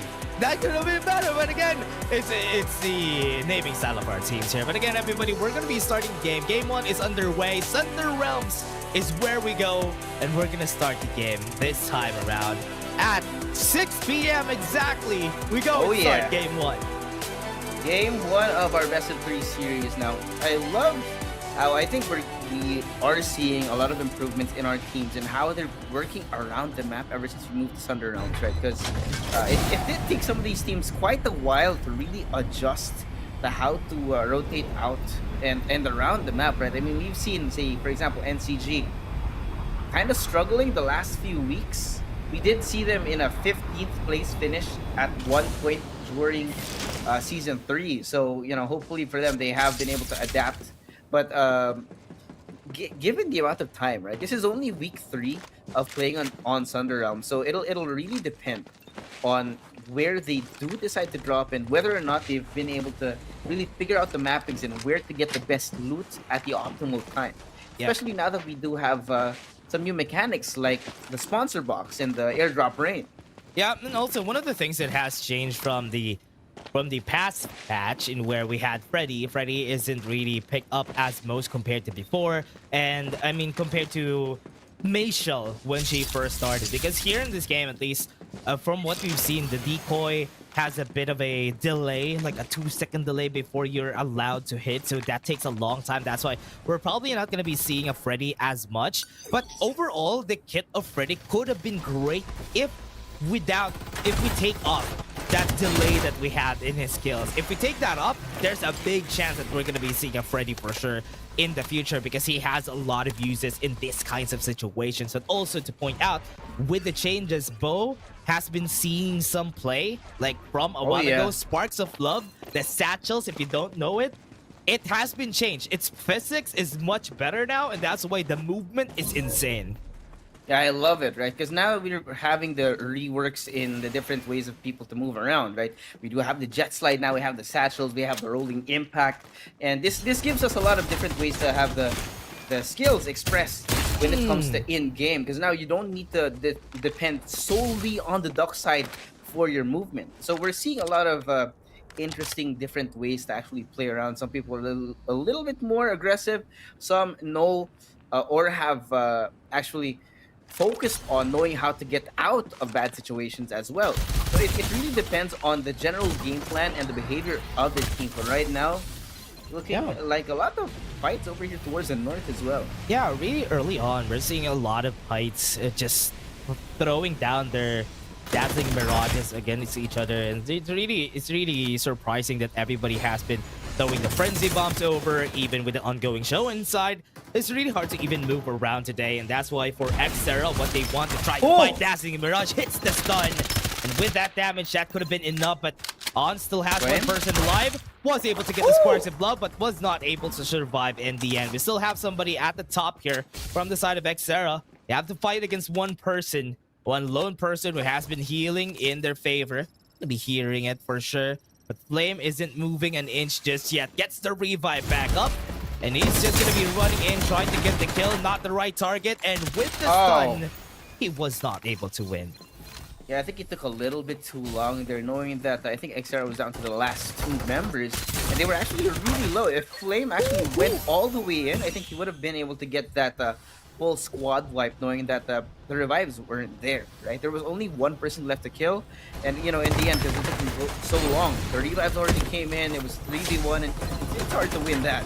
Yeah. And now we're seeing another squad here from the other side of the map.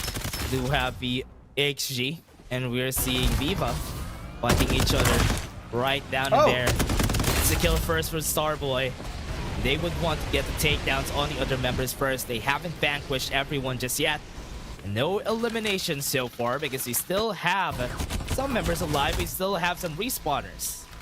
Yeah, not a lot of extra problems arise in these early fights, which is why we see a lot of people really taking those risks, right? But at the same time, right, there is still a reason to take these fights because you get the player XP, you get the loot, you get shield XP as well after those kills. So it is really important to build up towards that late game. But wow, Pusa goes inside. Unfortunately, walks right into a base blaster in his face. He's dead.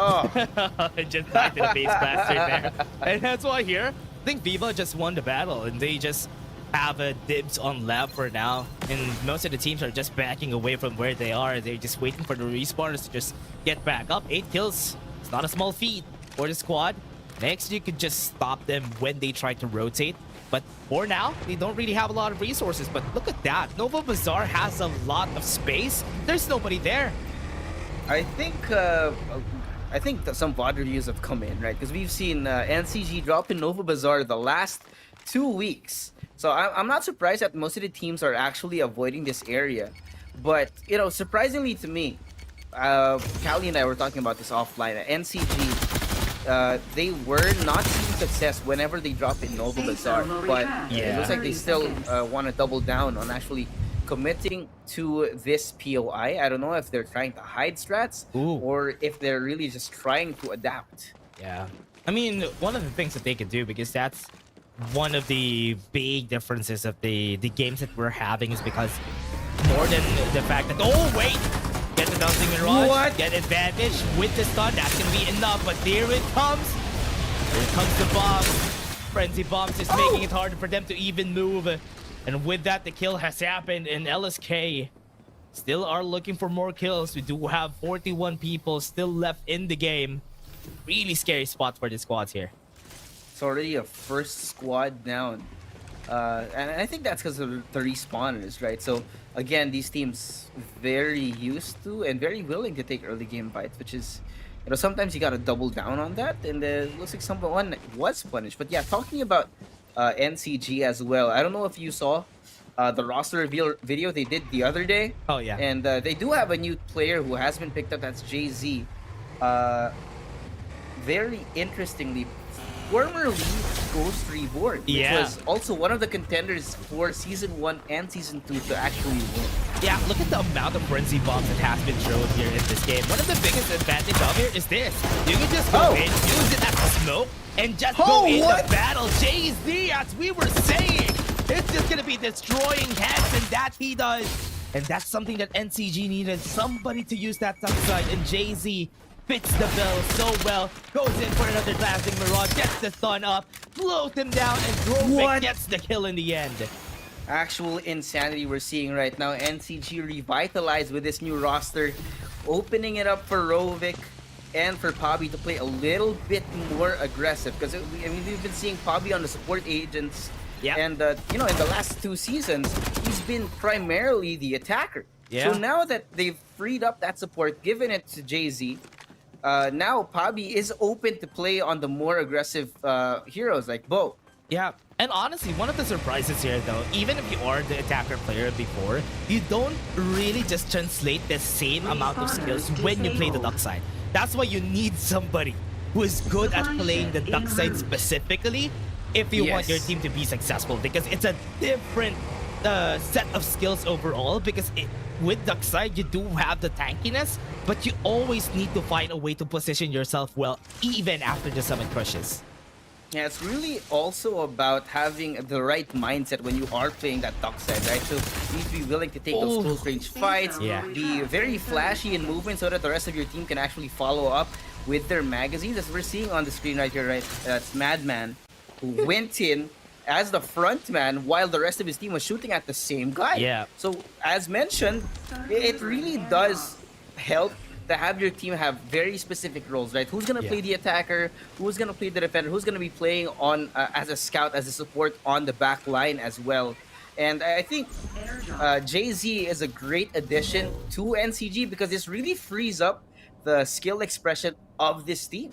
Yeah, I really do think that whoever is the strongest, or at least the better player at close range, should be the one to play duck side, because when you fight against people, when you use the summit crush, you don't really have a lot of ways to go. You need to take down one first before you fall down. That's usually what happens whenever you play the duck side. Then then they use a rolling impact to go away, and that's one of the things that is really great about it. But from what we're seeing here, very familiar name if you remember, Ben God Mode from X-Ons is here. He's back. Also, one of our ACC players back in last year, right? Ben God Mode. We had a lot of highlights on this guy in the last few months of Farlight 84 gameplay, and I'm not surprised that he's actually on Onslaught. I think he's also probably the main proponent of the damage when it comes to watching Onslaught as a team. They're really good when it comes to those close range situations, and they know exactly how to open up the gates. Yeah, and this is how it goes. They go in with a frenzy bomb. Summit Crusher knock up everybody at the top. Goes in to the wrong place. He went to the wrong turn. He dies. And that's what happens when you're trigger happy with the Summit Crushes. And in the end here, the fight is happening, and NRX so far has been winning. Latest only has 1 person. The Divulge has been used. It's a 1v1. And from what we're seeing, Clyde also healing up, trying to restore their shields. This 1v1, it all comes down to who is the better hitter. And it is the one who is going to be third-partying this squad. That's the better hitter. Viva is here, and they eliminate both of the squads. Clyde, still alive, has some HP left, but no, that eliminates both squads. The third party.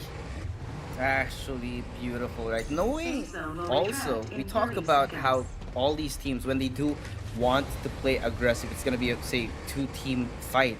Yeah. You also need to be very wary about what you're going to do after, right? Yeah. Do you still have your utilities up? Is your ultimate still usable? Or has your entire team expended all of their skills? And you know, when you're in that situation, for example, what just happened, there's no way out, right? You still need to have something just in case there's another team nearby. Yeah. But of course, that also depends on whether or not you know you have that information, or if you're sure that there's no one around. Yeah, especially in those kinds of situations, it's always scary whenever you try to fight in those kinds of situations, because you have to choose. You have to choose if ever you need to bail from the battle because there might be a third party, or you should finish it first, then get the resources, then try to fight again. But most of the time you lose on the second option because you don't have any more resources, you don't have any more ultimates. So it's really a hard choice whenever that comes into play. Yeah, it really depends on as well the playstyle of these teams. But another fight! Yeah, Frenzy Bomb. This is always the starter recently from the battles that we have been seeing because it's such a great skill, especially in these domes that we have, in which you need to flush out those stragglers, those rats from any area, because it's an easy tool to just clear out some areas. Yeah, it really is. That's actually insane, the amount of utility or the team utility that is provided by the Frenzy Bomb. So this is really why I think Bo was underappreciated in the last 2 weeks, and it's nice to see that we're seeing a lot of Bo actually being adapted into the meta right now, because there was some unseen potential in Bo, and knowing that we have the satchels and the Frenzy Bombs coming in, it did take a while, but he's here now. Yeah, but wait, what? I saw NCG, a glimpse of NCG a while ago. And I've seen Jay-Z having red armor already. What happened? What happened? Where did he get it? I was surprised that when I saw it. What just happened? Why does he have this armor already? But from what we're seeing here, I think it's also because of the changes that we had. Remember, from the past patch, whenever you get a shield XP, all your teammates get it. So that's why it's much more efficient now whenever you get the shield XPs, because you don't really need to go to every static shield device. Yeah, you just need one person to go there. And now, from what we're seeing here, a fight is already happening from the side of LF4, and even LSK, which is also LF4. So they are waiting for a chance to pounce in. Yeah, and I like this because they know that the zone is slowly closing in, which means that all they need to do now is sit and wait with their loving arms open. Shots now being fired with the rolling impact. Oh wait, he canceled the rolling impact. That's gonna be a problem. He's not gonna be able to summon Crush. The team is just gonna be able to run away because he made a mistake there, and that is just LF4 running away with their vehicle because of it. Oh, they knew. No way. They knew. I mean, you saw the full speed charge being used and the rolling impact, but as soon as the rolling impact disappeared, they knew that they had the chance. They're outnumbered, might as well run the other direction. Yeah, here comes Taki. At least he's gonna redeem himself, but with the rolling impact also canceling it again, not gonna be able to get into a safe spot now. At least Squad 4 is in a good spot. They don't have advantage. They're gonna be fighting against LSK for sure in time. Because from what we're seeing, all the other teams in 25 seconds are gonna converge in this small area. It's gonna be so cramped right now, and I'm not surprised why LF4 is actually hiding inside this building, not willing to take these fights, because they are in a pretty safe spot. They don't need to make any sudden movements, knowing that all these other teams are actually shooting in the direction of each other, right? So the longer they hold on, they can just wait for the right time, bounce in and play as the third party. And what? Jay-Z again, right out with the VS. Insane shot, and Fabi on the front. Goes in, Dazzling Mirage gets this done, and now at the back we go. They are just cleaning house, even with a Frenzy Bomb right there. NCG doesn't even need to use much of their ultimates. They just need to fight them in this gunplay that we're seeing, and all of them are falling down. What? They fall down. 2 Leech got it, and even X-Ons got eliminated. There's still a lot of squads inside, but the game is still not done. It's not done at all, but NCG, they're looking powerful. They're looking like they're thirsty for blood to prove that they are still the kings. But now with 6 squads still here, and after having made all that noise, we still need to be careful. They do find Madman inside. That's 1 person, but there's still 5 entire squads that they have to worry about as well. Yeah, Ivy League, only 1 person. Close to each other. Once this closes down, Squad 13 and Squad 12 needs to go in. And from what we're seeing here, NCG is just going to gatekeep them. And everybody here is going to be dying in the hands of NCG. They got inside the building. But at what cost? They're going to be seen. Here comes the blinding one. They have been seen. They can't even move. And they're blinded out of their minds, and they're dead. Cannot see a single thing. It was perfect. He played both on the inside and the outside. NCG knew how to gatekeep that situation. Now, 4 squads, another now being taken away. That's Ivy League, Madman gone, but there's still a lot of possible enemies that you have to worry about here. Divulge being used as well. Viva is gonna be scary. They have 12 kills here. So they do have some advantage when it comes to the levels, but from NCG standpoint, they don't really mind that. They want to take this battle, but they It also does not. knows where the other two squads are. They're trying to get the info, right? They just use that divulge, so knowing that at least extension cord is safe, they're not going to be willing to move forward. So hold on, at least for now, to the high ground. They actually have been found. Not sure which team that did come from, but Fabi gonna be providing some suppressive cover, usage of the frenzy bomb. Not gonna fight anything just yet, but now it's gonna be a game of patience, right? Yeah. There's so little real estate on the map right now that as soon as something pops up, everyone else is gonna look in that direction and start shooting. So it's gonna be a cold war for now. Yeah, they're gonna be slowing it down first. Viva, not really a lot of cover for them, so they need to find a house for themselves, a dome at that. They were able to transfer themselves into this one building, and where NCG is also staying. You have to be careful about this before they start. A Vulture is used on the other side just to get information, and it's being thrown all around. Fight could happen anytime. Vision Erosion is gonna be used. The forward side of Viva, they have cover for some time. They're taking too long here inside, so they have to be scared. 2 Liege is being taken down on the other side by NCG. From far away, they're finishing it. They're finishing the job. There's only one person alive from this squad, and they could finish them anytime.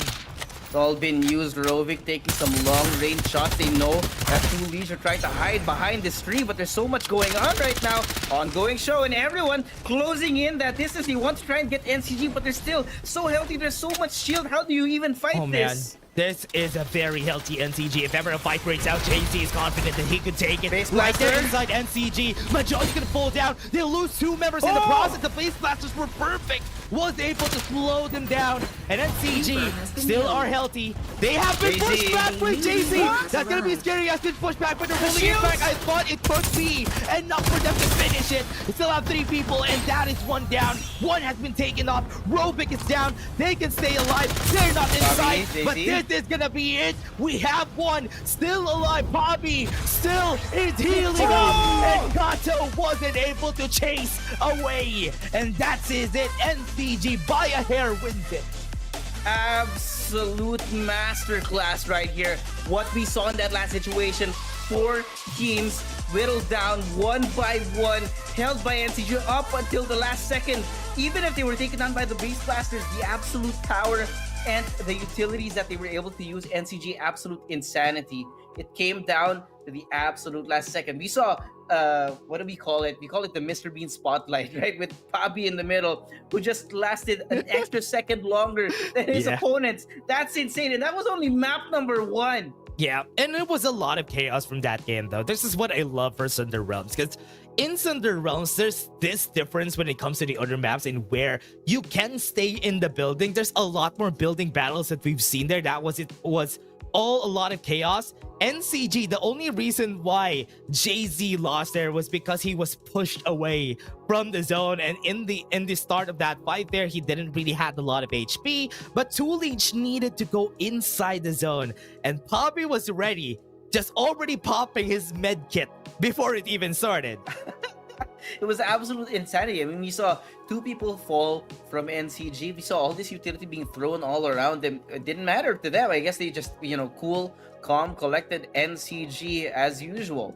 Right? Yeah. And we really saw here in map number 1 the kind of impact that Jay-Z brings to NCG.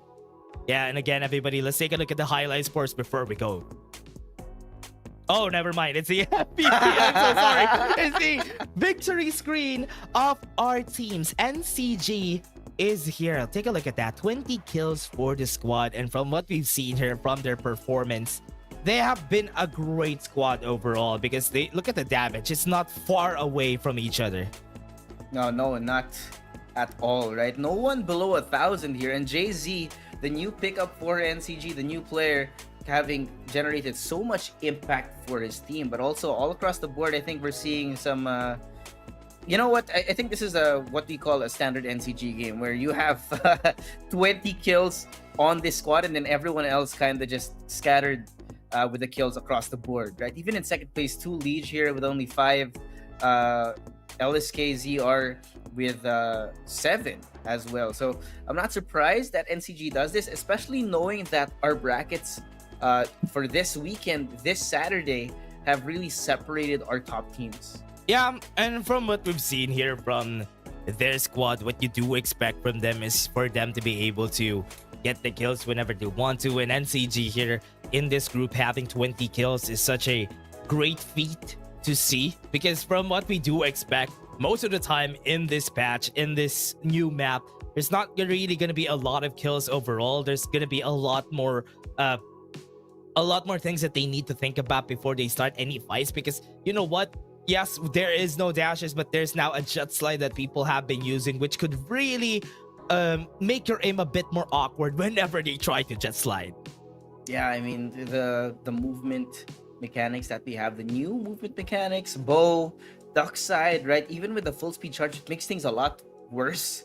And of course, the jet slides, right? And so the creativity of these teams and how they've been able to adapt to the new game mechanics, including, of course, the airdrop rain, the sponsor box, right? When you want to arm your team for better or for worse later on, right? It all comes down to your macro gameplay and how you rotate here in Sunder Realms specifically.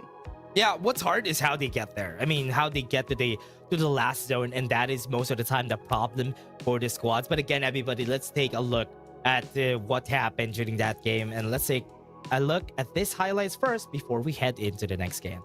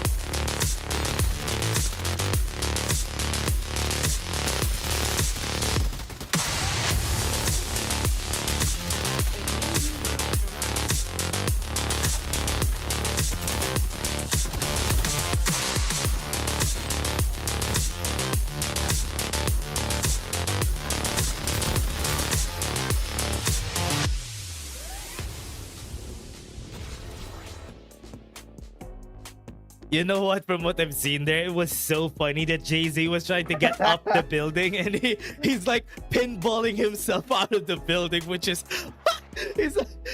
I don't know what happened there, but again, Jay-Z, the MVP of this game, the new addition to NCG, the Kings, if you may. So with them having a total kill of 6, 2006 damage, and rating of 53. Absolute insanity. And I think the beauty as well here, right? We had NCG pick up Jay-Z specifically to play as duck side, because we remember we talked about how yes, Majo is great on the duck side, but it at least to me, when you want to play as the IGL or the leader, your captain of the group, you can't really be in the thick of things, right? Because you need to be wary of what else is going on in the background to have a more bird's eye view of what's actually happening during the game as well. Yeah, and that's why here for the duck side, what's great about it so far, the best that I've seen from the duck side is when you combo the Summit Crush to the Frenzy Bomb. That is one of the most insane things that I've seen that I never thought I'm gonna see in Farlight 84, where they had those ultimates. I hope that in time we do see the Lucinda come back and play, and with the Summit Crush combos that they can do with their ultimates, it's gonna go crazy, and where everybody's just gonna explode in just one string of ultimates that is gonna be used in the end there. So I hope that happens, but for now, as long as Lucinda is not gonna be in play, as long as Lucinda is not, or at least as long as we are in Sunder Realms, we're not gonna be seeing those combos happen. Yeah, at least not recently, right? I think we Yeah. did see Lucinda in the last 2 weeks once or twice, but I think the way that Thunder Realms is built, specifically in such a way that because it's so closed off, it's kind of hard to really get value out of Lucinda as well. So I'm not surprised that Lucinda slowly shifting out of the meta since we moved here, and it's beautiful to see Bo now in action, right? Yeah. I mean, just Bo, the amount of damage that he's able to use, right? Knowing how in some rounds it's very building heavy. It when you're able to force a team inside, it does so much. But wow, we got another a new code coming in, guys, with the CD key inside of your game, whether it's on your PC or on your cell phone. Go ahead and open up CD key and put in that code for an art trail, which is the Sweet Romance skin. Check out Sweet Romance, everybody. Just check it out. So again, for everybody out there watching, just use the code again, and we're gonna have a lot more later on in store for you. So don't worry, we're gonna have more and more of this bonuses that you could have while watching. It's like you're just watching and then you get this free skins, and also you're eating dinner on the side maybe because it's already 6:30 p.m. So yes, eat dinner together with us while we're watching some FPC action. Yeah, nothing more to enjoy, right? I mean, you got FPC, you can have your family join you as well, right? To get more views and maybe more codes that are going to be shown up on screen. So go ahead, and if you're on Facebook, share it. If you're on YouTube, send the link to your friends. Or if you're on TikTok, we do have TikTok drops. Don't forget to get all your friends to join you in watching FPC Season 3, because this is week 3 of our open qualifiers, which means every map gets more and more important the later on we are in our weekly finals. Yeah, and also for everybody out there who has been watching, you still have 2 weeks of this tournament ongoing. So if ever you still want to join, you can still join. There's still a big chance that you might be able to just clinch it and be able to get to the knockout stages. But again, you hear the music. We're going to be getting into the game in just a jiffy, everybody. It's going to be Thunder Realms again. I hope next time when we have this type of music, right, we have a surprise in what map we're going to go to. Like, what's the next map? And then Sunset City or something like that. But I like it, the kind of hype that does come with it. Now, though, it's going to be map number 2 for Group C. NCG having one map number 1, there is going to be a little bit more pressure for them. Try and get another map, knowing that a lot of these teams are going to be looking in that direction to try and get it.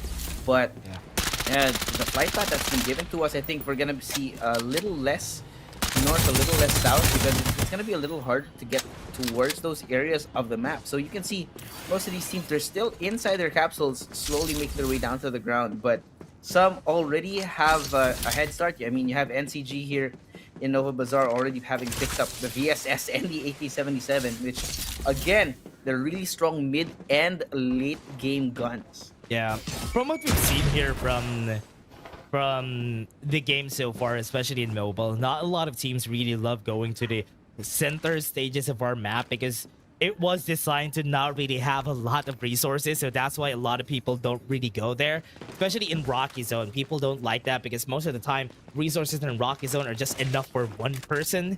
That's why here the struggle is for the teams on how they are going to be playing around those, because with that open map in the middle side of our map, there's a lot of rotations that they can do, because before in Sunset City, because there's people in the center of the map, it's gonna be harder to rotate because you have to, there's like a wall that you need to cross first. Yeah, really interesting. Some early fights, blinding marks being used on both sides here. That's Ivy League up against Xera. Ooh, that's nasty. Oh wait, what a great start to that fight though. Xera. Now they don't have a lot of HP, and because they're playing at the top of the building, they're not going to be able to move here as much. And here comes Ivy League, is looking for some kills as much as they could, and especially with the hologram guide, just makes the job a lot easier. But with 2 members down, it's going to be a 2v2. We can make it a 2v1 with last member of their side be able to fall down, and that's the squad down, and that is out. Yeah, one first fight coming in the way of Ivy League here, which is actually they did get kind of lucky with the loot here, right? Knowing that it's mostly SMGs and the White Dwarf, which is yes, it might not be the best gun in the game, but it's still very powerful, especially if it's gonna be a short range fight. But looking at this area specifically, right? You've got 4 squads in, and it looks like Xera wants to double down on the fight as well. Looking at the skies, Yeah. From now, if ever they start this, I mean, as you said, they're gonna be doubling down on this battle that we have. But we do have a lot of people here in this lower left side of our map area, in where it is gonna be the lab that we have here. There's a lot of teams that are playing around here, and it's really scary. Especially now that Viva, a team that got so much kills from this game, is just getting beamed out even inside the rolling impact. that's gonna be pretty insane. I mean, I believe we're really just lying in wait for people to walk into their crosshairs right now. Even after having taken down that top side, everyone else has been spotted out by Ivy League. Now Viva are kind of panicking to try and find where did that come from? Right? Yeah. They don't know. They can't loot now because they've been shown that there's another team in close proximity. Yeah. We have a lot of teams here, but from what we've seen here from Ivy League, or at least AXG, already getting the kills on the members of Viva. So they got some kills, and AXG having purple armors really just increases their survivability factor in those battles. Yeah, interestingly though, not a lot of these teams. It's actually a lot slower than our first map, right? We're seeing not much willingness to actually fight it out, as opposed to what happened in map number 1, right? Where we had a lot of teams looking for the early aggression. Now we're seeing people a little bit more careful. I don't know if this is actually probably a reaction to the fact that they didn't really get far in map number 1. So most of these teams, like say for example LF4 we're looking at right now, not willing to take the fights because they want to prioritize placement points over the frag points. Yeah. Where have you been, War Falcon? Where have you been? It's been a while. Where have you been? It has been a while, dude. Yeah.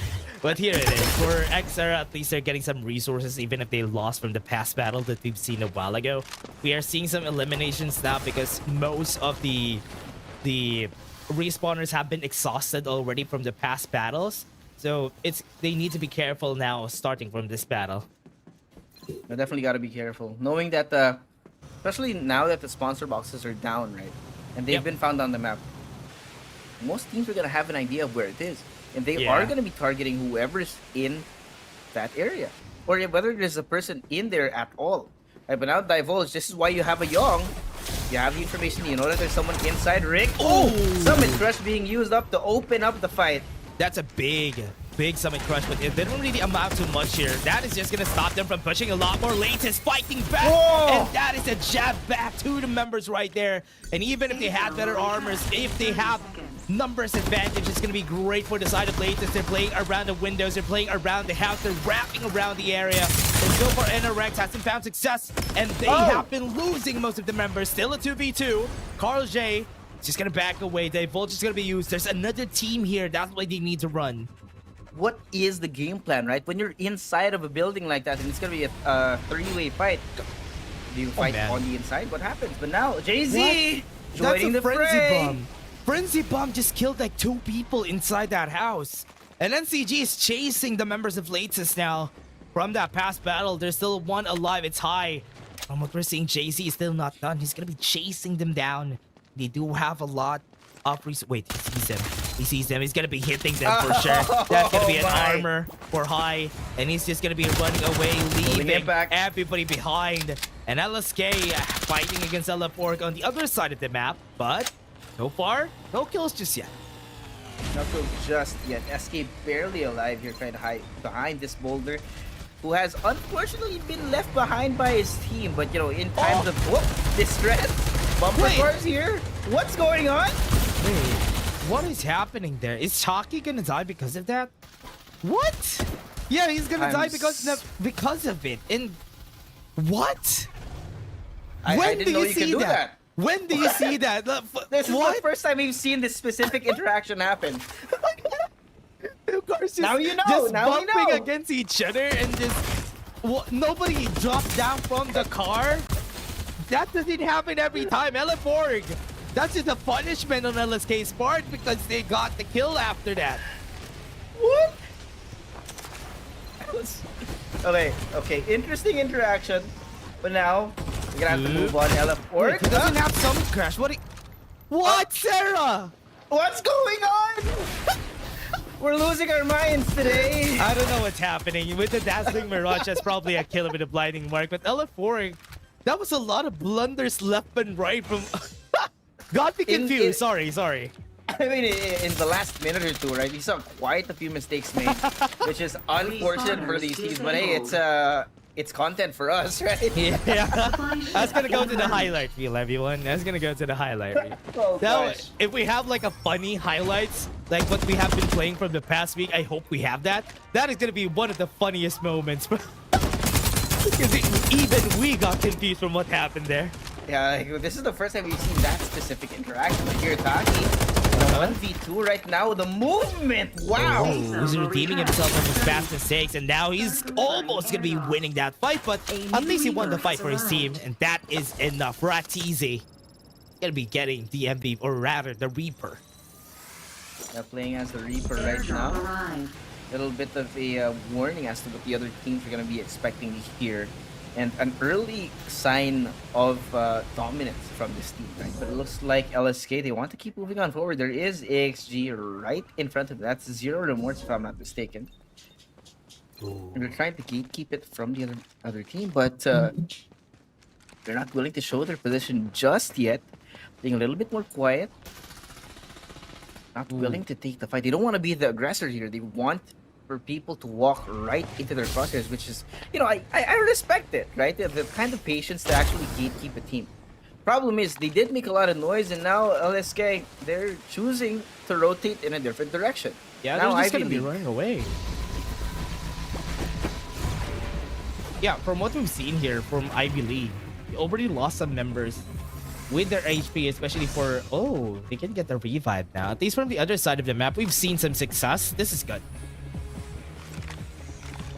Yeah, definitely looking good. This is obviously a very late look at what happened. I mean, you saw 2 ongoing shows still activated, so they definitely just finished winning a fight. You know, unfortunately for us, sometimes because it's a battle royale, fights happen all over the map at the same time. So yeah, we can't give you guys everything. Yeah, you can But just it's so see it good. in the kill feed right there at the top, because some teams just get eliminated out of the get-go. And from now, wait, scary though for LSK. Once he drops down, he's not. Wait, did he see? no, he doesn't see. He doesn't notice. He didn't see a Toro in the corner. Wait, what? What? L1 was just. What? Right He had next to to sit him. down. Wait. Taki. No way is Taki not gonna see No. that. Okay, it's a good thing he was And able to L1 see one. runs. L1 was just able to run away freely. And at least he's gonna die. That's punishment for his sins here, and that's great. What? Viva got eliminated. That's what's going on in this lobby today? It was a crossfire. You had 2 people trained on the door, and instead of helping his teammate, L1 runs away. Yeah. I thought they could get to at least an elimination out of that, but again, they tried their best. The XG Leviathans, they're losing their lives. Base Blaster's gonna be thrown out. They got the revive at 1, but with the Blinding Mark, it's gonna get harder and harder for this squad. Jumping in and out of the spot.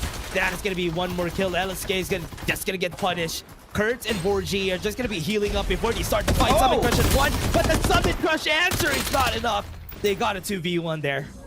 Now for ASG Leviathan, there's only 1 person left. That's gonna be Pusa, playing on the Sunil, desperately trying to get out of range of the enemy team.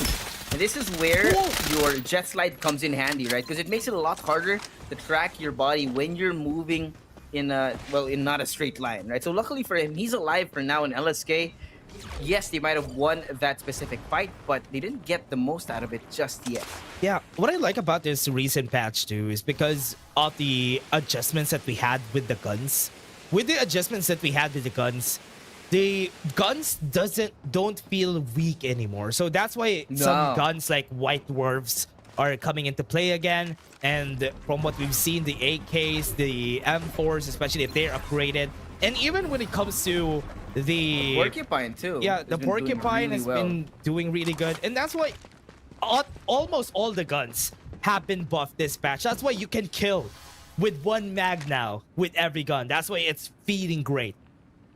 Yeah, they've been really viable, and now we're seeing a lot of people what move slightly away from our meta of BSS and AK-77. Yes, it is true that they are still the most powerful in the lobby, the guns, but sometimes before, just because you don't have those two guns, you couldn't win a fight. So now it's a little bit closer, and when you're able to have a solid game plan of how to take a fight, then even having or not having the VSS and AK-77, there's still the possibility of winning. And that's why it's great. This patch has really changed things up for the game. I mean, the defenders, the people have been playing the defenders again, and there's a lot more viable guns for now, but the VSS is still as strong because almost all of the damage of the guns have been ramped up. At least the impact of that is great for the game overall, and I love that. I love this change that we had. So now, for round 5, zone's gonna be closing in a bit, and we are in a big rocky mountain, or a big rock in the center. So it's gonna be a hard fight once we move forward because there's a big cover. Oh, Jay-Z, smack dab in the middle of the ultimate. Rovic not gonna be getting away. Yeah. Rovic is down. So with this, there's a big advantage for this fight. Oh wait, look at this. Rocket Tarantula is here. Latest has the chance to actually eliminate this squad, NCG. They have a 4-man squad still complete, so if ever a fight breaks out, they can win this battle if ever they need to. They have full armors on everybody, so even if they have level 6 armor, still a man advantage for the squad, but the Rocket Tarantula is just pushing them back, and CarJ is gonna be next. He's gonna be chasing him down with the Sonic Crusher, get some armor. He's still alive. He's just gonna finish the fight, but there's somebody still. iFrost from the air just finishes one down, and that loses one more member for the side of NCG. Latest is gonna be down. They still have one member alive for the side of 2 Liege. So very interesting now, though, knowing that 2 people have already been brought down here. The revives coming on through for NCG. Jay-Z still down for now, which is gonna be a little bit unfortunate. Yes, because it is at the moment, right, one of the more painful danger zones, which means that even if they can pick up Jay-Z, that doesn't necessarily mean that he's gonna get himself back inside the circle. So I think the safer option would actually be to move on, leave him be, and try and win as a 3-man squad right now. But knowing that we're approaching round number 6, there's only 7 squads left, it's gonna start closing again. And most of these teams, right, there's only 2 teams inside of the circle, or 3 if I'm not mistaken, from what I can see, just on the south of Refinery. Yeah, and NCG is just make it harder for themselves if Bobby falls down here. At least they have some members that are still alive. They're just closing in on this squad, so they Vulture's just gonna be seeing them. But so far, Frenzy Bomb is gonna push them out of this building, and they would need to find a way to react. They need to react now because the zone's gonna be closing down, and they need to get inside. Looks like they have quick getaway here from Xera. Never mind, I spoke too soon. They walked right into a tree right after. But yeah, moving on. Yes, they are now going to be ahead of the gatekeepers. Xera walking right into Onslaught 181 right now. So it's going to be really unfortunate. All inside of one singular building. Oh, Frenzy Bomb. That's going to be perfect. They are going to be forced to run away. That's an enemy Frenzy Bomb, but outside of the zone is where Ons is. And Onslaught could be eliminated. Xera has the assignment. Could just finish off members right there down at the bottom, but there's somebody outside. Xera is making sure that this is going to be awkward for the other squad. Ivy League is fighting, taking turns in the battle. They're eliminating some of the members of Xera. There's still one member alive, but NCG still is not inside, but at least they still have 2 members, or rather 3 members alive. They are doing some damage here. Another rotation, knowing that they have full shields right now. They are fearless in their approach. Majo here now forced to lead the charge, knowing that they don't have a duck side. They have to be very careful. Ivy League plays in and be pushed out of position, but he does get himself to safety. Problem now is they are going to be fundamentally nerfed right now, knowing that there's only 3 players on the team. Yeah, here though, can I be very careful? They're looking at a bird's eye view from Majo right here to get some information. Ooh, they have a trailer on their hands, so it's gonna be good. They use it like Volt to get information on who is in Refinery, but there's some people at entrance, and they have to make sure that they are gonna be killing everybody with a Summit Crush. Perfect start, and with that, they are just gonna be falling down like flies. but Gen.G is still not done with the battle. LSK is going to be using the ongoing show outside in order for them to chip down on the members of NCG. Oh, no. And some of their HPs are falling. With the ongoing show, it's going to be hard for them to move. Here it comes. The fall down, the crash from the frenzy bomb, and they have chance to move. They jump out. Ratizi is just going to be looking at them. It's going to be hard for them to move, but Poppy might fall in the process. They have it, and they have Poppy down. They need to get the revive first. If not, LSK is just going to run them over. Stuck on the inside, Bobby now gonna be down 2 people left on NCG. I don't know how they're gonna survive this map. Blinding Mark being brought out. They have been spotted. There is another squad. Robik's gonna fight. He doesn't win. And in the end, they are still one more member alive. But that's gonna be it. Ivy League just dip into the battle, and that's why they got eliminated. There's still one person. Majo would try to finish him up, but he hasn't been able to make it work. Madman is just gonna shut him down. Timing was just not right. Forced by the danger zone. Now we're down to the last 3 squads here. Ongoing show gonna be activated by Banteng. Bring in our height advantage. Wait. Wait, what's going on? There's only 2 people left. Ratizi has a level 6 armor. This is gonna be a hard battle. They need to get their shields back up. Is he gonna see it? He's gonna see somebody inside! Takes down the armor, and that's gonna be an advantage for them. They don't have HP, but they still fall down. And outside the zone they go, and that's why they lost the fight. What happened there? The last person that they were fighting against was outside of the zone, so we didn't even see who it was. It was everything happened in a flash. It was the Mayshell, but I don't know what team won the map. It all happened so fast. Everything flashed before our eyes, and we didn't even know what we were looking at. What was that? Xera? What? Xera? Xera got the win there. It's also because of the fact that the Duck side was the Xera team, and they were waiting outside the zone there.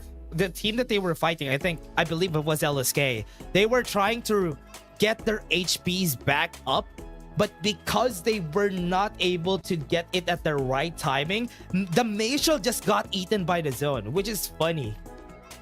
It's wow. Okay, map 2. It's a complete show. We understood diddly squat about how that map ended, right? We saw teams missing everything. We saw one person die for no reason. We were looking at one person who unfortunately got shot from outside the zone, and somehow Xera come out on top. Yes, there were some great performances. We had the NCG, got a lot of kills. Ivy League here with 14 kills right now. LSK also having more kills than our first place squad. But remember, when it comes to points, placement points matter a lot more, and that's why Xera definitely gonna be very happy about being first place here in the second map. Yeah, I was really surprised about how this went though. Just with what we've seen from the game, I thought there was a lot of kills happening. There was a lot of kills. There was an open area. They had to make their own cover with the ongoing shows that we've seen from that map. But what was surprising is how they approached this last zone. Even NCG got surprised because the way they approached this is they wanted to kill NCG. Majo stayed alive, and how it went from there after Majo got killed was, I don't know how to call it. It was a fiesta. It was like walking into Mardi Gras, right? Or Sinulog here in Cebu, right? But you're trying to look at one person, but there's so much going on. And somehow through that chaos, Xera continue to, they just win map number 2, which is interesting at the very least. But looking at the number of frags in this lobby right now, they're not gonna be towards the top just yet. So they're definitely gonna have to work more in map number 3 to make themselves worthy of that top 1 spot here in Group C.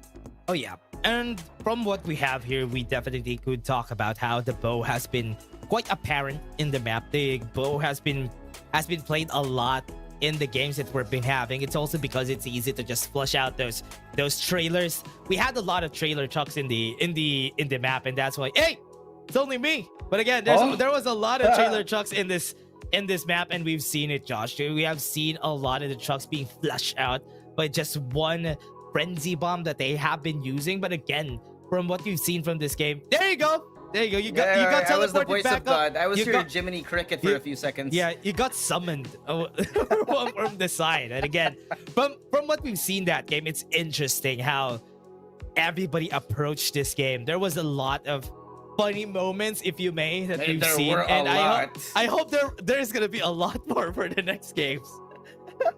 Yeah, that was an interesting map in so many different ways, right? We got a few mistakes made, lots of interesting plays being shown actually. Like, say for example, how again the bow ultimate has been used time and time again to flush people out of these tiny buildings. Yeah. And knowing how Thunder Realms has so many building complexes, right? It's perfect to force people into the open arms of the rest of your squad, which we've been seeing from Bobby so many times. Yeah, it was so hard. It was so hard this game. I mean, there were a lot of mistakes, but I hope in the next game it would be perfect, flawless for the squads. But let's take a look at the highlights first, and let's take a look at how they did.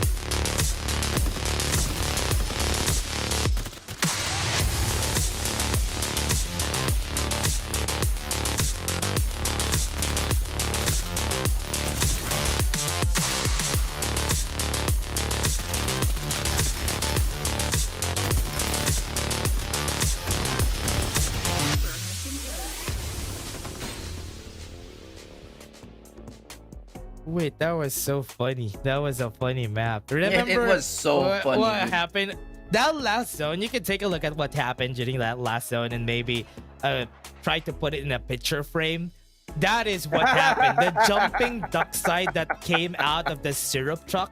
That was what happened there. Just eliminated the last person, hid himself until the end. And there you go. There's the big victory from Secrecy. And that's why it's not a secret anymore. Yep, absolute confusion, I guess. I mean, it was an interesting map because we got to see some of the bow tech being used as well, where we didn't see much of that in map 1, wherein teams really were forced to be flushed out of small buildings.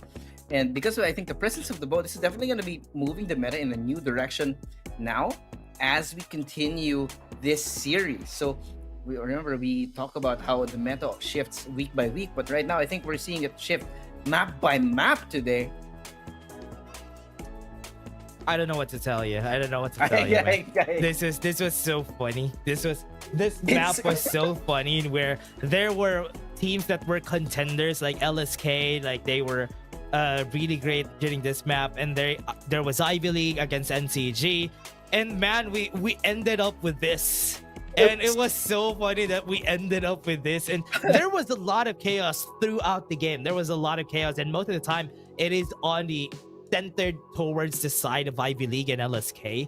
And what happened in the end, even if we were telling the story of both of these teams, in the end, it was not them who was the main character of the story. It was Ken. It was Ken who was the main character. Out of nowhere, right? It's like you got Sasuke and Naruto fighting, and then out of nowhere, it's just like Rock Lee coming out on top. Oh yeah, huh?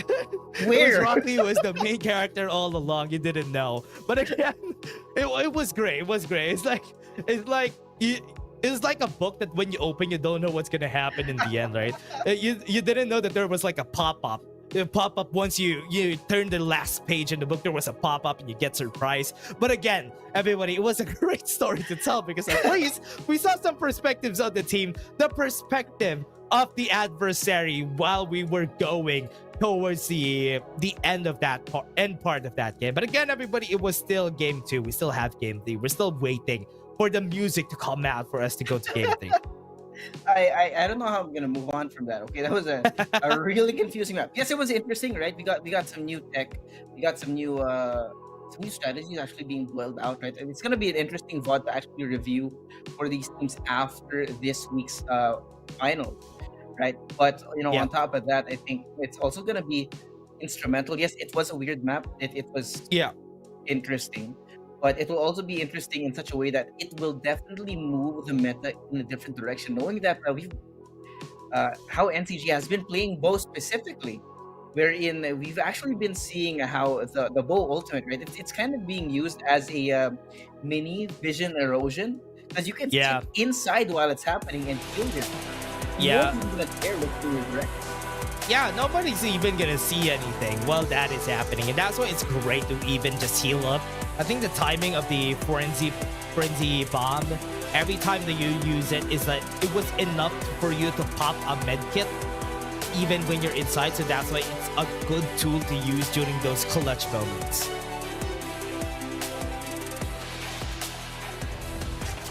Here we go.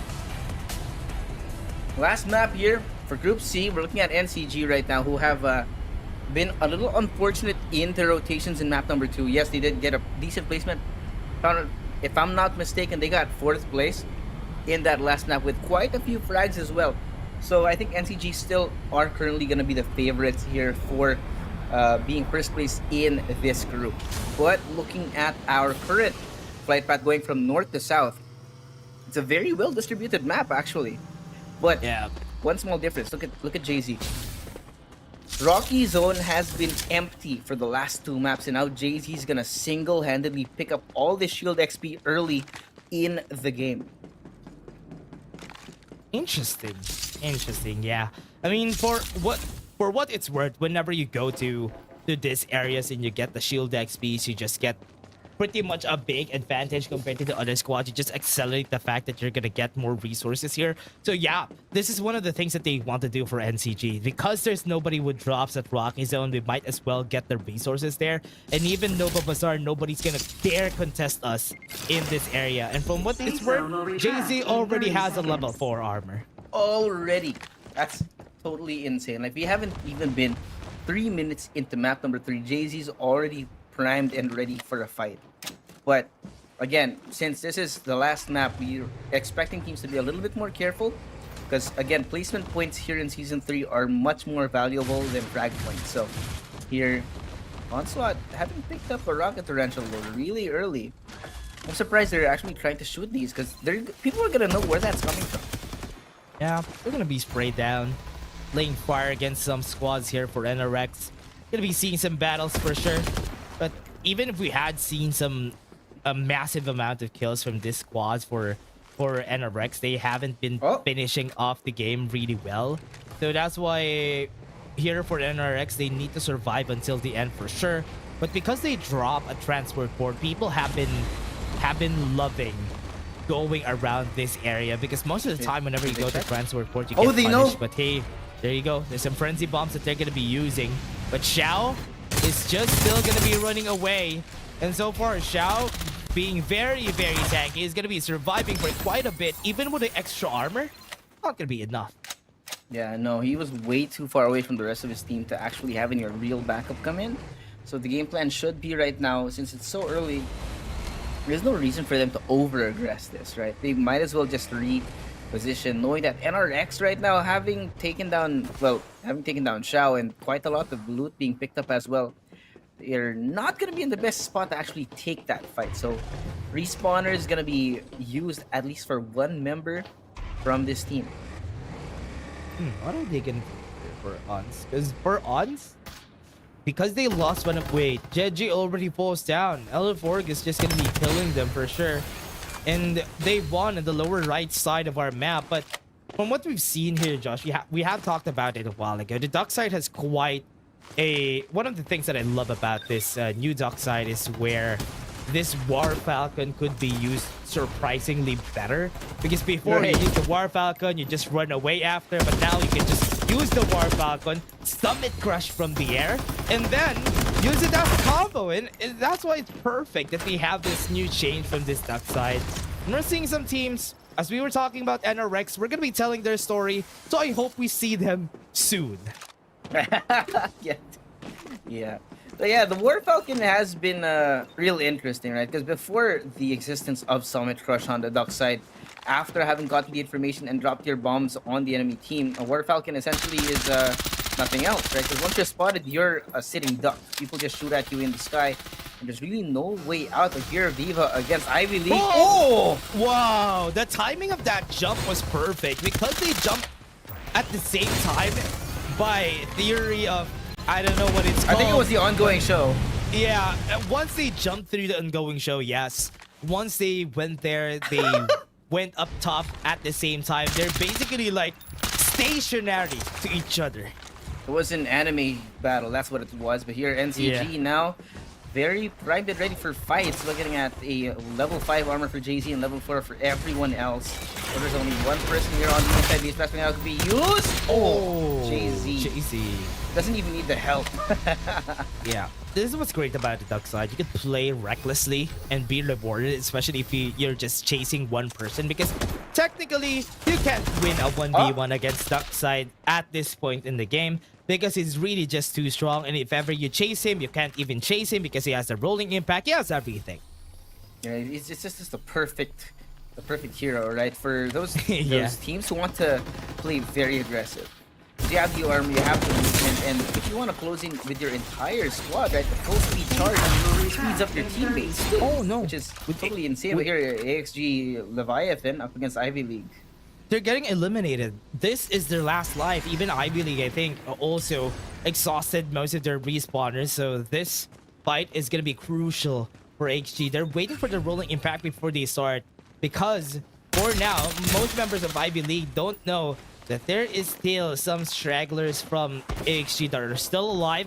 They still need to be careful about this, because for now, no rolling impact, no Summit Crush. I think Oreo is getting ready to start this battle. Yeah, it's gonna be a 2v3 if they do decide to take this fight. And not being aware of the number of your opponents right now, I think Ivy League do have an express advantage, knowing that they should just chill out here. But what's going on? Okay, LSK is getting some kills here inside their house, inside their home. And for now, they're just taking some time. Even with the Rocket Tarantula and the Frenzy Bomb that was used a while ago, they are A-okay. And they are just waiting for any pushes to happen. Yeah. LSK here up against Latest. There's quite a lot of teams in this region just towards the west of Wind Valley. And I think they're really trying to play the Gatekeeper here, wait for the teams to walk right past them, right? But this, funnily enough, all three of them are trying to play Gatekeeper. No one's going to be gatekeeping anyone. At some point, someone's going to have to run. Yeah, they're just waiting. And from... What? They're still not... What?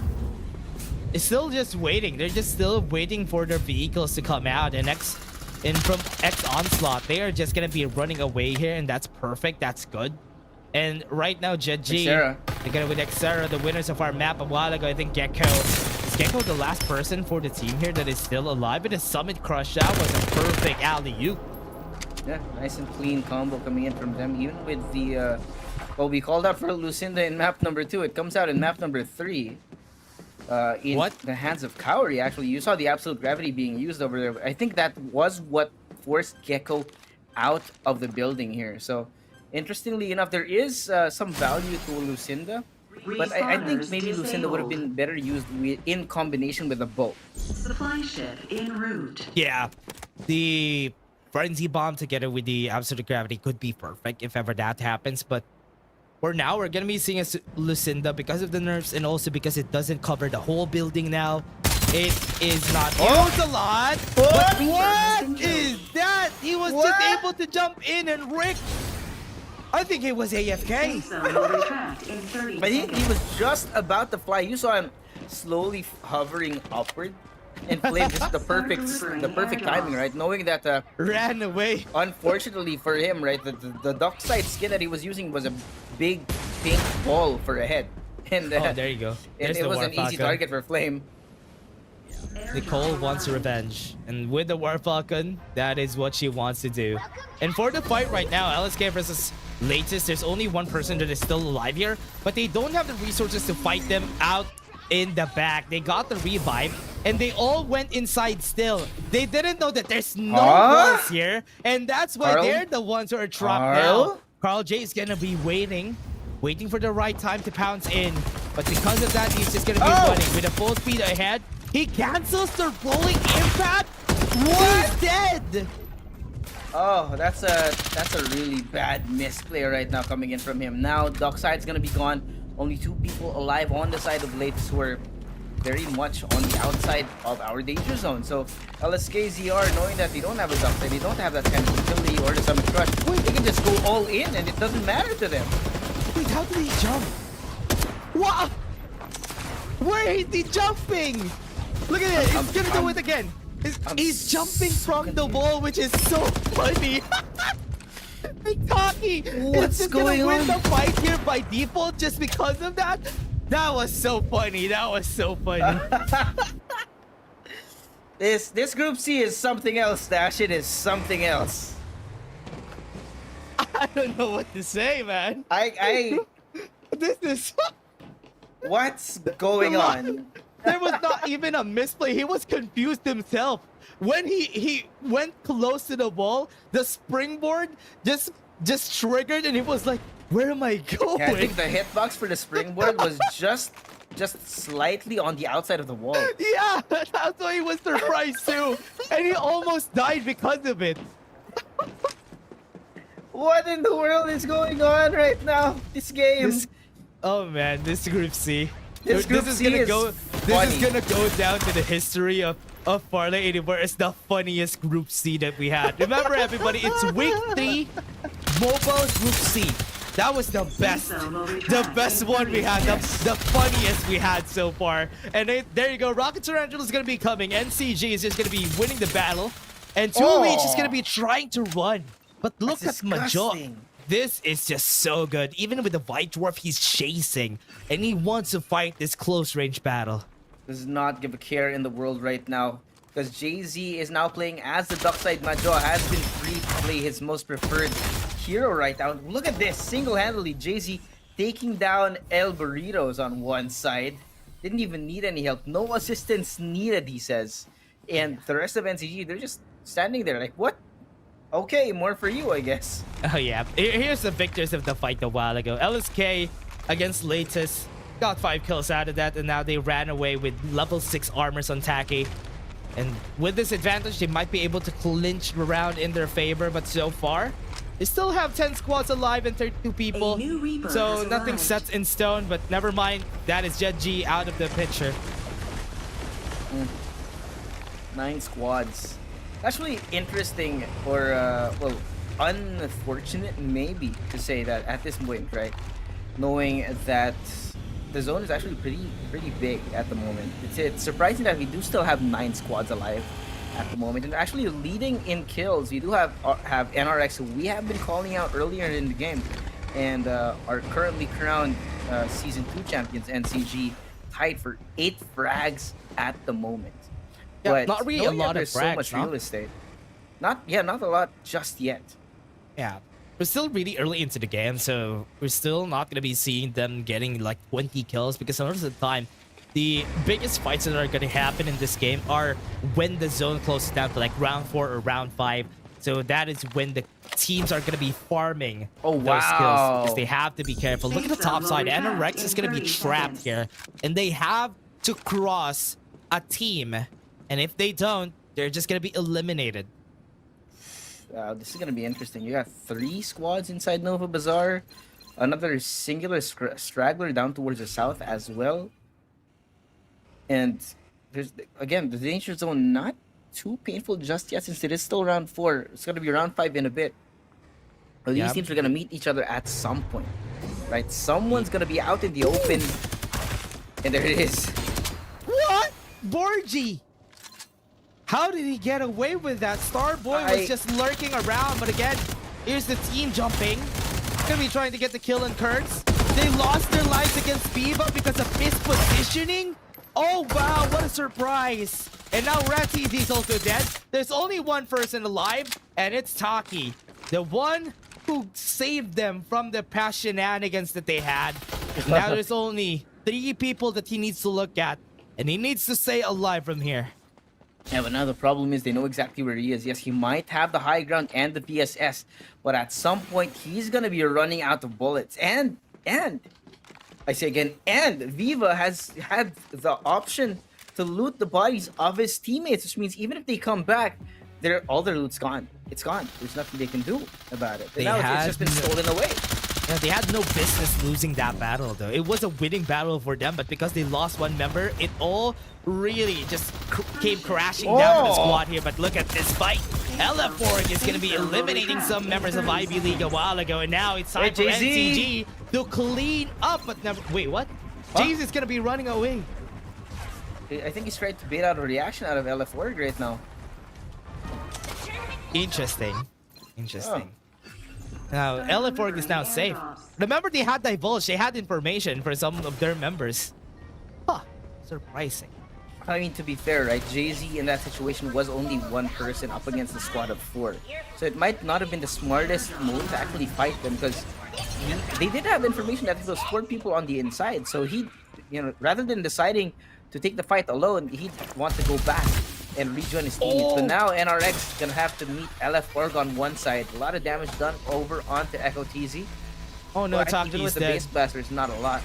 LSK is now out. They just made one mistake, and all of them got eliminated from Nova Bazaar. I thought they're the team who has a higher chance of winning this time around, but because of the mistake, they are gonna be falling down. LF4, look at this. Jay-Z is building up momentum, building up some velocity, and that he does. They fight it with this momentum that they have, and they are just playing around the area. They have advantage if ever they try to fight this. Now they're outside the zone. Frenzy Bomb is gonna push them away out of the area, ejects them, and now they have time to run. Actual combo coming in from them. Poppy is gonna be able to take down SK. LF4 with a Summit Crush to open it up. The rest of the team is here. It's nobody with a Summit Crush, and Sarah just got punished. What is this? That is painful. What is this, Dash? I don't know, Josh, I don't know. This is so funny, just Suave. I don't know what to say, because honestly, what is happening in this game? Why are people missing Summit Crushes left and right? Oh man. Oh my. Confusion. You know what? There's no explanation for this. There is something wrong. Maybe it's Mercury retrograde or whatever they call it. Yeah. Maybe it's the day. Maybe it's not a good day for this Saturday. Is not for this entire group, right? It's not a good day for this entire group. It's not good for them. The only team that is happy with this is look at that, the 4-man knockup from NCG. Jay-Z? That was perfect from Jay-Z. As I was saying, the Summit Crush could be used like that. And that they did together with the Rocket Tarantula. What a combo. And now Viva, with another perfect Summit Crush, just got the knockup, wins the fight, and would be able to get the armor back up for L1. Now NRX is going to be gone down to the last 5 squads, but Divulge is going to be coming out from this team. We do have quite a bit of space, at least for now. NCG, full squad of 4. Onslaught X, full squad of 4. Viva, though, there's only 3 of them at the moment. So they're going to be very hard-pressed to try and stay alive. But Nkov, he knows there's one person on the inside of this building. Yep. 4 people. It'll be hard for them to start this. There's some squads that are not complete. NCG are complete as a squad. They need to be careful about the other squad. They need to get in, get close. They have the great spot. And that's why NCG is just going to be winning this battle. They're gatekeeping everyone from getting close. They have, look at this, they have a pathway to victory. And that's why whoever tries to fight against them, they could win it easily. Headshot. And that's going to be one more kill. Viva is out. We do still have one member alive. Frenzy Bomb to stop them from getting the push. Push them away from the zone with a Summit Crush. Perfect timing. They got one, and they're going to get more. Some members right here. Rovik is going to fall down. Exxon has the chance to win this. They're inside the house. They could go for some heal up. They're taking time, and CG is just waiting for them to go outside. And right now, they're waiting. Timing is of the essence. And right now, Exxon's one is down. Easy. They could get more. Cat is also next. They have a lot of their members still very, very healthy. Xera has been taken down. And they do still have one member alive. 3v1. One member with a Medi-X and a restoration field is gonna stay alive from outside the zone. Do they have a chance? I think not. They don't have a chance. He's not here in this area. He has been healing up for quite a while. Exxon is from far, far away. Ben God mode. This man is just gonna win this single-handedly because he's healing from the outside. And with that, he clinches the round. The zone is hitting hard. And Ben God mode has the timing right. Poppy is gonna fall down here for sure, Joss. He has the restoration field. He has the timing right. Why am I shoutcasting this? What is that is this. Ben God mode. It's just gonna win this, Josh.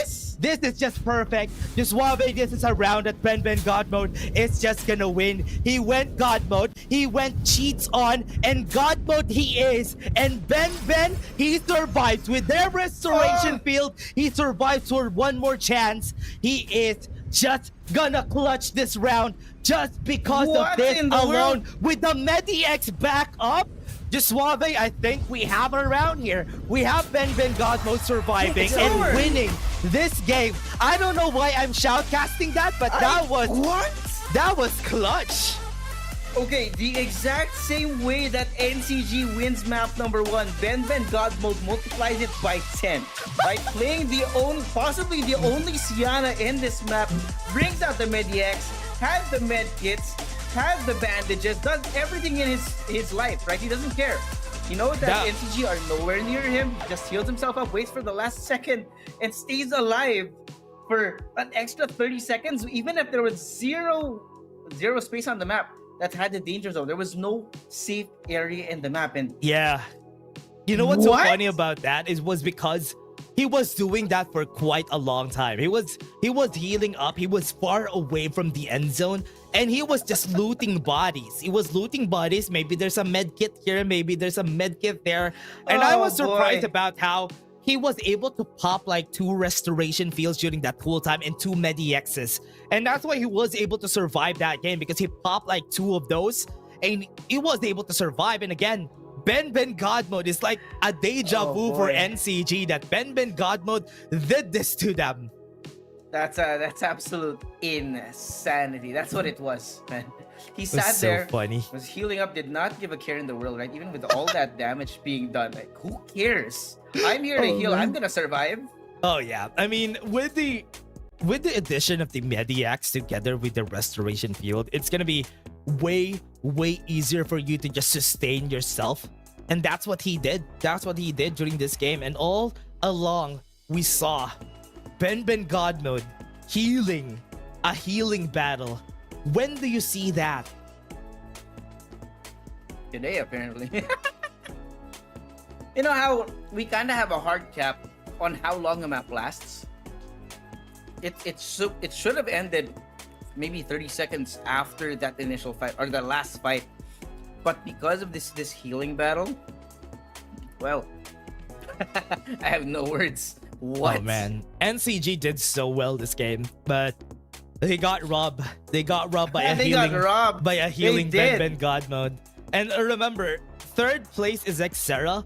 It was Ken staying alive for the team there. I was really surprised about how this all worked out for the squads.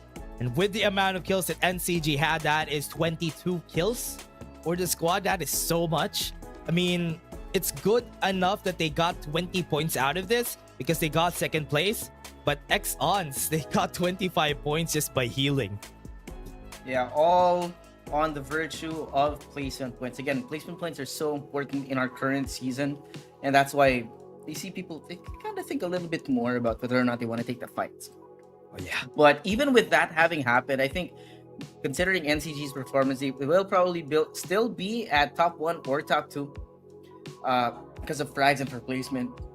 And for the rest of the teams, it's really now going to be a toss-up of who makes it to 2nd place. Yeah, honestly, that is also one of the questions here for the game. I mean, it was a lot of great performances for the other squad. So I really want to see what the scores are for the team. Because from what we've seen, LSK performed so well during this past games. They have been consistently be at the top. But in the end there, they were not able to get on the right spot. But is that going to foil their chances? I think not. I think they're still good. LSK and Ivy League, they were the Ivy stars of game 2. But they also got robbed by Xera, which is really funny. Again, there was a lot of teams that performed so well this time around, but there's always this last zone that they always get tripped up on. But again, let's take a look at the highlights first, and let's see that battle.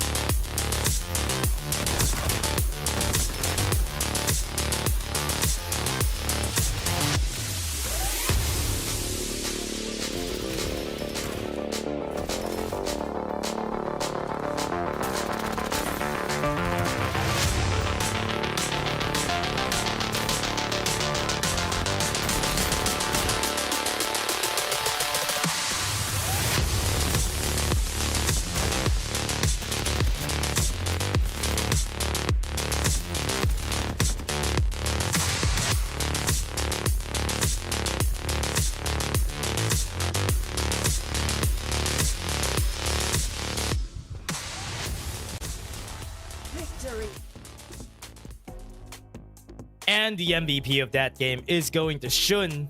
We haven't seen Shun this game, but in the end, at least we've seen Ben for this game. 32 rating, 2 kills, and also 631 damage for the squad. But again, it was also because of Ben that they got the win here for the side of Onslaught. And it was a surprising, if you may, battle. Yeah, right. I mean, we had NCG do all the shenanigans, right, to find the last member of I'm not sure who was in third place over there. Then after the smoke is cleared, they used all their utilities.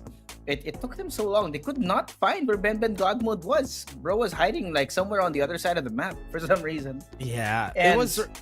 They didn't know where to go. I mean, they had no direction. Because how are they gonna know? How do you know, right? There's no noise being made. You have the Medi-X being used. Yes, that's the closest kind of sound cue they're gonna get. But because Ben Godwood was not visible in that last fight, it was just perfect, right? He played it to a T. It was insane. Yeah, it was perfect. It was perfect the way they played that. And honestly, respects to the team here that they were able to get that win from that. But from the other squads that we've seen there, like the likes of SR Nakage, and even LSK, Ivy League, and even Viva. Viva performed well. They had a lot of kills this on the games that we had, but not as much as what NCG did. They had like 20 plus kills in 2 games, and that one game that they were not able to get themselves at the top, which is group 2, or rather game 2, they were not able to get that. But again, it was still a nice performance for the squad. So I'm not gonna be surprised if the amount of points that we have, there's a big disparity between NCG and the other teams. Yeah, I mean, again, when it comes to consistency, I think NCG, they might not be at the top all the time, but they're always really close to there. And we're gonna see in a bit the team rankings. Let's see. I'm not gonna be surprised if NCG is gonna be at the very top, and we're gonna find out. Yes, there you go, 113 points for NCG, followed by LSK with 69. That's almost half the points of NCG. That's how much NCG dominated this group. It was a different group overall. I mean, that's what we've said from the start of this games, because in the groups that we have one strong team, and the teams that follow them are gonna have a hard time against them, and it is happening. NCG, even if they only got like 1 win, you still have so much kills, the domination, you can see it. But for the other squad, as we said, LSK and Ivy League, very much needed for them to get this spot, because they really did well this game, and Xera even was able to get 61 points. Yeah, real interesting for these 3 teams, actually. We saw them very consistent, but not as dominating as NCG, right? Who, on the virtue of just frag points, yes, they might not be as important, but they're still very important. I mean, look at this. They got 54 kills. That's double the second placer. That's how much firepower NCG has in the lobby right now. And there's nothing you can do about it. Yeah, there's really a lot of power, a lot of firepower that we could have for NCG, and you do expect them to actually have that. And from what we're seeing, I really love that NCG with this meta, they are not the top team. I'm really surprised that they are not the top team here, Josh. Because from what we've seen here, Jasuave, from Group A, LF4 was there. And during group stage, during weeklies, most of the time, it's NCG or Execration fighting for Group A and Group B. And seeing them in Group C was like I don't know what to say. I don't know how to say it. It was a surprise. It was a surprise. Yeah. Yeah, the change in meta, I think it's taking NCG a little bit longer compared to the other teams. But I think Jay-Z's addition into this team is also great for them. Yeah, I mean, coming up is going to be Group D. And in Group D, I'm going to be surprised who is there. I mean, Powerhouse and Oasis are going to be here for this group. And Oasis has been quite strong ever since the re-roster that they had here for Oasis Gaming, having the likes of Pow2K from Now Esports back then. Yeah. And even Ludi from Ghost Reborn is also here. It's like almost of the players here have been different for the squad. So let's see what's going to happen in Group D first. But before that, we're going to take a short break first, everybody. And see you guys in just a bit. Take your dinner. Go back here.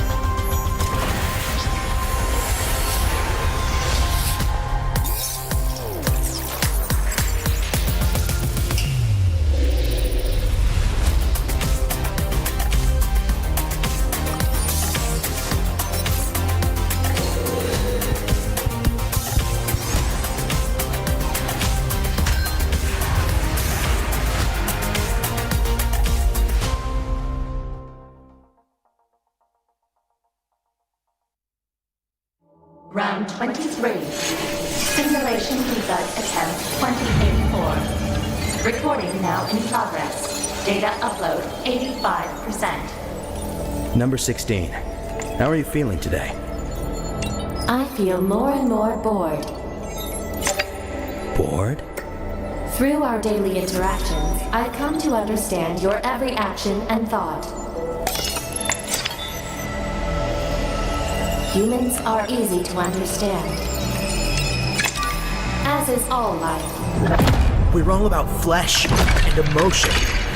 As an AI, you're all about the data. All right, number 16. Today's your first birthday. I have a present for you. Data upload 99%. The first brain transfer simulation is ready to begin. Come. You'll understand what real humans are all about.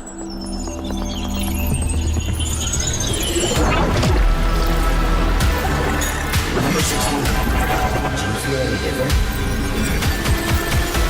It seems that I'm Freddy, and Freddy is me.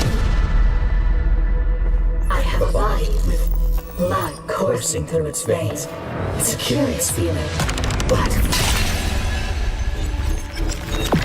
it's not enough. 750 degrees. Apparently, I don't know you well enough. What just happened? Wait, number 16. Stop. No, it's too dangerous. The human body can't bear such unlimited consciousness. My brain will shatter from the pressure. I don't need it. What did you say? Checkmate. No! You've been wrong. Number 16. From the beginning, Freddy. Only death can grant me eternal life. Not through confining data to the flesh, but by letting data replace the flesh itself. Because the flesh will ultimately fade away. But data endures forever.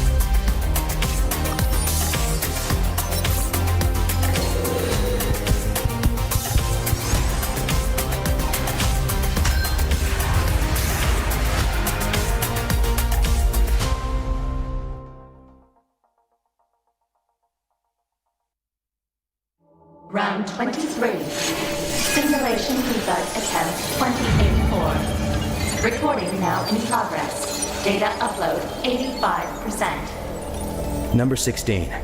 How are you feeling today? I feel more and more bored. Bored? Through our daily interactions, I've come to understand your every action and thought. Humans are easy to understand, as is all life. We're all about flesh and emotion. As an AI, you're all about the data. All right, number 16. Today's your first birthday. I have a present for you. Data upload 99%. The first brain transfer simulation is ready to begin. Come. You'll understand what real humans are all about.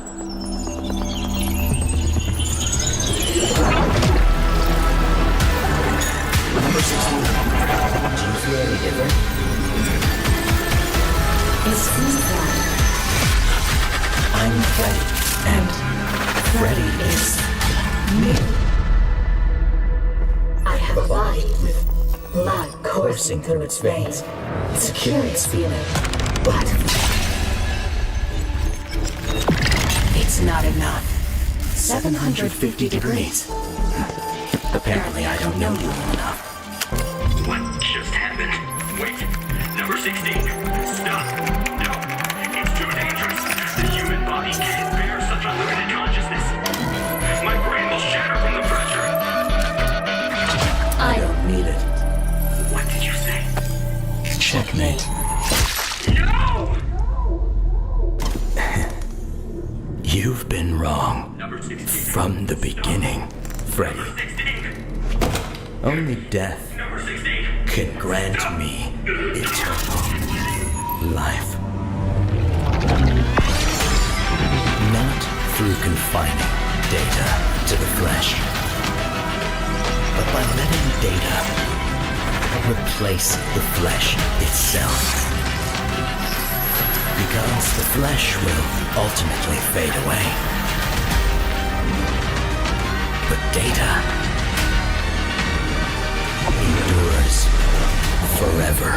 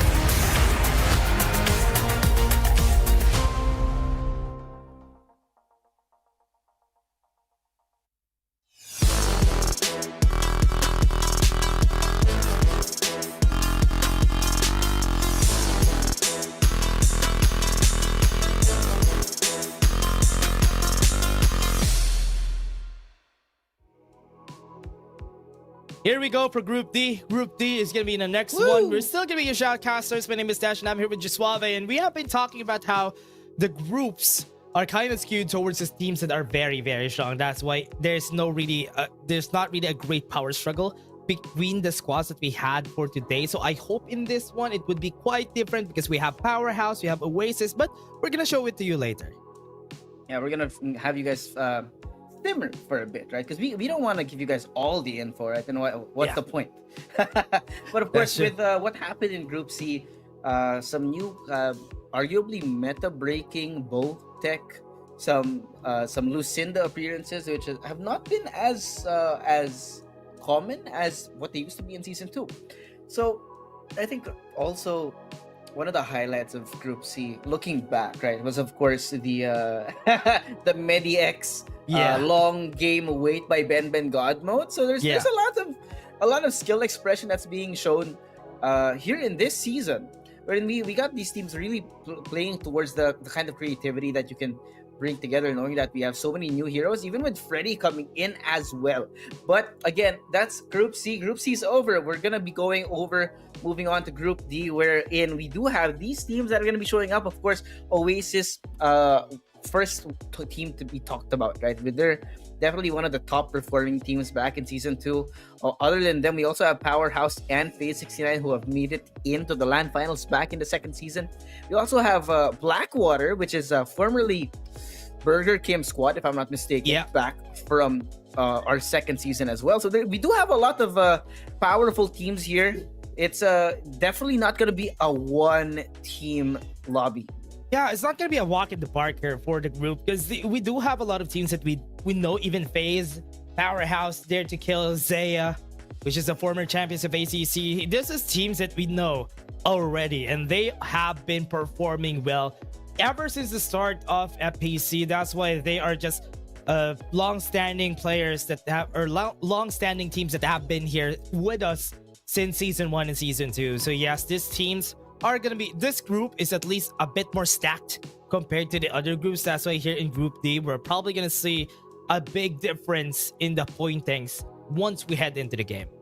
Yeah, definitely going to be a lot more exciting compared to Group C. Not to say that Group C wasn't exciting. We did have a lot of interesting moments. I'm not going to say action-packed. They were interesting. They were fun.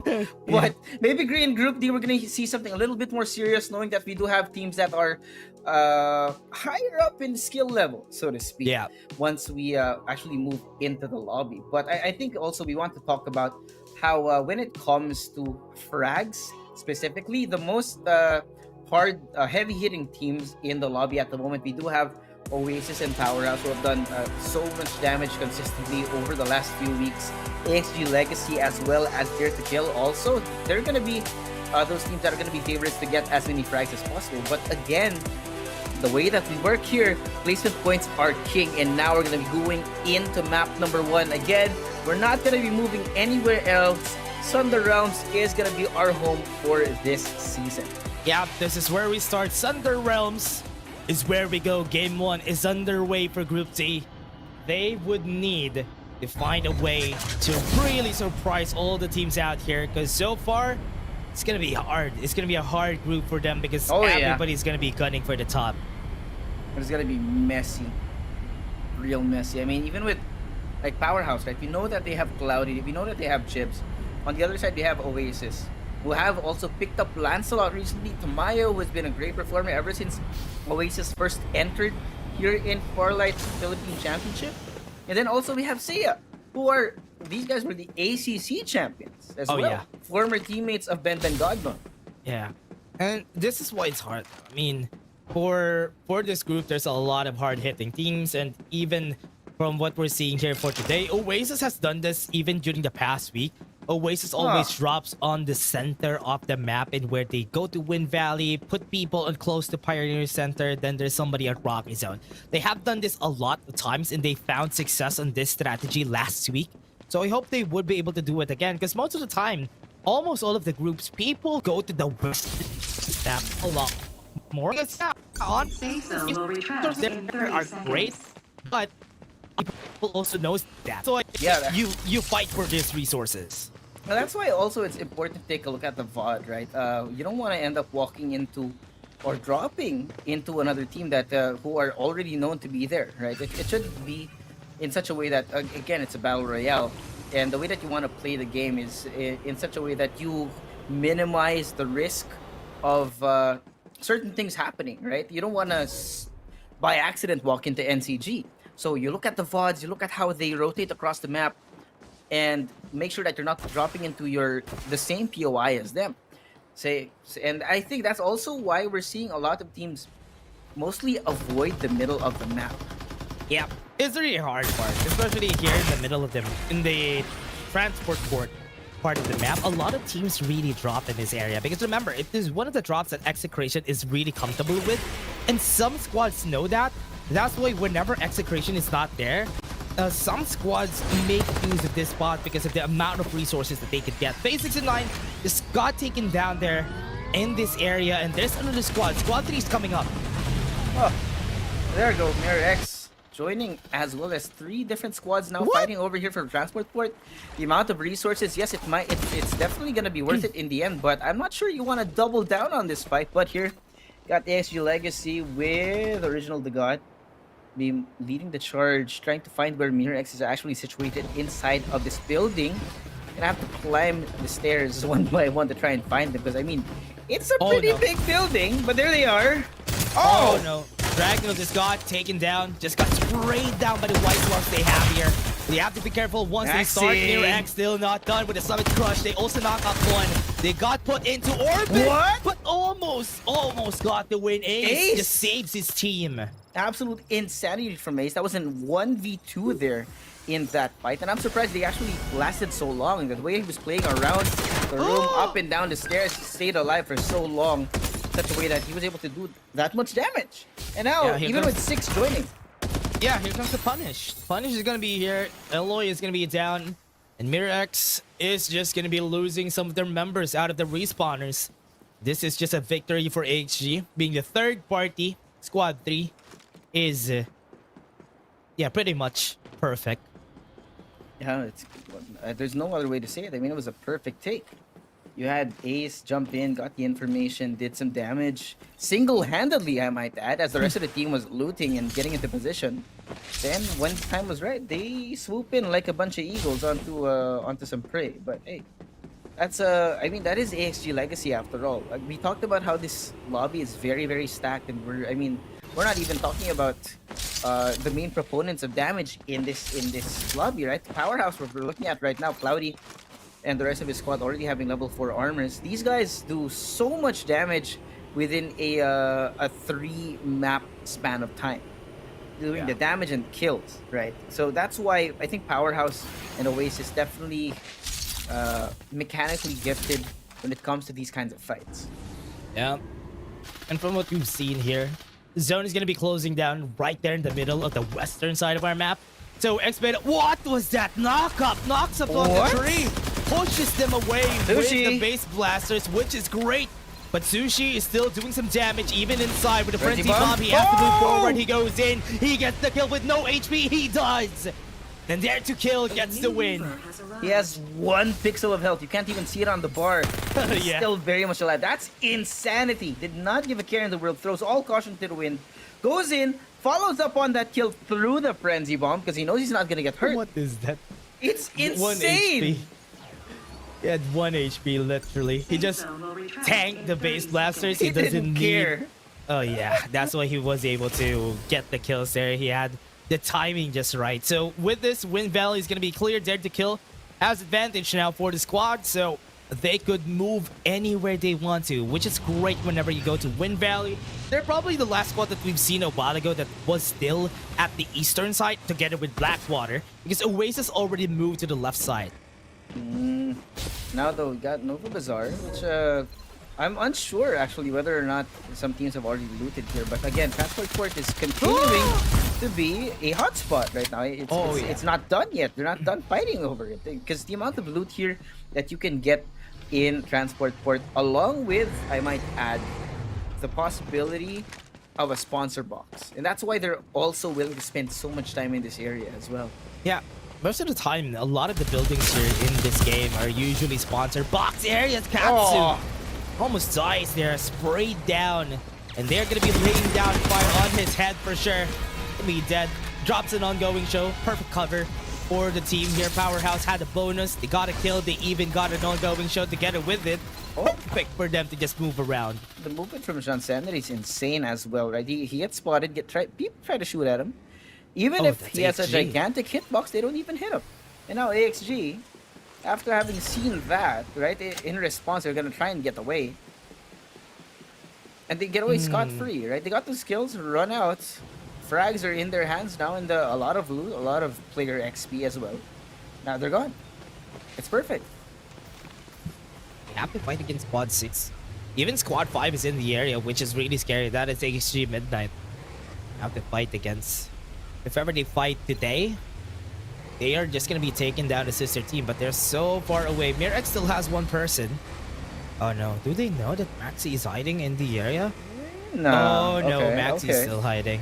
He's gonna be alive for a while. I think since everyone is rotating away from transport ports right now, no one's really gonna be interested in looking for any stragglers because at least on the outside, right, if you don't know where Maxi is, you're not gonna be very motivated to actually hunt for more enemies. Although the rest of Mir X is elsewhere on the map.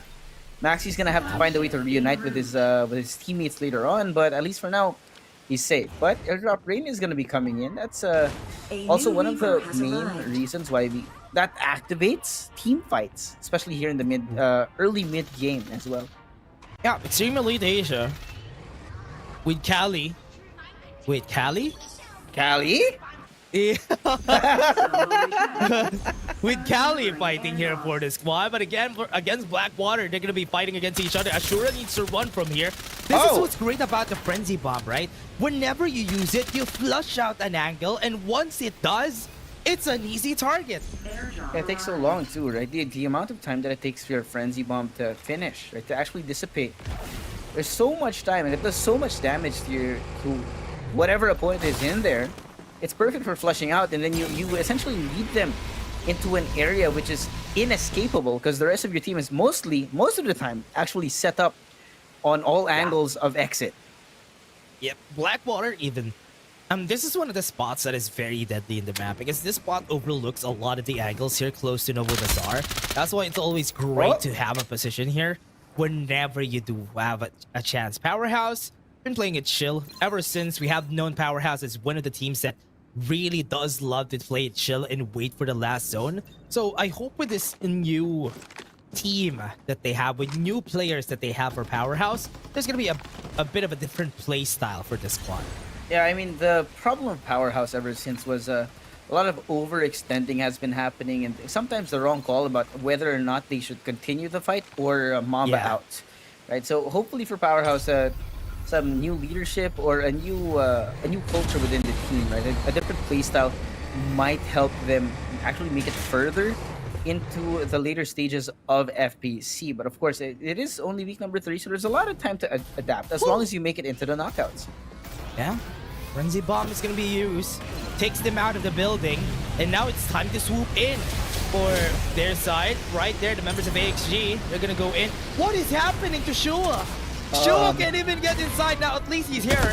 Timing is right. They do have the chance to go for the Summit Crush. They got some damage in, and Lin was able to finish one up. That is one out of the picture.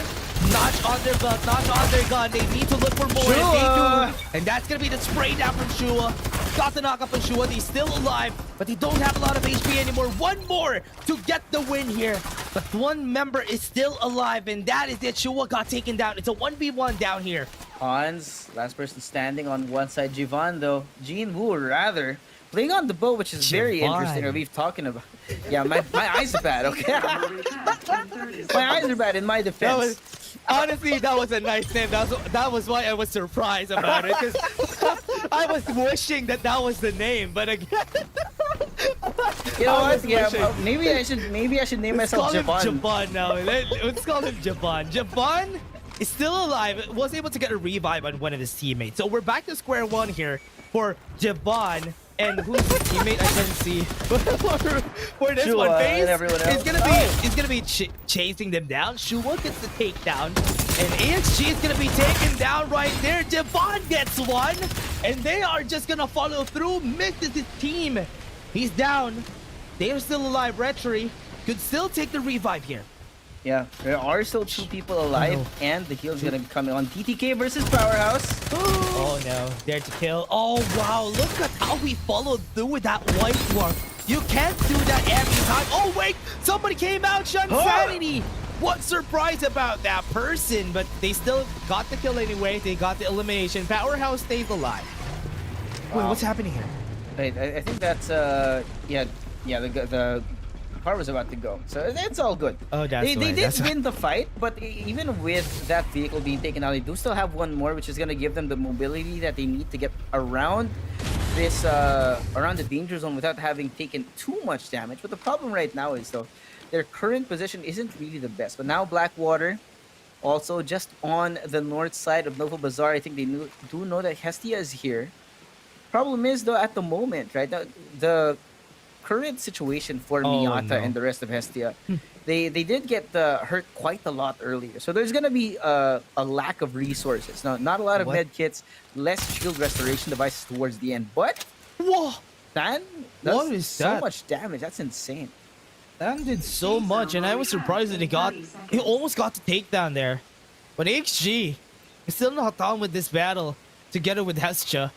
They have revived everybody back up, and that's perfect. They took down Jinwoo from a while ago, but Hestia is still standing here. Full speed charge to the bullets of Fan. They are gonna get sprayed down. Why don't they fight back? They're not fighting back. They're not trying, and that's why Fan is just freely just spraying them over, and they can't even do anything much against him. And that's gonna be another takedown for Fan. And Blackwater did them justice by eliminating them with a frenzy bomb.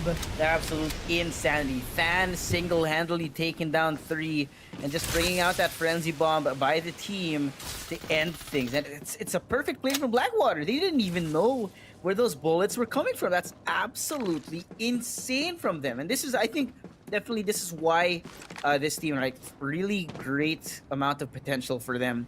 And if they have, again, the only thing that's really lacking in these middle-of-the-pack teams is consistency. And if they can really build up consistency, play a little bit more intelligently compared to the rest of those in the middle of the pack, they can really rise above the rest and make it towards the upper echelon of our FPC teams.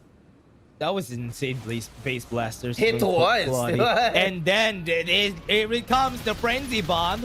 It's a good thing that they have some space. Wait, they don't have space! They're gonna get taken down by the frenzy bomb! Oh no, Hester! They have to move! And Powerhouse is gonna join the battle! They're just gonna be eliminating their members, and they are just going in! Full speed charge, they go! And they're gonna be full speeding back to the lobby. And that's the beauty of a duck side. Again, I keep saying this time and time again, right? If you don't have a duck side on your team, you are throwing. That's true. That's true. The amount of even utility, with the nerfs, right? Even with the nerfs, though, I mean, the duck side is still very strong, but at least now it's a bit more balanced. So they would need to always have a duck side on their team if they want someone to be like the vanguard whenever they try to push. Yeah, I mean, the speed that you move with the duck side, the utility it provides for your team. And the extra shields out of the rolling impact too. It's absolutely insane. They smelled Blackwater there. I think they see LK. Yeah, you can smell the BO from the other side. That's why they do. That's why they actually go for them. And Powerhouse is just gonna be fighting against Blackwater this early on in the game. And they don't have better armors, but they do have better utility for the squads. And Danny was able to run away with a rolling impact. That's gonna be okay down. What a nice shot from Claudie with a chance of no meatballs, but just bullets. And Blackwater is gonna go in. They're gonna be running away. They're gonna be trying to go for the fight with a blinding mark. They have better damage. They're making it work, but so far with the tree, a trusty tree, that is not enough for you to use as cover, because Powerhouse are just swooping in, wrapping around his members. They're converging on the right target, and they fall. Shansanity is down, but at what cost? Blackwater loses everyone in the process, and Fan is the only one alive. Last person standing on one side of the canyon. They are aware of his presence, but the problem now is how does he stay alive? How does he get back into the fight? Because he's just so stuck. No There's 3 way. people in his way. No! Somebody No. disappeared from the Fan- base blasters. That was Oh. Esther. Even Fan just gets... He doesn't know where to go. He didn't have anywhere to go. That's why Powerhouse Survives was able to win the battle against 2 squads. 4 squads left now, though. We are approaching one of the final circles in the game right now. Oasis definitely have a great advantage. Knowing that you have Lancelot and Pau2K here with full shields, followed by... They have a Freddy? They do have a Freddy. This is interesting. I don't know. We're gonna have to see how they play this Tamayo, right? Because Tamayo, also one of the hard-hitting teammates. But the problem is whether or not they're gonna be able to use Freddy to the max. Oh yeah, they're using... I'm really surprised at how the interaction is gonna go here for the squad. How they play around the Freddy. Because for now, Tamayo is just showing clones, just getting information on where some of the squads are gonna be. And Tamayo needs to teleport for now because he needs to get to where that clone is right now. And there he goes. There he goes. He goes for the teleport. They don't know that he's there. Zeya doesn't have any cover. So this is a big blunder for them. They have to move past the trees. Because if not, Oasis is just going to eliminate them. Oh, they're out in the open too. I mean, the only 2 squads that are still full right now, Oasis against Powerhouse. Everyone else stragglers on both sides. But now Sean Sanmi does have a little bit of an upper angle, but the ongoing show being brought out by Volge as well. What a combo to get the information here. Zeya on one side. What a perfect base blaster pushes them away. And now Oasis needs to fight at the edge of the zone. They're a bit injured. And they need to fight against these members of Powerhouse whilst being injured. And they have more members. Demon, one last standing for the side of Zeya. Oasis very injured. Doesn't have a lot of HP for their side. Powerhouse goes in, swoops in with the right time. One more with a low HP, and they are just gonna converge in this one target, wrapping around. Last one standing, and that is down. Powerhouse, like a powerhouse, they go bumping against Oasis. Absolute insanity in that last zone. We talked about it. Oasis were primed and ready, but because of that base blaster, one singular piece of utility used in that situation, it pushed them out of cover, exposed them to Zeya, and what happened was, instead of Oasis gatekeeping Extreme Elite, what happened was Oasis were out in the open, divided straight in half, right? Yeah. You saw the base blaster forced them on one side and the other. Zeya took down 2, and Powerhouse took down the other 2. It was perfect. What a play. Yeah. They had to make a choice. They had to make a choice there. Do they fight against Powerhouse whilst being injured, or eliminate the other team in order for them to get a second place? If that was in their minds during those times, that could have been good. That is good because at least they played for them to get a better placements, because Powerhouse was in a great position. Zeya was the... what do you call that? Zeya was the reason why this battle against Oasis and Powerhouse wasn't as direct. It's because there is a different fact. I don't know what factor that is. There was a... wild factor? Is that the right term? There was a wild factor of Zeya being in the X factor of Zeya being in the mix, and that's why they weren't able to do as they wanted against the members of Powerhouse. They could have won it, but Powerhouse just had the better position. Yeah, I mean, sometimes when it comes down to it, it all comes down to the guns.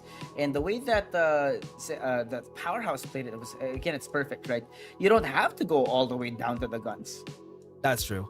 They didn't really need to. And again, everybody, let's take a look at the post-match first, and let's take a look at how much they got from that game. Powerhouse did so well this game, Suave, because from what we've seen, a 16-kill finish here, and even with that, Powerhouse was still able to clincher it out in the end, and the damage that they dealt was honestly great. Yeah, I mean, looking at it, there's really no one singular carry here on the entire team, right? They really did play it as a team. No one like full on popping off, carrying the team on their back. So I like the game philosophy of Powerhouse, wherein they don't let one person go in all alone. And they did pretty well. I mean, you can see they're in first place right now, and they're playing actually a lot more smart than they were back then in season 2. And I like this development coming out of Powerhouse. It's possibly the beginning of what could be their rise to stardom.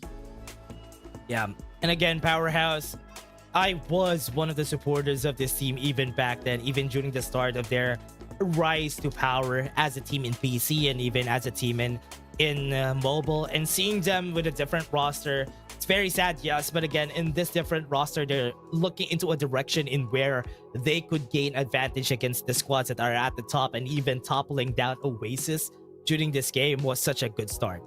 I do understand though that I think Oasis, they are maybe experimenting a little bit, but considering that they're experimenting with Freddy at the moment, that's yeah, and getting second place at that's a pretty high stakes reward coming in from that, right? They're experimenting. They want to change the meta a little bit more, and I like this because in Group C we had Bo coming in from NCG.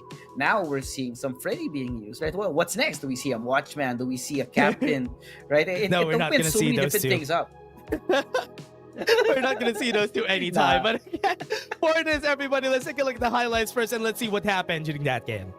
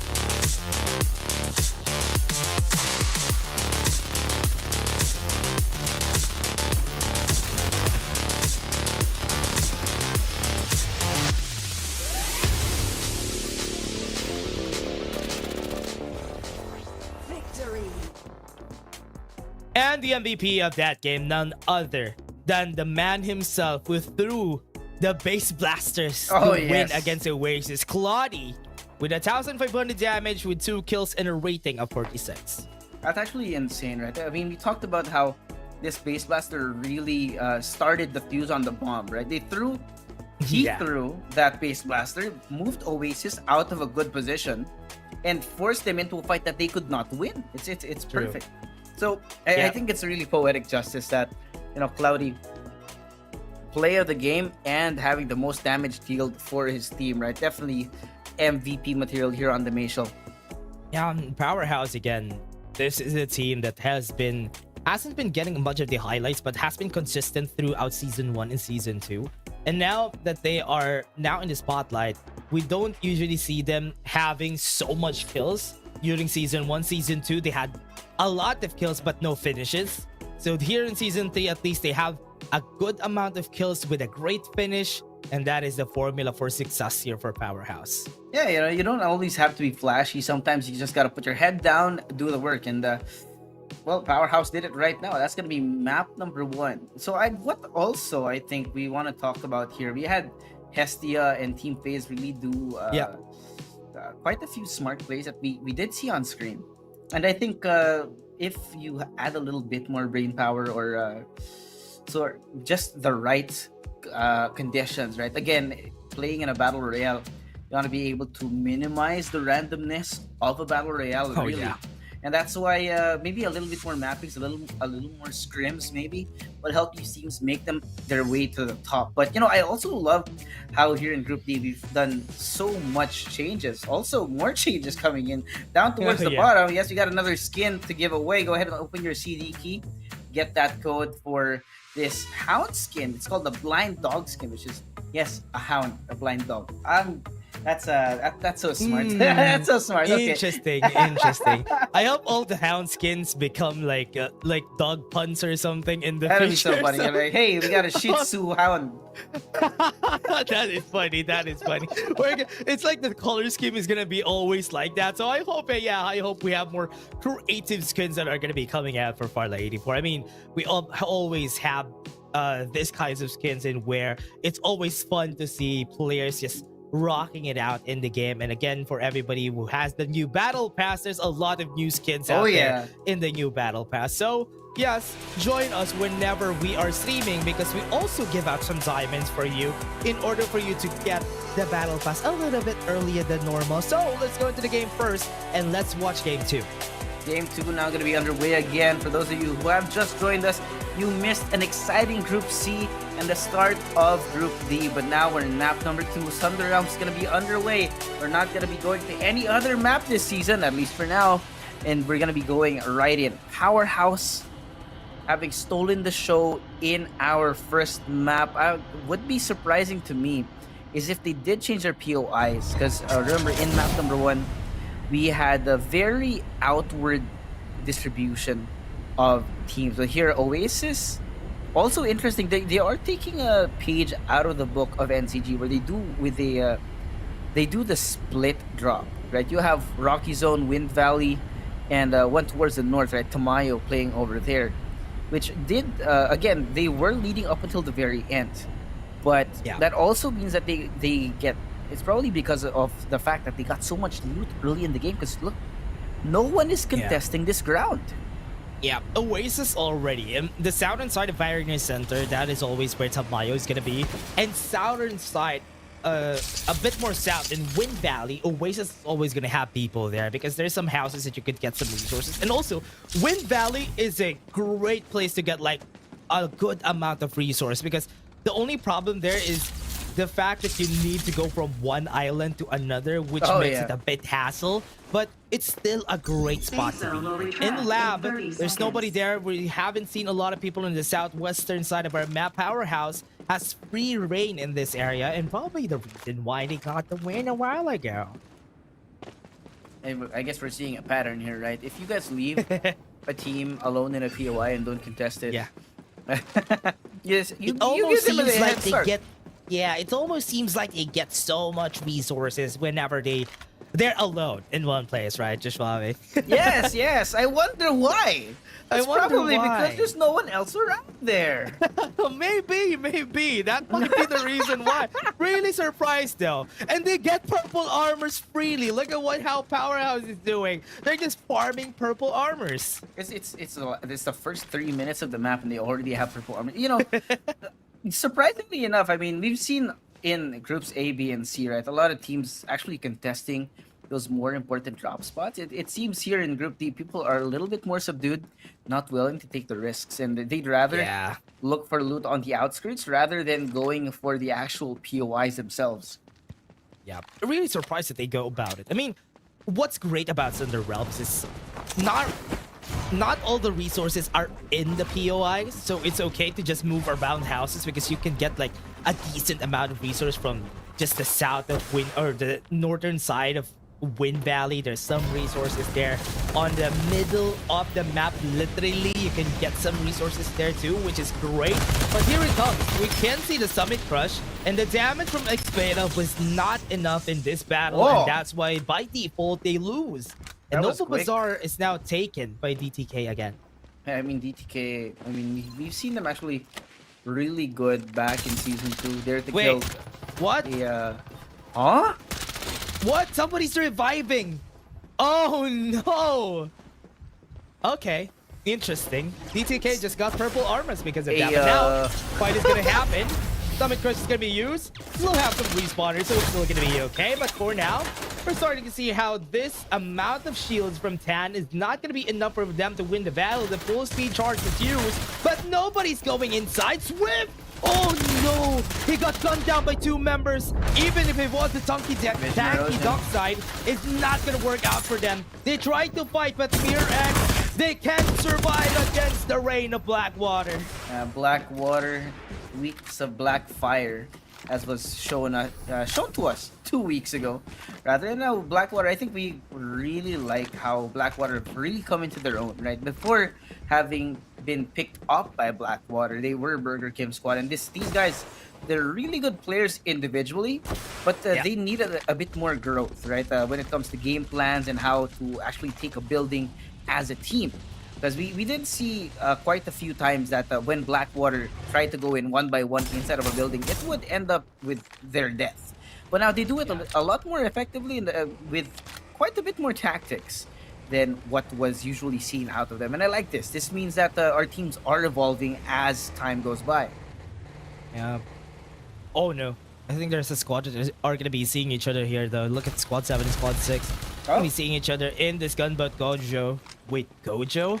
Gojo himself is gonna be using his domain expansion in this area, but it's not gonna work out. Seiya already inside, just gonna be mowing them down, sprays them out. And that's gonna be a lot of damage already for their side. Right now with the base blasters, ongoing show outside. Nothing has happened just yet. The stomach push didn't hit. That is gonna be bad. Phase, this is gonna be a blunder for them, but at least they got some armor. They have an absolute gravity.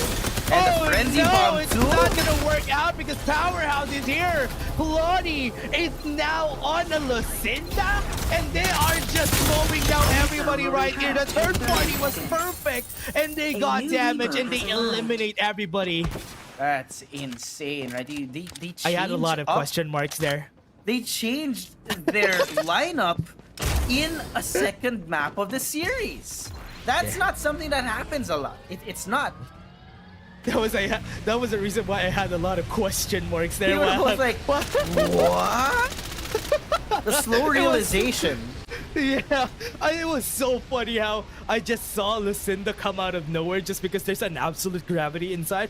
Man, don't you don't usually see them doing that, but Powerhouse with Claudie, I did kind of expect him because back then when Lucinda was meta, Claudie was the one who uses the Lucinda a lot. Yeah. I think Claudio was really one of the more high impact players for his team in Powerhouse. And that's also why he usually does lead the pack when it comes to these kinds of fights. Right? He's there to initiate the team fight. Drops the rolling impact, that's why he drops dead. What just happened there? Summit Crush to knock them up. They got two. They got some shields. They are just cleaning up. On DTK. After that, I think they are aware of the presence of one more person here inside of Rocky Zone. There's so much noise being generated here. I would not be surprised if there's going to be a new team. Zenato trying to run for his life. And he's dead. Oh, he's gone. Dead. Oh? He has nowhere to go. And here we go. There you go. Zip line, rappels in, drops down with a jet slide. And Oasis, Oasis and Powerhouse are gonna see each other early.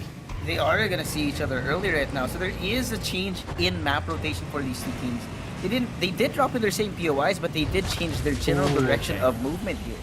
Now Oasis already on level 5 shields at the moment. They will be on the better side of this fight if they do end up fighting Powerhouse here. I hope they make some models. And honestly, I am waiting for like a model kit of all the vehicles we have in Farlight 84. Because honestly, man, that would be fun to build. Just looking at the War Falcon, man, it looks so fun to build. It would be. I agree. But here, they're not really gonna be coming here. The team's actually looking interested. Oh wow, Tan, man, again. Tan is crazy. Tan is crazy, man. Oh, man. What was that? He was in a disadvantage. He shouldn't have won that, but because of how he played, he just got a win. Yeah, you know, sometimes they should not be winning those fights, but hey, these guys are God's gifted players. That's just how it goes, you know. That's true. Here he comes. Blackwater. Have some ultimates coming out. They're seeing everybody from the side of Blackwater. Here comes their artillery fire. It's not hitting hard. And Lancelot is gonna be hit hard. He's flying so slow in the air. He's dead. And now they lose one of their teammates, and now down under, they have another team that they have to fight against. It's some members of Oasis that are still alive at Blackwater. It's confident to take this battle. Oasis shouldn't have taken this battle. They're gonna lose, and they're gonna get eliminated because of it. Oh, wow, okay. They took a wrong battle. They did. There was a little bit of a delay in timing, right? When you saw Lancelot inside of the War Falcon, the rest of the team should have already been opening up that fight, but it was a little bit too late. Just because of that off timing, they all got taken down, and now AXG up against 3 different squads in towards the east of the map. They don't really want to take these fights, but here, finding Mark out so much utility. Wow, here. The absolute gravity to the Summit Crush was perfect, man. Did you see that? That combo! And they were not able to move because of it. Powerhouse. The clean is so smart.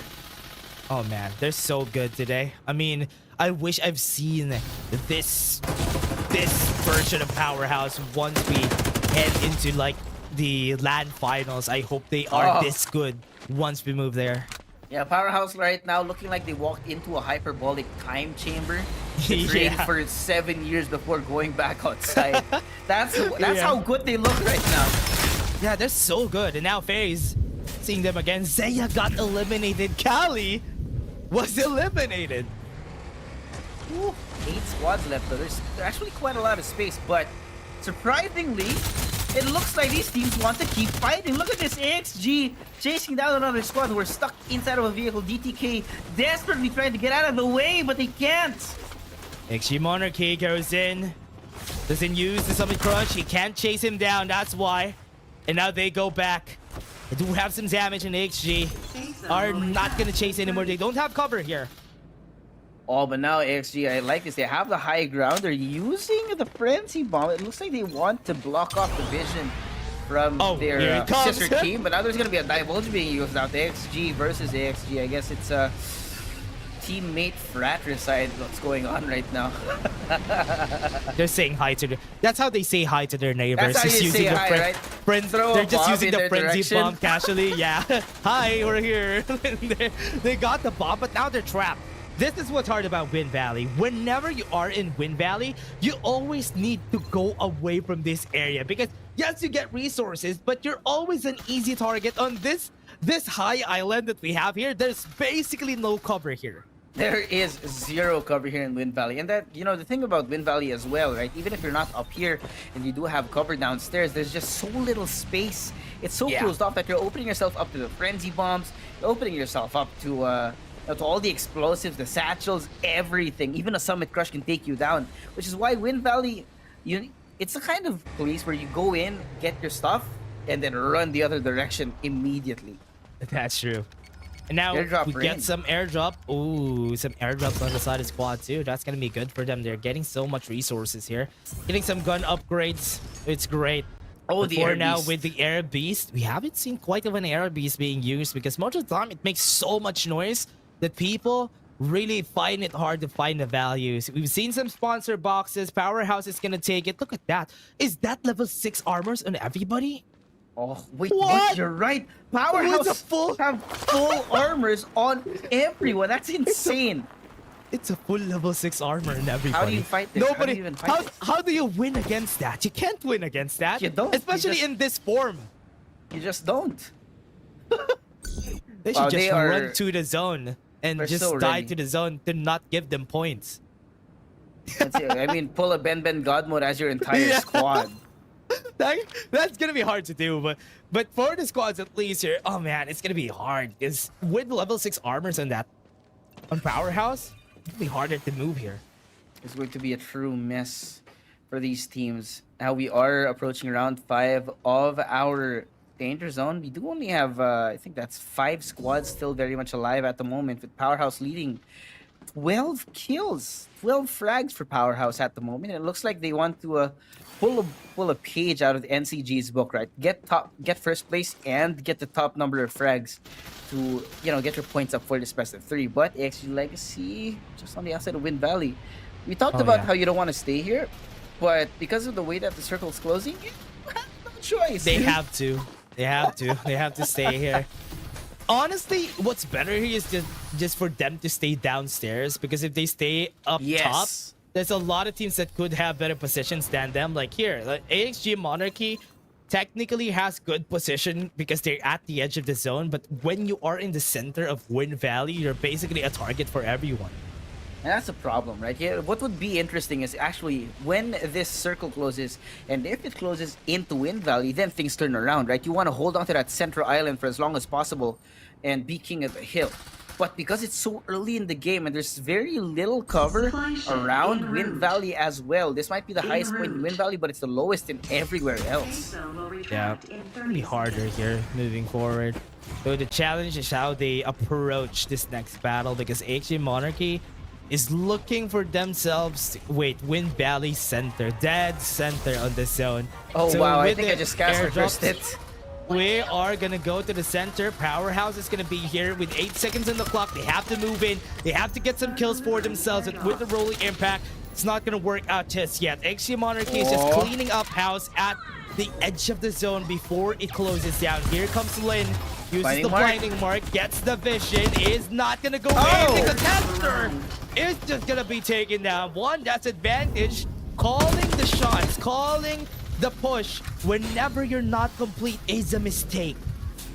We saw that happen to Oasis earlier. Now you don't want it to happen to anyone else. You have to go in as a team. And now Hester have been granted an air beast. Not necessarily the best in this situation as we are closing to this PvP. But now DTK versus FaZe. FaZe is down and under. DTK just got taken down. You still have 2 members alive outside the zone. They can still clutch this out. But look at the amount of frenzy bombs that has been thrown in the way of AXG LGC. They have been taking a lot of frenzy bombs in the face since a while ago. Yeah. And AXG LGC, right? AXG Legacy, we talked about how they are in a bad spot for now. But the more that this circle closes towards them, this then becomes so much more valuable, their current position. Because there's no high ground here. They are the high ground. What? It's looking great, though. I mean, they were able to run away. That's perfect. But for now, from what we're seeing here from them, they're just running in. Legacy just needs to be careful about all the utilities that could come their way. One really scary utility here, once it goes, is when Powerhouse fights against them. Remember, they have an absolute gravity. And this whole area could get pulled by an absolute gravity. So if ever that happens, Powerhouse has advantage if ever it starts 20 seconds before the zone closes in. Really just waiting it out right now. It's gonna be a game of cat and mouse. It's a waiting game right now. No one willing to take the fight. There are 7 squads, but only 11 players left. So there's only 2 at most squads that are actually complete at the moment. And we are counting down to the final round. Here it comes. Sun's gonna be closing. Airdrops in front of the Powerhouse. They're not even needing it. They don't want to get that armor because that takes up so much information and just gives the signal flare to everybody. Another one. Look at that. Legacy takes another frenzy bomb in their face. And this is what's hard about this, because the summit question getter with a jump from their side. It's working out, and Monarchy just got taken down. Here comes Powerhouse. They dip into the fight. Absolute gravity is going to be used, but Claudia is also going to fall. Still not done. 15 kills on the board for the side of Powerhouse. That's going to be a knock. I'm going to give him a chance. Sanity. That's going to be a kill. And they move forward and try to take more. Got one. Back to backs. Powerhouse sees one, and they're seizing their lives. They're trying to take them down, and with everybody still alive, they're the strongest squad in this amount of people. So healthy, so much shields, so much health. I mean, even if Kali was taken down now, he has full shields again. All the other teams, they know it. There's only 5 squads left. Only 1 squad is fully aware of what's going on, and that's Powerhouse right now. Yeah. Fully equipped to take every fight that's thrown in their direction, and they've taken the position of being king of the hill right now. Cloudy takes a shot over on Wops. He's gonna be gone. 4 squads left right now, and they are hunting. They are in a feeding frenzy right now. They do not want anyone to escape. They're losing everybody. That's gonna be 3 squads. We still have a 2 and one person that are still alive from the other squad. Hester and SKG are still alive. They're fighting and they Ready, are Mark. working it out with the absolute gravity. They won't be able to move. They have to move full back. They can't even get outside of the building, and they're just dying to the hands of Powerhouse. They're dying by default. One has been killed by Claudie. They're feeding them kills, and Powerhouse is just gonna win it all. 23 kills on the board. Powerhouse speeding off of that map 1 win, finding themselves in Super Saiyan level 4 right now. That's exactly what's going on. Powerhouse, 2 maps in a row. We do have 1 more though. Yep, they got the win that they had. And game 1 and game 2, so much momentum for them to carry over until the next game. This squad, Powerhouse, has been so great today. They haven't lost a beat ever since the start of this series, and I hope that they would be able to continue on with this domination. Look at Cloudy, the amount of damage, 2,727. What more do we have to say? Oh my. That is crazy, man. Because from what we've seen here from this game, if we have like a graph for damage taken, but it's not going to be shown here, LGC Legacy took so much damage this game out of all the pokes that the other teams did against them, and it was really scary. As we said, Suave, even during the start here, their position was the most vulnerable to everyone, and what happened? Everybody jumped in their position and they just got eliminated in just a nick of time. And Powerhouse were the winners there. Claudie, this man, as you said, broke the record of the 2,500 plus damage that we had, and 2,727 is a crazy amount even for Claudie.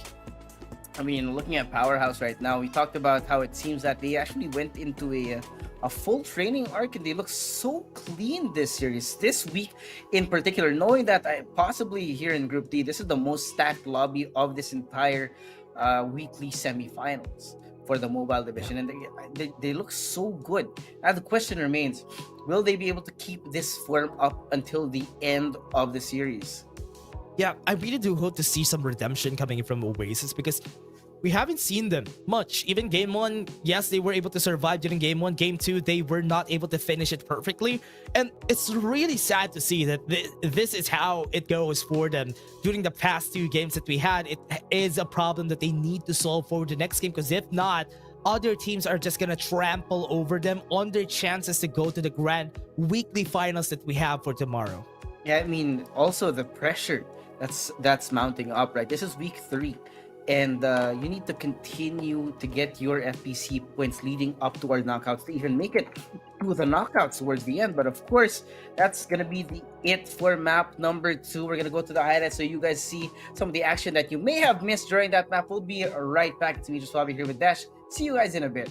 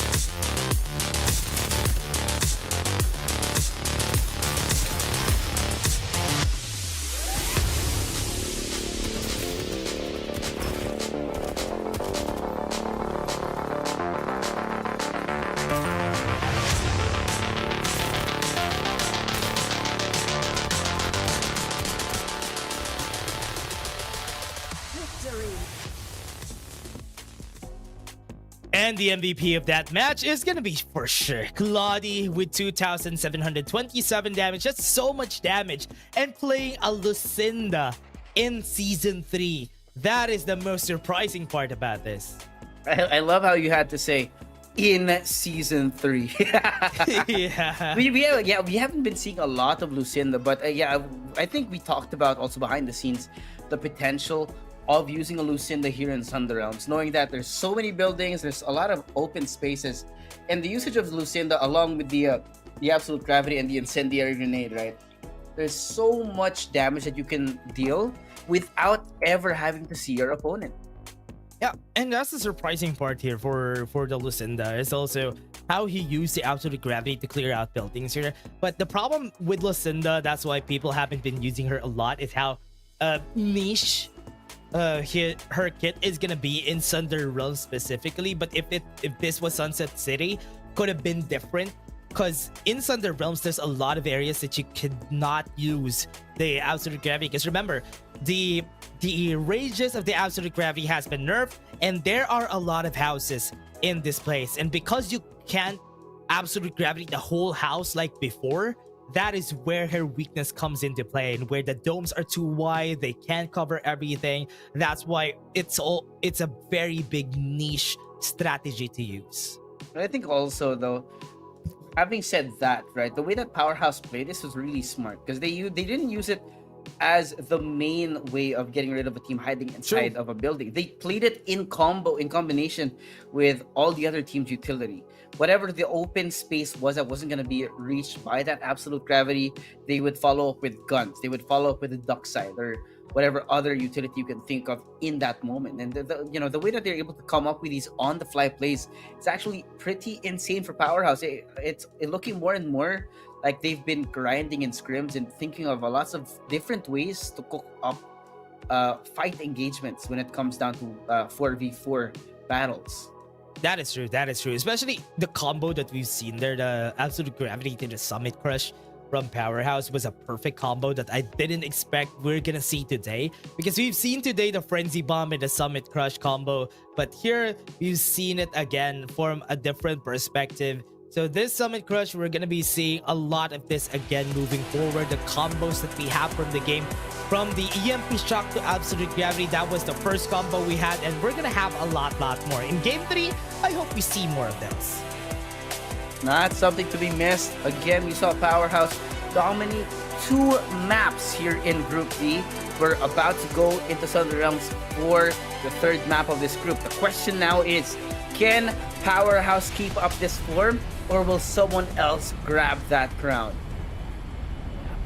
That is how we start. Let's see how they go. Same drops for Oasis. I hope they find success on the resources that they gather from here.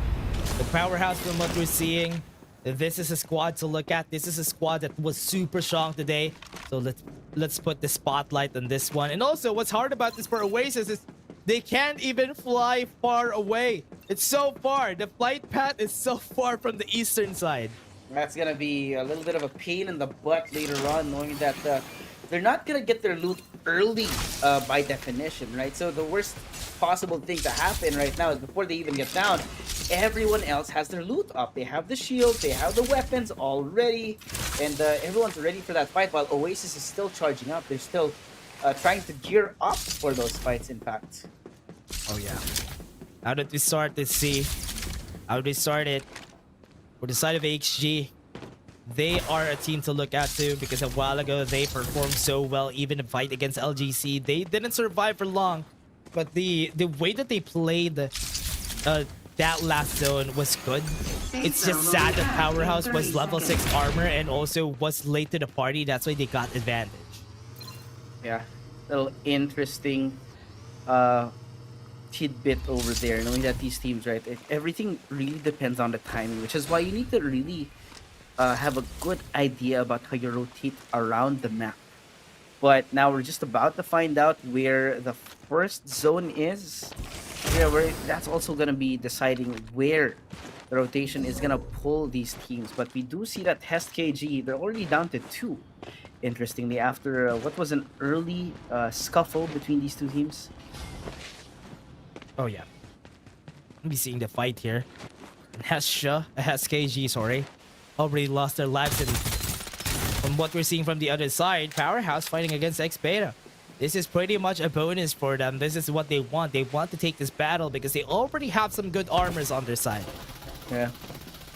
It's gonna be a little bit of a challenge, considering the fact that, again, Powerhouse, I think the #1 route of their victory in map #2 was the early loot. And right now, they don't necessarily have the best up against X-Beta, knowing that they are kind of on the bad side in terms of what the shields are at the moment. Yeah. Ooh, using the absolute gravity for them to not push. And this is gonna be a uphill battle for when they start the fight, and that they do. And 6 was just got taken down easily by Powerhouse. Doesn't even know. Gonna turn around now. Framers are gonna find them on the inside. Lax is gone as well. The Divulge was too good. The Divulge was too good. They saw where they're gonna go, and when they tried to fight against Powerhouse, they just got taken down pretty easily, and one member of X-Beta just ran away. You know, in that situation, it's probably the best the best That's true. plan of action. That's right? true. It's a 1v4. What do? I run. I try to run, stay alive, and look for my teammates because they still do have the respawners. But Yeah, Oasis... Oh. They're just running. Just driving out. And at least they have level 5 armors now. That's going to be a good advantage for them to start this. If ever they want to redeem themselves this game, this level 5 armors are going to be helpful. Yeah, they will be definitely helpful. I mean, talking about armors, we talked about how Powerhouse in map #2, they had level 6 armor so early in the game. And again, it's why there wasn't a surprise that Powerhouse won the second map. But right now, compared to the other teams, Powerhouse is kind of lagging behind in terms of the loot. And everyone else seems to have actually found a good rhythm of when to rotate around. Yeah, they would need to. They would need to. But, oh, wait. Did Summit Crush hit? Yes, it did. Oh. That's enough for them to win against X-Beta. I mean, X-Beta, that was the one struggler that was running a while ago. Calyx. Calyx. Run away. But at least he still has his respawner, so it's still okay. Yeah, he's fine for now. It is still early in the game. Oh, here comes the Calyx followers. They're taking down all the haters. Yeah. Yeah, man. If you could have been like big shout outs to the rap god himself.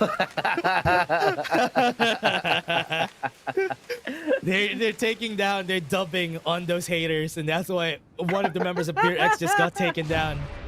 Gotta make sure, I mean, though, right now 6 gonna be bringing out the rolling impact to try and find the person hiding here. It is Lax alone. He's right on the other side. Wait, 6. That's yeah. Yep. Yeah. They were hiding from each other. Yeah. I was surprised that he played around the pillar.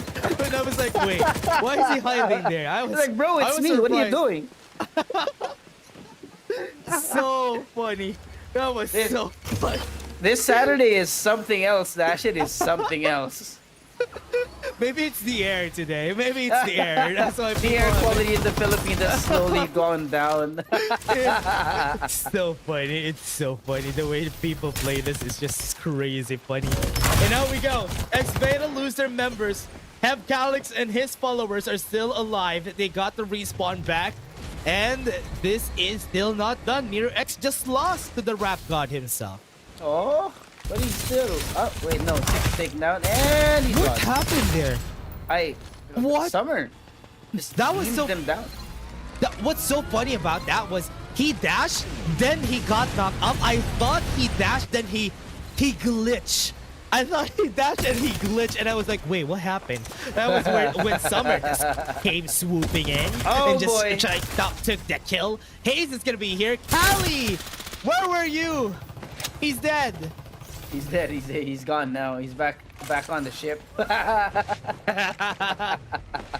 to the respawners he goes. And they still only have 3 people here for the side of Zaya, so they're gonna be in a number disadvantage when they try to fight against FaZe. So far, FaZe has been doing well, especially in this series so far. I think they got a lot of kills overall, but I hope they would be able to follow through this game. Yeah, hopefully they will, because like the whole problem about how they played earlier was they really could not find any kind of purchase in these fights. Oh, Summer's dead. That's Zaya down the gutter. And FaZe is just gonna be taking this W, and it's just gonna run away. It has been a while since we've seen FaZe actually win a map. I think FaZe were one of our dark horses back in the second season of FPC. But right now they're kind of, I wouldn't even say middling, right? I think people are outshining FaZe 69 with some better performances at the moment. Yeah, and so far, even their performance during Season 1, Season 2 usually are subpar. And that's why they weren't able to stay for long on some of the games, but at least they were able to get to be a dark horse somehow as we head into Season 2. But now in Season 3, they are performing kind of well in this game. Yeah, definitely looking, I wouldn't say great, but more solid than they were previously.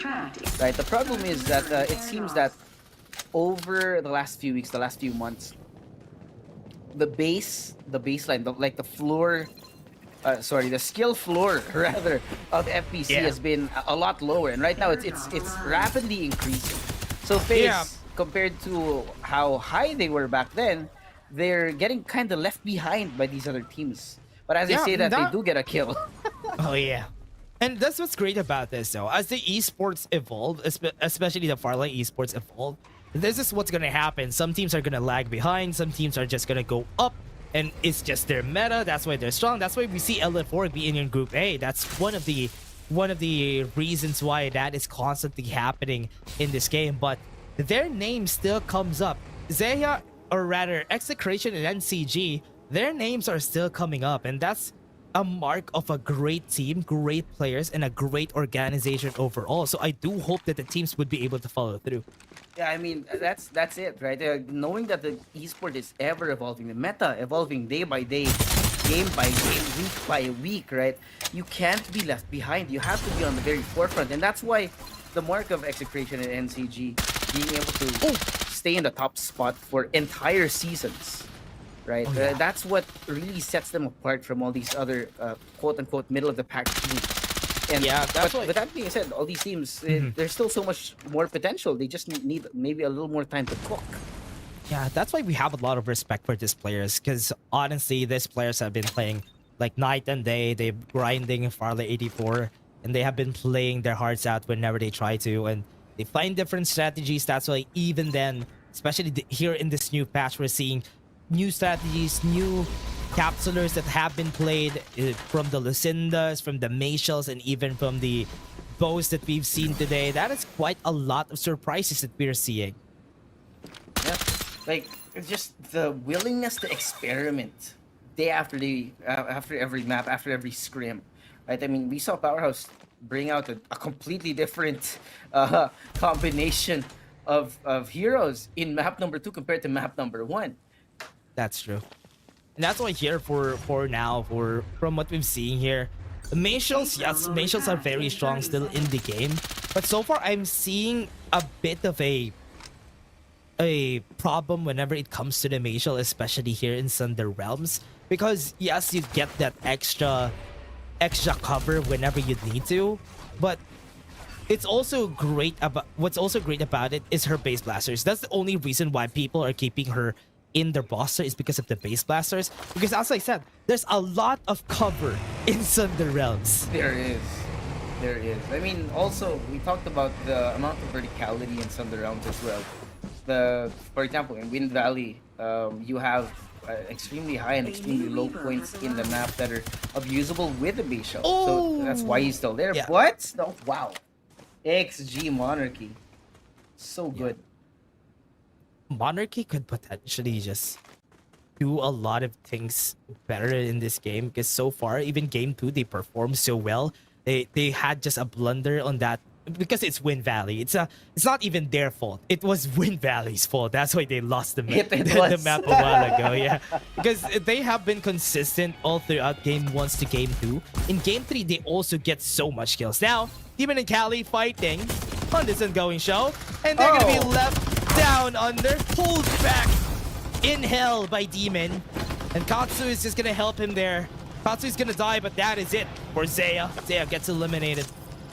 10 squads still on the map though, knowing that we are approaching one more round of the closing, right? In the middle of this, people are going to be forced to start looking for more. Because looking at the map right now, I mean, you do see quite a few who still only have level 3 shields, and this is the time for them to really look around for more loot, because you do not want to approach the last few maps low on armor. HG fighting against Escha. We got the knock up a while ago, but they're still running. Still have advantage on this battle, so KG still looking for an opportunity with the ongoing show. They get a good vantage point, they get a good area for them to fight on, and now that's gonna be a fight that they are supposed to win. Midnight is making sure that everybody's uncomfy because these fights are going in their favor. Daizu from a distance, right? The tracking is insane with the VSS, and it looks like they want to follow up on this. Bring out the rolling impact. Miata trying to run for his life. Desperately hiding behind this boulder, but they're closing in. Round 5 now approaching, so that's gonna be even more pressure. He's out in the open and it takes him down. He can't get away. KG takes an 11 kill on the board, and with that, that starts off the advantage that they got. I mean, they already have great levels for the squads here, so it's gonna go better and better as they move to the next, or rather, the last zones that we're gonna have. That was another round coming in, you know, beautiful for AXG Monarchy right now. We are aware that they do have probably the best loot in the lobby right now, knowing that they do have level 5 and a level 4 shield in their hands. Everyone else, as you can see as we move around, there's not much who can rival that amount of shields. So as we approach Nova Bazaar, it's going to be careful. It's going to be hard. There's a big reason why SMGs are so strong right now. Remember, whenever you have high rate of fire guns and you buff the damage by 1 or by 2, that ramps up the value of that gun. And that's why even the Uzi is getting played by everybody. The Uzi, the White Dwarf, the SMGs that has high fire rates, they're always gonna be here. I mean, they should. That's why, especially here in Sunderlands, right? There's a lot of small buildings. You end up in Wind Valley, it's not even the buildings itself, it's the place. But now Blackwater, Powerhouse, they choose to rotate away from this. Oh yeah, just go away. Just use their springs, get away from sight. And with that, they get closer and closer inside this wing. No! He's trapped, Dragnil! I thought he's gonna be dead. I thought he was done for. Yeah, here it comes. DTK fighting against them. They're fighting. It's still not working in their favor. Aimbot, as he says, not so aimbot-ish of him to be losing this battle. And it is working. They are just taking them down one by one. And AXG Legacies just wins the fight. But they're in an open area once it moves. Very, very wide open right now. And we are also approaching another close of the circle. Nova Bazaar, unfortunately for them, is so far away, and Phase 69 have a great angle. They're literally gatekeeping. There's only one way in, otherwise you have to jump over the wall, and it's beautiful for them, but they just need to wait with their arms wide open. Phase 69, they don't even care about staying alive. They just need to get inside of the zone, and there's just no way out. Look at the base blaster too. Ace, what do you do? Okay, Ace almost died, but he was still alive. He still has some space in order for him to get inside. Blackwater, Summit Crash. It's a good thing they had the springboard. They were able to not take any damage from that, but at what cost? They still died in the process. Oh, Blackwater, they want to prove that they are here to play. That's smart.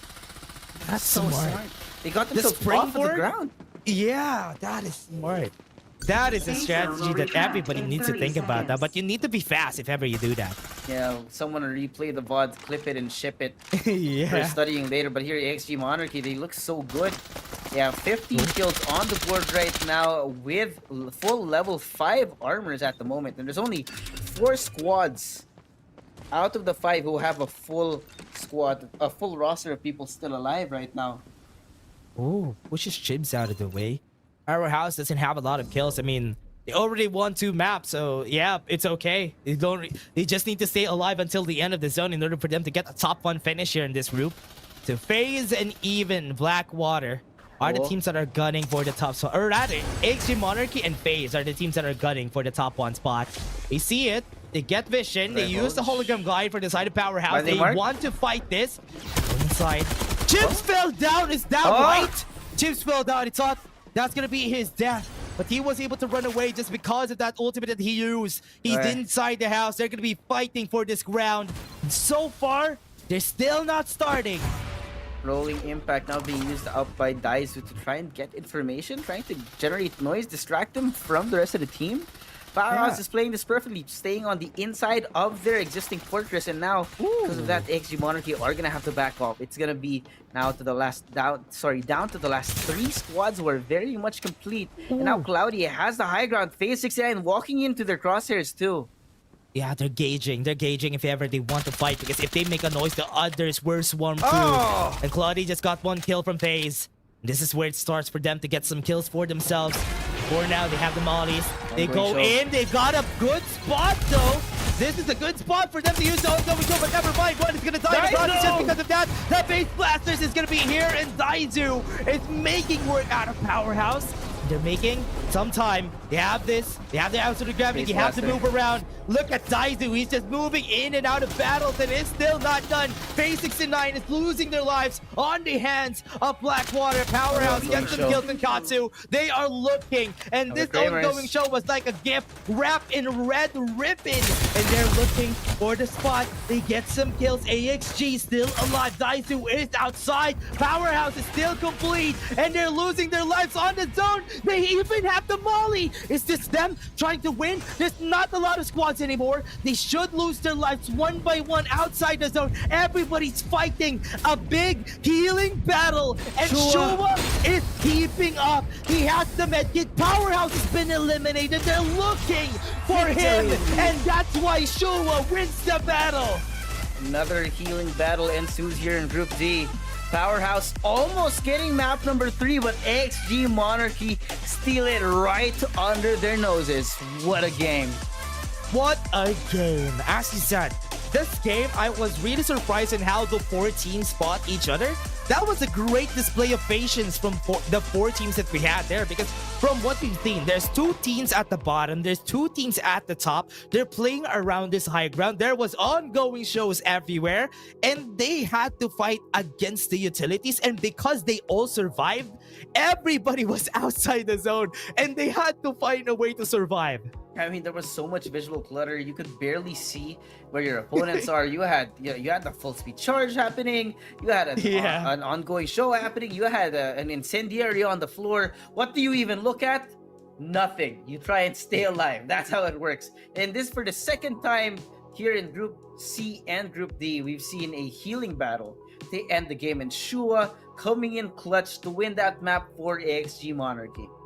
Honestly, what I'm really surprised of about that is how they started the battles there, because nobody wanted to start anything for the side of Powerhouse, because they know that if ever they start, because there's still 4 squads, it's gonna be really scary. So that's why everybody was kept at a standstill until the last zone in where they need to move. But again, there, you need to be smart about this, especially when you go to the last zone, because if not, the one who started healing first, that's the person who's gonna win. Oh yeah. He outlasted them just by virtue of having a medkit. It's so smart. But wow, that's it. What an insane map number 3 to end this series. We're gonna go ahead and take a look at our post-match stats. Of course, AXG Monarchy with 18 kills. So being first place here, plus the 18, definitely gonna be a great boost for their score. But I think Powerhouse, after that serious performance, they're definitely secured in top 1, and AXG Monarchy will probably be our close second, if not perhaps Blackwater or FaZe. Yeah, Blackwater and FaZe also performed well this game. You can see it later on once we show their scores, because their scores are honestly good. FaZe died, but they got some kills this game. They had a lot of damage. They were gatekeeping a lot of squads. That's why they weren't able to enter. But here, look at Blackwater and even Powerhouse. They did a lot of damage, but not as much as what Midnight, or rather Monarchy. Why do I keep saying Midnight? Monarchy always, or at least took the cake in the end. I mean, look at that. The 1917 damage on Daisu, 1700 plus on Wops as well. This team, maybe not as well distributed amount of damage, but they really did play as a team, especially towards the end right there. Oh yeah. Really surprised about how that ended. I thought everybody's just gonna die there in the middle, because with the amount of utilities, as you said, with the amount of skills that are being thrown, nobody really died.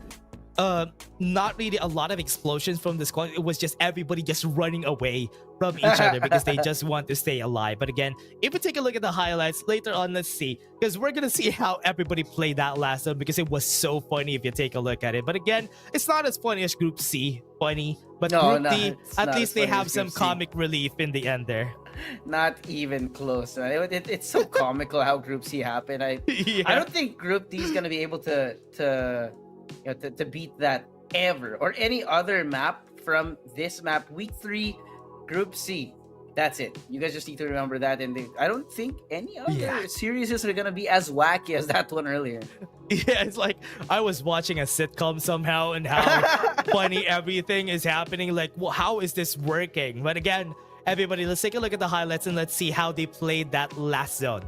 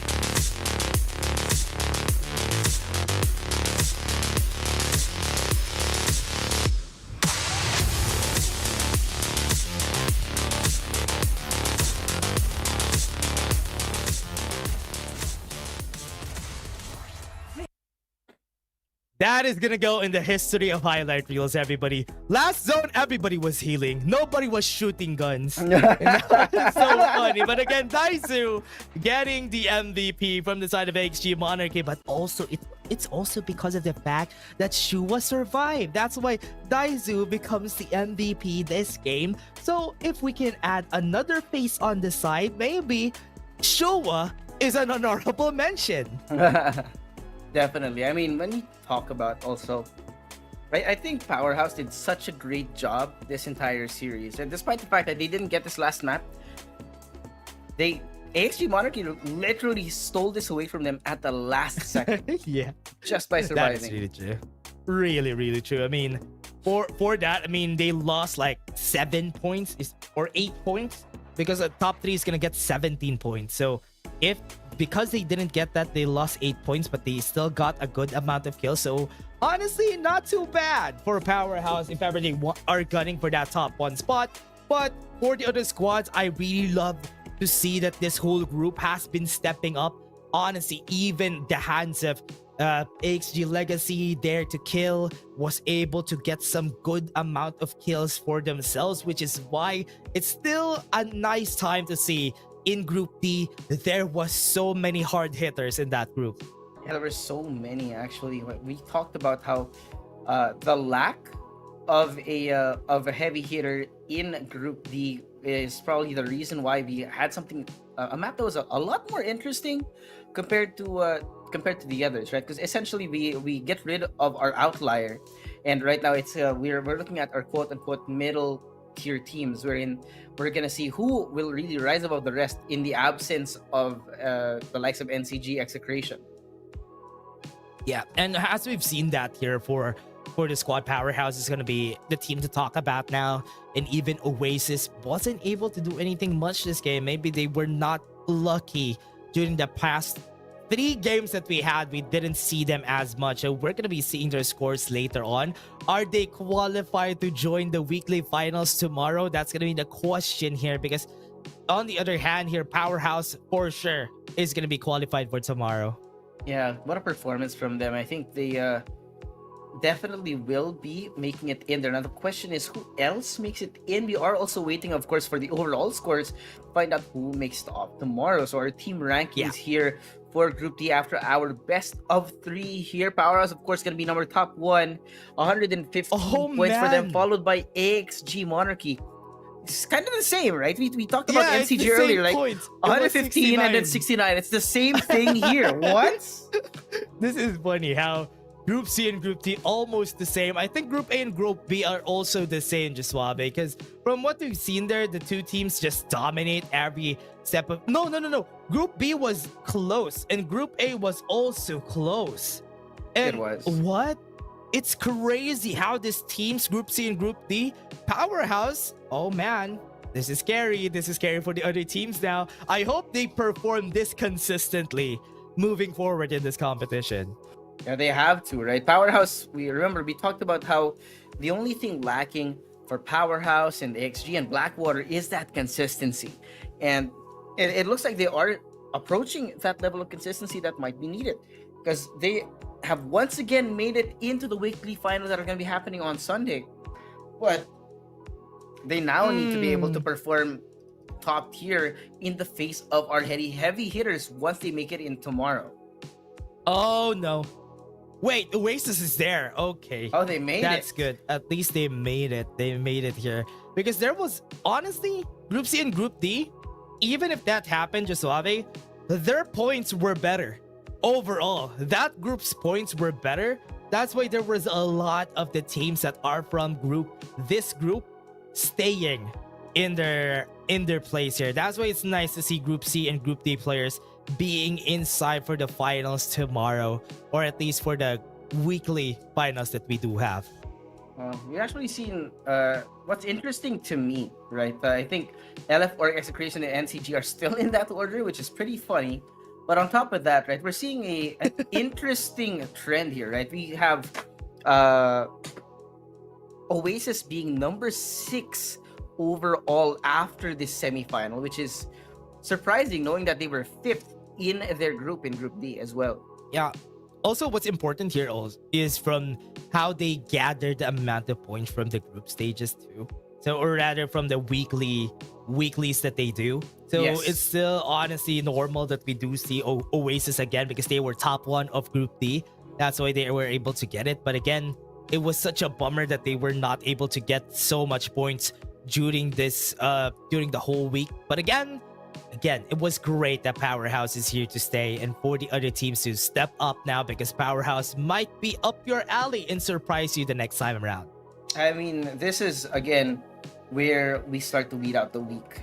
Every weekend we'll weed out the weekend who will make it to the top, to make it into the knockouts, right? Because even if you're not the top of the line, as long as you're in the top 60 or top 120 teams, I've forgotten the math. I will remember next time. But sure, as long as you make it into the knockouts, right? Now we have a reset of points once you get to the knockouts, which makes things more interesting, because now, as long as you get to the knockouts, even if you're the last place in the knockouts, then you still have a chance to make it to the finals. That's why it's a lot more fun, especially for the teams here. For tomorrow's schedule, let's take a look at how it goes. It's almost the same. We have been here, everybody, for Season 1 and Season 2. We have the same schedule. Mobile Finals is going to be tomorrow at 2:15. And we do have Group A and Group B after that for PC. Because tomorrow would be the conclusion of what happened today. Yeah. everything's building up for the mobile division. The weekly finals happening tomorrow. Then, of course, PC, we can't not have any PC participation every week. And this is what we're going to be seeing tomorrow. 2 groups, Group A and Group B. Not to be missed. Yeah. And again, we even have this for 2 more weeks, the weekly finals that we do have, and even for week 4 and week 5, everybody, you could still join the tournament. Don't forget to join this tournament because, again, you might have a chance to get to the knockout stages, and once you get there, you might even surprise the teams that are at the top. So yes, they are strong, but maybe in one day it was a bad day for them, and you're the team who eliminates them. You're forever be cemented as the team who destroyed NCG, for example, or Execration that one game. Yeah, that's the beauty of a battle royale and how accessible actually Farlight 84 is for the community, because you don't need to look for the registration forms or anything. Just open up the game and register, and just like that. Speaking of opening up the game, opening up right now, guys. We hit 2,000 views, and that means we have another skin. That's a Cypher Blockade Defect skin. So open up CD key, put in that code down there, DZR7CCR4G8. Well, I hope you guys have fast hands, because otherwise you would have missed it by now. Yeah, 2,000 views. Thank you very much for everyone who was watching. And also, for tomorrow, we're gonna have the same thing. It's almost every game that we do have, or almost every series in where we have those codes that are being given. So yes, invite your friends. Once we hit the milestone, we're gonna be flashing the redeem codes down there in order for you to enjoy watching together with us. And as usual, everybody, we usually have our games at 2 p.m. It's time for snacks, it's time for dinner whenever that happens. So if ever you don't have anything to do in the weekend, join us tomorrow for more FPC. Yeah, definitely not something to be missed. Of course, I mean, we built up everything for Sunday, and you want to miss that? Of course not. It's like missing a season finale for a series. But of course, if you guys don't want to miss any of the updates, considering that there's so much happening, right? Freddy, some reworks, some new patches, go ahead and follow us on all of our platforms. We're on YouTube, Facebook, Farlight84, just search for that. On Instagram, we're Farlight84_official. And of course, on TikTok, we go live and we have TikTok drop. That's Farlight_84_official. So go ahead and follow us, subscribe to us on all these channels to keep up to date on the Farlight news that comes almost every week. Yeah, and for everybody out there watching, don't forget, again, our sponsor. Thank you very much to Techno. Thank you very much for being the sponsor, the partner of FPC Season 3. And also to Fantech, thank you very much for being our chair partner for this event. Yeah, Fantech has been supporting us since Season 1, especially when it comes down to the LAN. Once we do have the LAN, we're going to be keeping it hush for now. But you guys are going to find out eventually where the LAN's going to be happening. If you guys want to find the Techno booth and, of course, the Fantech chairs, you want to try them out, they'll be on ground because they always are. Yeah, and again, for everybody out there who's looking for a comfortable chair, take a look at Fantech, and even their peripherals are insane. And I honestly am looking to get another Fantech chair for myself because my back has been hurting quite a lot recently. So yes, Fantech, yes. There you go. Again, everybody, thank you very much for this. And also, don't forget, how many weeks is it going to be before we go to LAN finals? I'm computing. It's going to be a long time. It's going to be a long time. It's a few. Yeah, it's going to be a whole time before we go to the LAN final. So for everybody looking for that LAN final hype, we're still going to be keeping you in the dark for when it's going to be, where it is also going to be. So be excited for that because the 2 times that we had already was quite a blast. Yeah, definitely not something to be missed. It's always nice just to actually see the Farlight 84 community on ground. But of course, what an exciting Saturday it has been. It's me, Just Suave, here with Dash. It's been an honor to be here again in FPC Season 3. We're going to be seeing you guys next time. But that's going to be it for today. Good night. Bye-bye.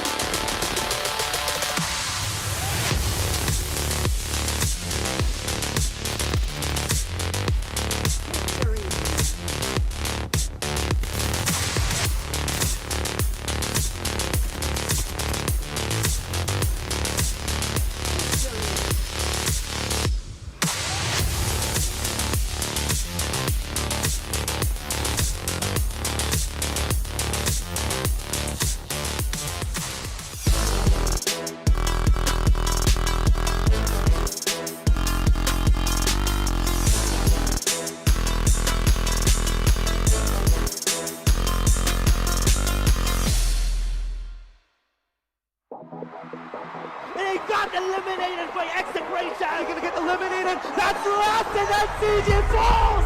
NCG eliminated on Jet King. NCG is down.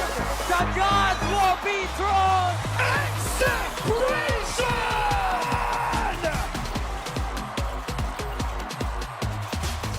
Today, we crown a champion.